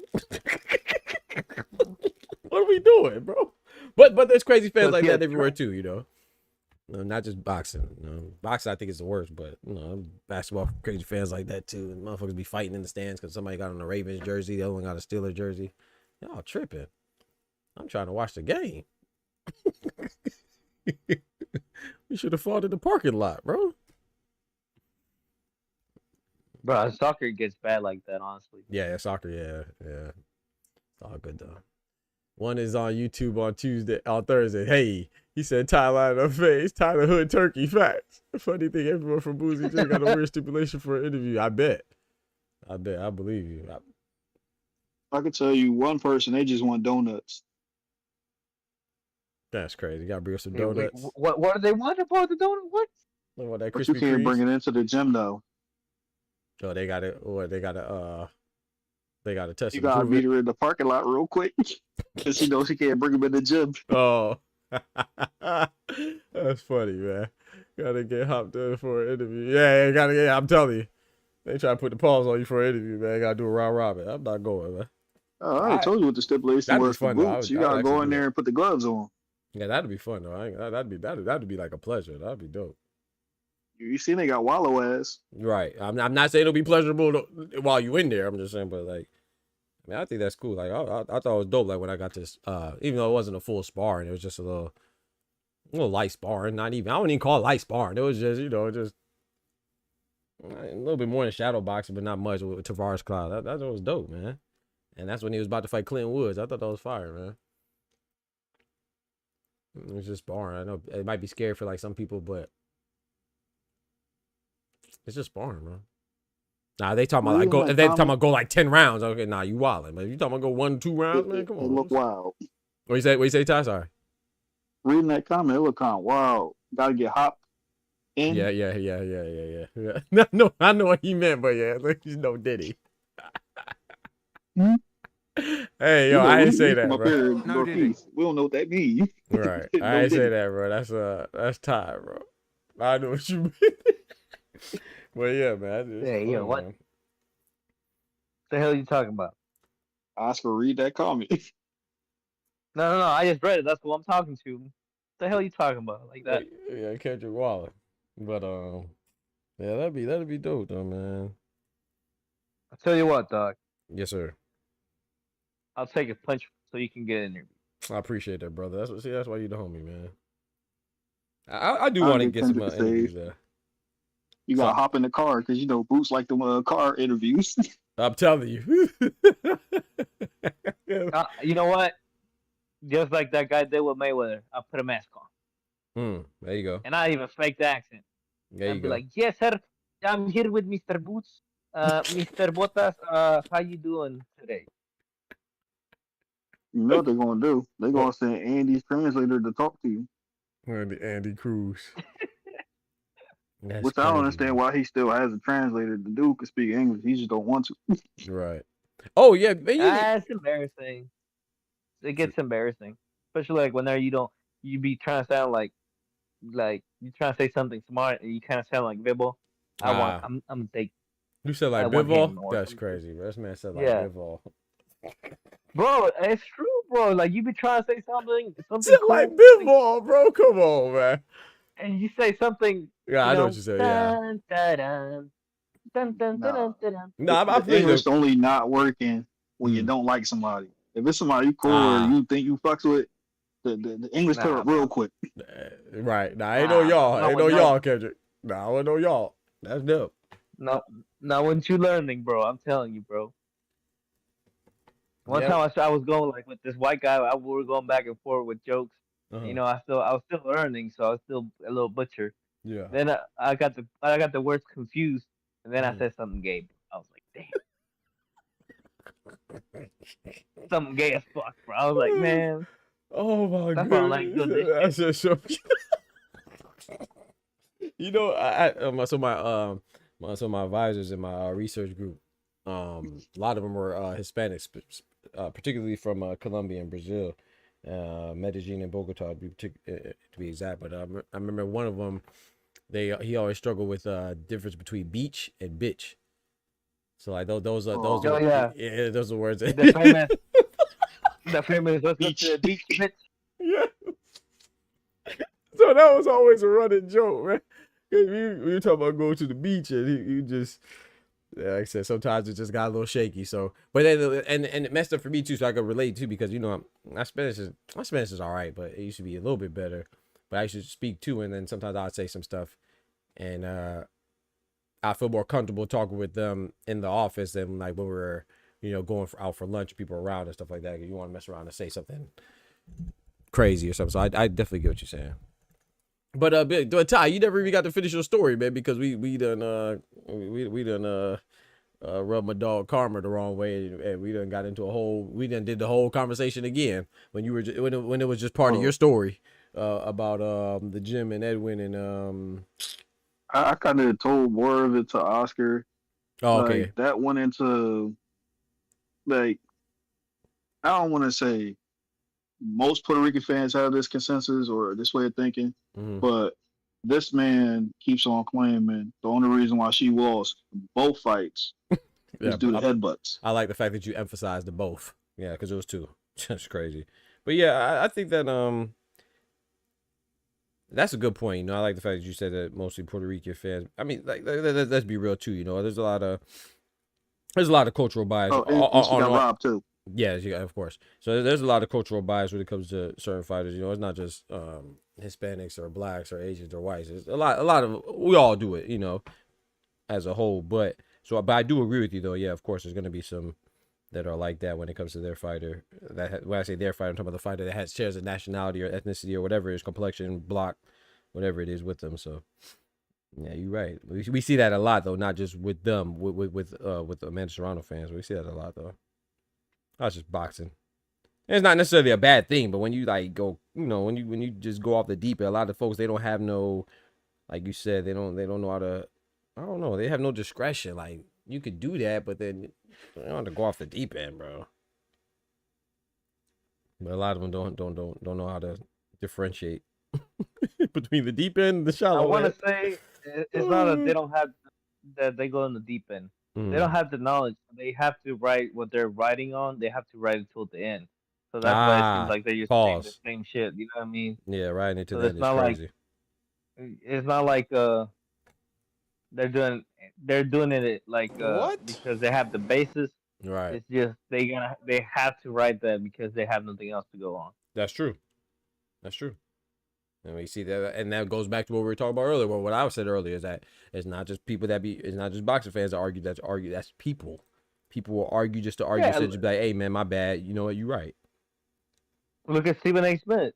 Right. What do me and Clone tell you? It's like you can say whatever you want, but you need to have some knowledge, because if you talk like you know what you're talking about, and you don't know what you're talking about, like that goofy said that Akui was dropped and he was injured and all that stuff. Come on, bro. You just look like a dumbass, bro. You look like a dummy, bro. You look like a straight. The man told me that Akui was out on his feet. What the freak fight did you watch?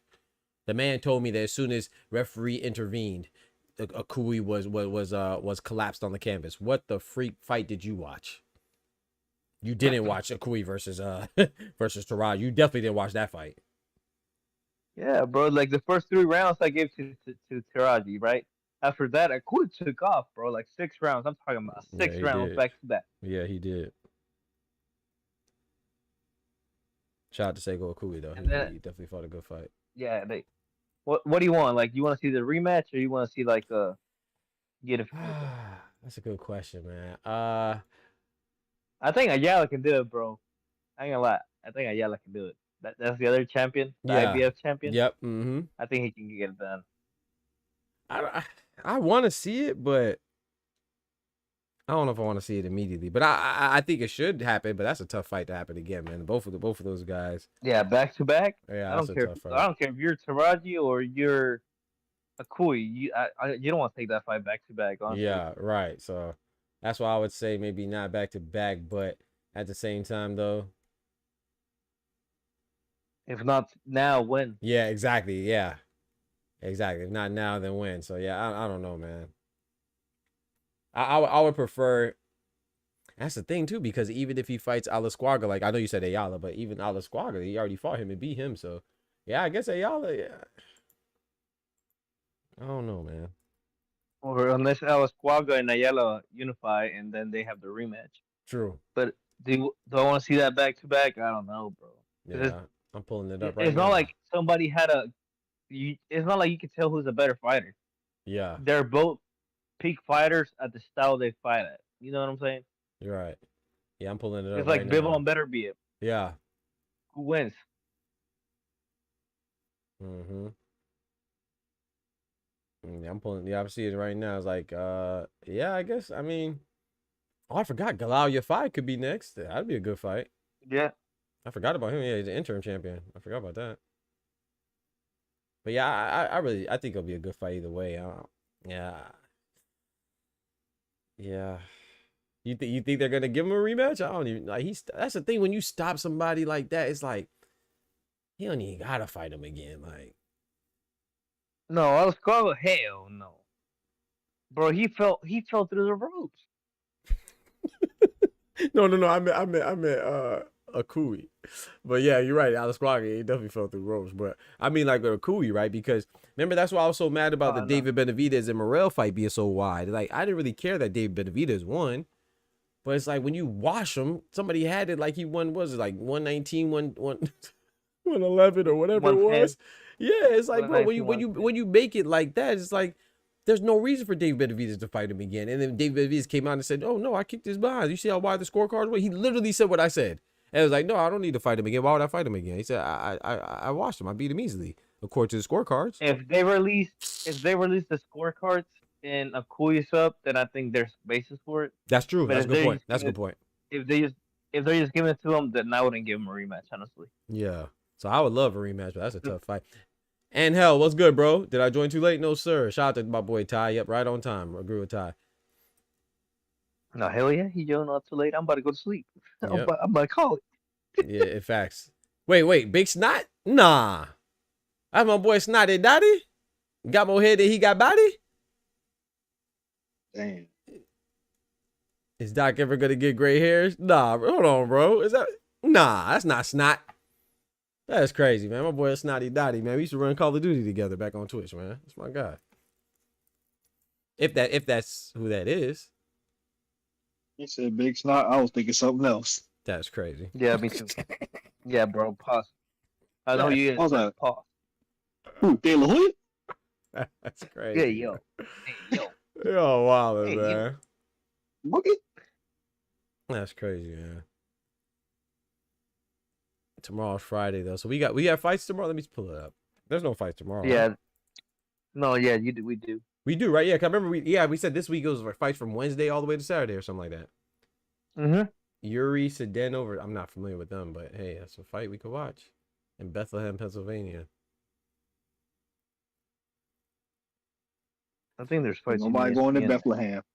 Yeah, facts. I got a cousin out there, and then Nick Ball, and he said they used to get shot up at Blaze. Nah, it was always ours fault. It's our trash.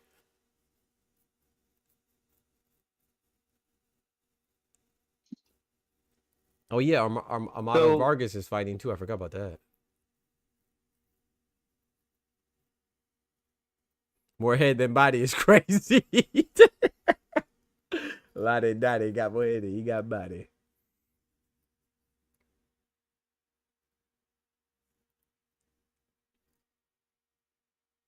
Armado. Yeah, man. So well, yeah, what do you think is I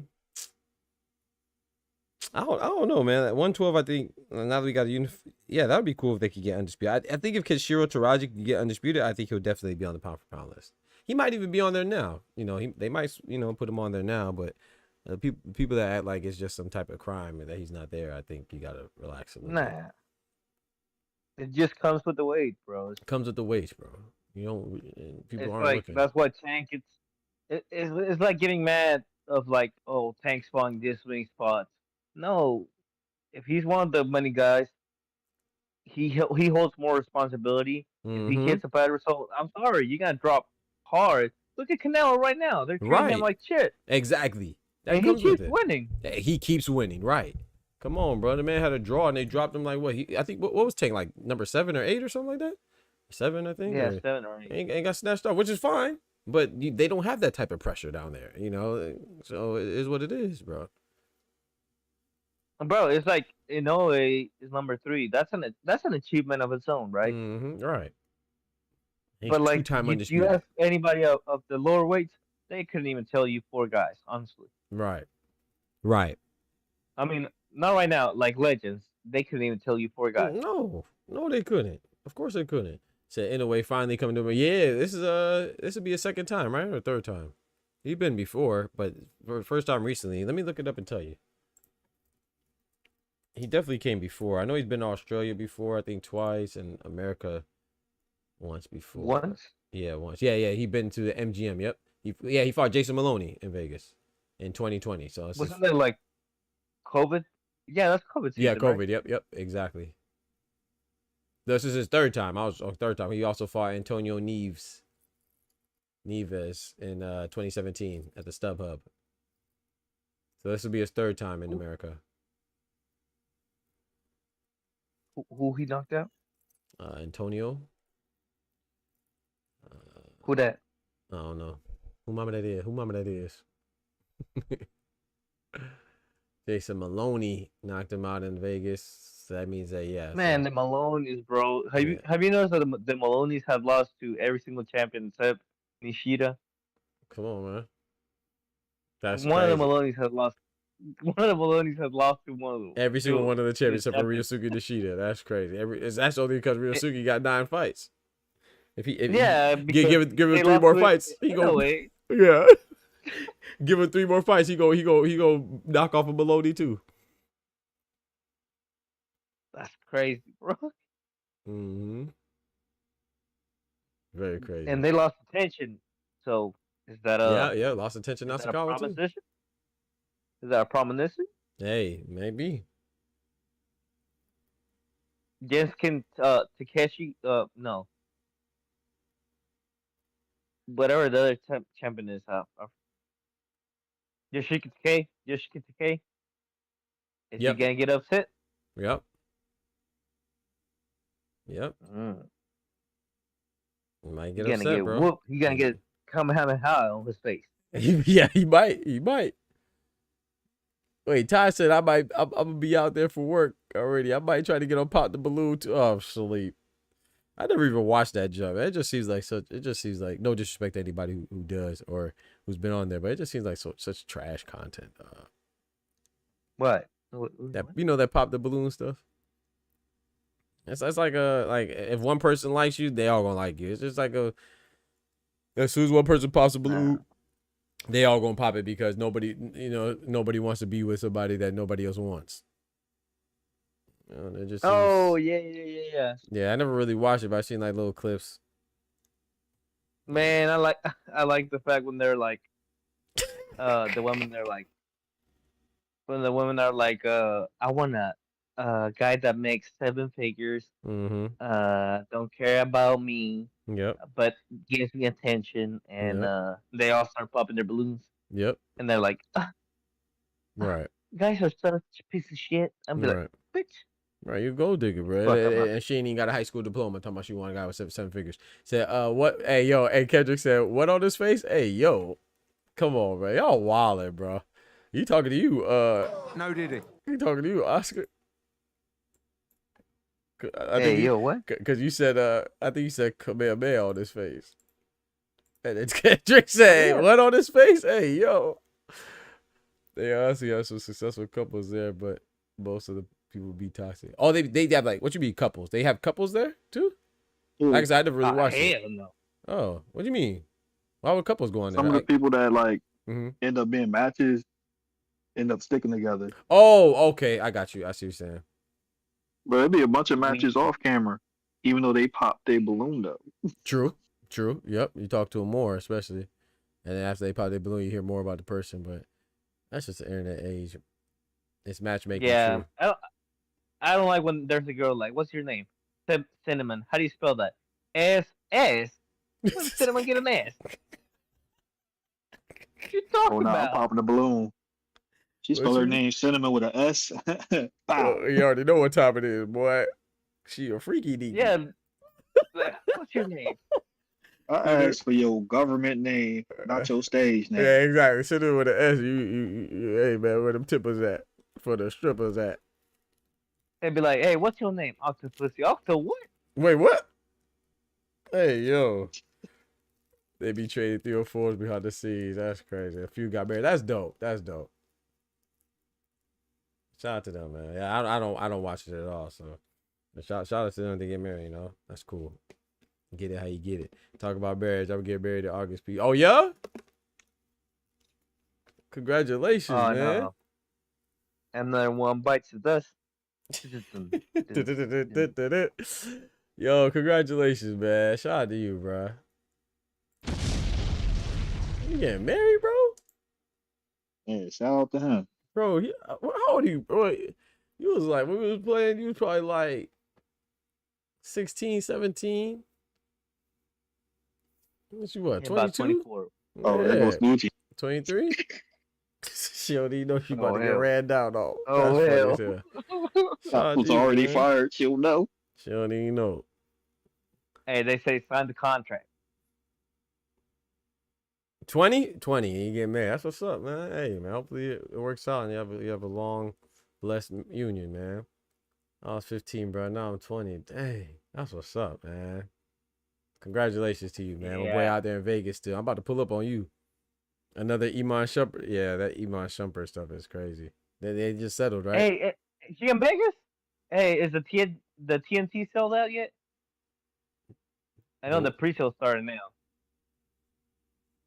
For NOA in Cardenas. Oh, I don't know. Hey, yeah, is it sold out yet for the NOA fight? He don't really watch boxing though. I just know him from gaming, but maybe he knows this though. You know about the NOA tickets, Snotty? Pull me up. I'll take you to some restaurants. Pull up on me. I bet. Pull up on who? What you talking about? I'm just kidding. Bro, yeah, Oscar Wilde, Kendrick, you ain't lying, bro. Blessed to find someone that's a fact. That's a fact. Big blessings. No, but I heard somebody in the chat say that sold out in Vegas or something like that. Oh, really? Yeah, probably sold out. Yeah. Quick. That's dope. You were like, get back on topic. I was like, oh, okay. I said that? Mm-hmm. Dang, my bad. Who I said that to? Oh. Cause they be wild. Bro, I be talking about freaking Joseph Parker, someone coming here. Oh man, what you think about Anyway. Yeah. Like, That's gonna throw me off, bro. Like, gosh dang, I need, but that's my fault. Though. It's my fault for acknowledging. I need to read. Sometimes I do read and ignore, but sometimes I start reading it because I like to exchange. You know, I like to interact with the people, man. I appreciate them being here, but gosh dang, but I'm gonna start treating it like the other shows. You know, when people go live, especially like the bigger shows, people don't even interact with them. They just listen to what they say and they interact with each other. You know, that's why I start doing more because that just throw me off, bro. You know what's one thing that I found funny? Because I can tell when you do it. It's like you read it, but you think you're reading in your head, or like you know you're reading it out loud. Yeah. But you say your thoughts, you say it out loud. So you're like, what the hell does that got to do with this? Exactly. That just be messing me up, bro. Oh my gosh, man. I bet, man. Send me the live stream. Yeah, man. That'd be fire, bro. They probably resell. Yeah, I find that funny for no reason. No, that is funny though. What's good, Smoochie? Hey, they said sign the contract. Stop ducking. Let me find out Smoochie out here ducking, cuz. Oh no. Smoochie out here ducking. Oh no. Talking over the speculations with the fine print, the small lettering. Hey yo, man. It might be because these aren't the same price. Oh yeah. Oh yeah, I'm about to go ahead and call it myself, man. Yeah, me too, bro. All right, bro. I appreciate you. Somebody be me. I appreciate you already, man. No problem. I appreciate you joining, man. I'm gonna try to think of some topics for the morning. If not, I'm gonna just do like everybody else doing, talk about Canelo and Tank and the same thing. Yeah, exactly. Yeah, they be killing that. So I'll figure out something to say controversial. Mm-hmm. Yep. We got her. We got her. Would you spar 1 too many rounds with O'Shea for a date with Boo? Hey, shout out to Ty for pulling up, man. I know you busy. Yo, God bless you too. God bless you too, Snot. My boy Snotty Daddy. It's my guy, man. Tell your brother I said hello too, man. Tell him I said what's up. Hopefully he's doing well, man. Oh man, Tanky's Deuce. Yeah, I mean, I'm gonna try to think of something in the morning. If I can't think of anything, bro, we just do the late show because, like I said, I don't mind it, but I don't know. Whatever. I'm definitely not coming up with 6 topics like I usually do for the morning show though. I'm definitely not coming up with 6 topics tonight. I can't. There's nothing that I ain't gonna say there's nothing. There's always something, but not enough. Nothing that interests me. But shit, man. But all right, fellas. Ty, appreciate you pulling up, man. Oscar, you know what it is, man. Y'all take care of yourselves, man. God bless. And be easy, man. I'm gonna stay in the chat for a little bit while Ty set up these beats. Nah, she already ducking. Of course she ducking. I even said I'll spar the boyfriend for her. You know what I mean? You see? My boy Tyler's gonna help you out. I already know she ducking, man. People be talking to the internet, man. Yeah, when it come to that pressure, they don't want no pressure, man. All right then, bro. God bless, man. All right, man. He said yes, no. Sir, man. I knew she was gonna say no. Oh man, that pressure different. That pressure. She said she could beat my. I'm sure she wouldn't even beat your ass, though, man. That's what you know what I'm talking about. I heard you got hands, man.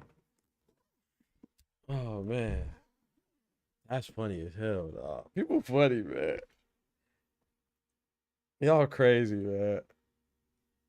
I never said I wanted to fight that woman. She said she wanted to fight you. It ain't about what you said. It's about what she said.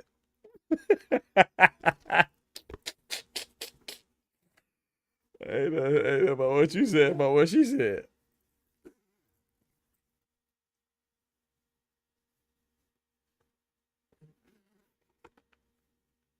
Yeah, I think it was just joking on. Allegedly said. Let me say that allegedly, because I don't know.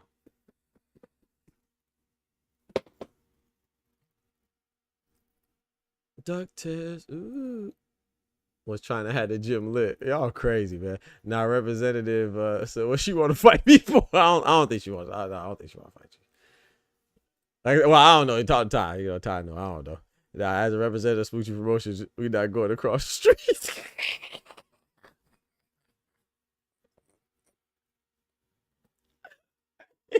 Said we not going across the street.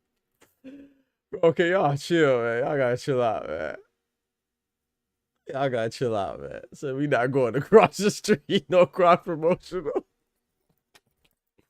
But yeah, man, y'all be easy. Take care of yourselves, man. Remember, I rock with y'all, man, and I appreciate y'all rocking with me. So I'm not gonna promise I'll be back on in the morning, but I should be back on in the morning, man. I'm gonna try to think of some stuff. He's a classic duck line.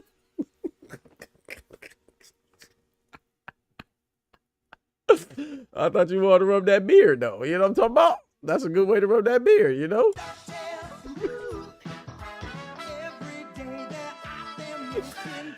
Don't rub that beard, man. Shit. Nah, man. Anyway. But yeah, I appreciate y'all rocking as always, man. For real, man. I appreciate Ty for pulling up. Appreciate Oscar for pulling up as usual. Shout out to Oscar for the $2 in the super chat. Shout out to Big Dog Willie for the $2. Shout out to Oscar for the $5. Shout out to Oster for joining the BTF gang as an official member. You know what I'm saying?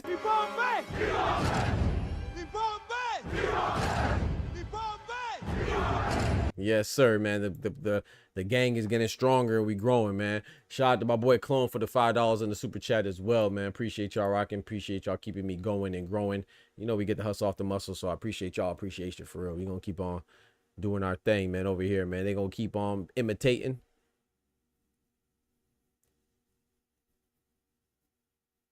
And they gonna keep being mad that they struggle duplicating. You feel me? Shout out to y'all, man. But y'all be easy. Take care of yourselves. Remember to hit that like button.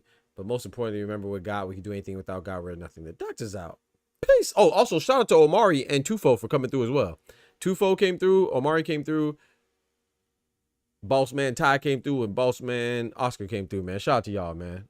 From the hood to college, both worlds they had to meet. 6 degrees between us, so cold, we're about to freeze. But we're Florida boys, hot takes, we bring the heat.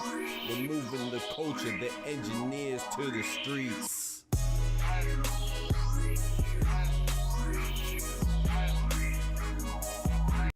Yes, sir. Thank you, Dub. Thank you, Dub. I appreciate it. Shout out to my boy Mike for hitting the Cash App. I almost forgot about that. Shout out to Dub for reminding me, man. Appreciate that. Big salute to Mike for hitting the Cash App, man. I really appreciate that and all the love, man. Thank you. Thank you so much for that reminder, Dub. Because I run through the list on here and the Cash App doesn't pop up. But thank you. I appreciate that.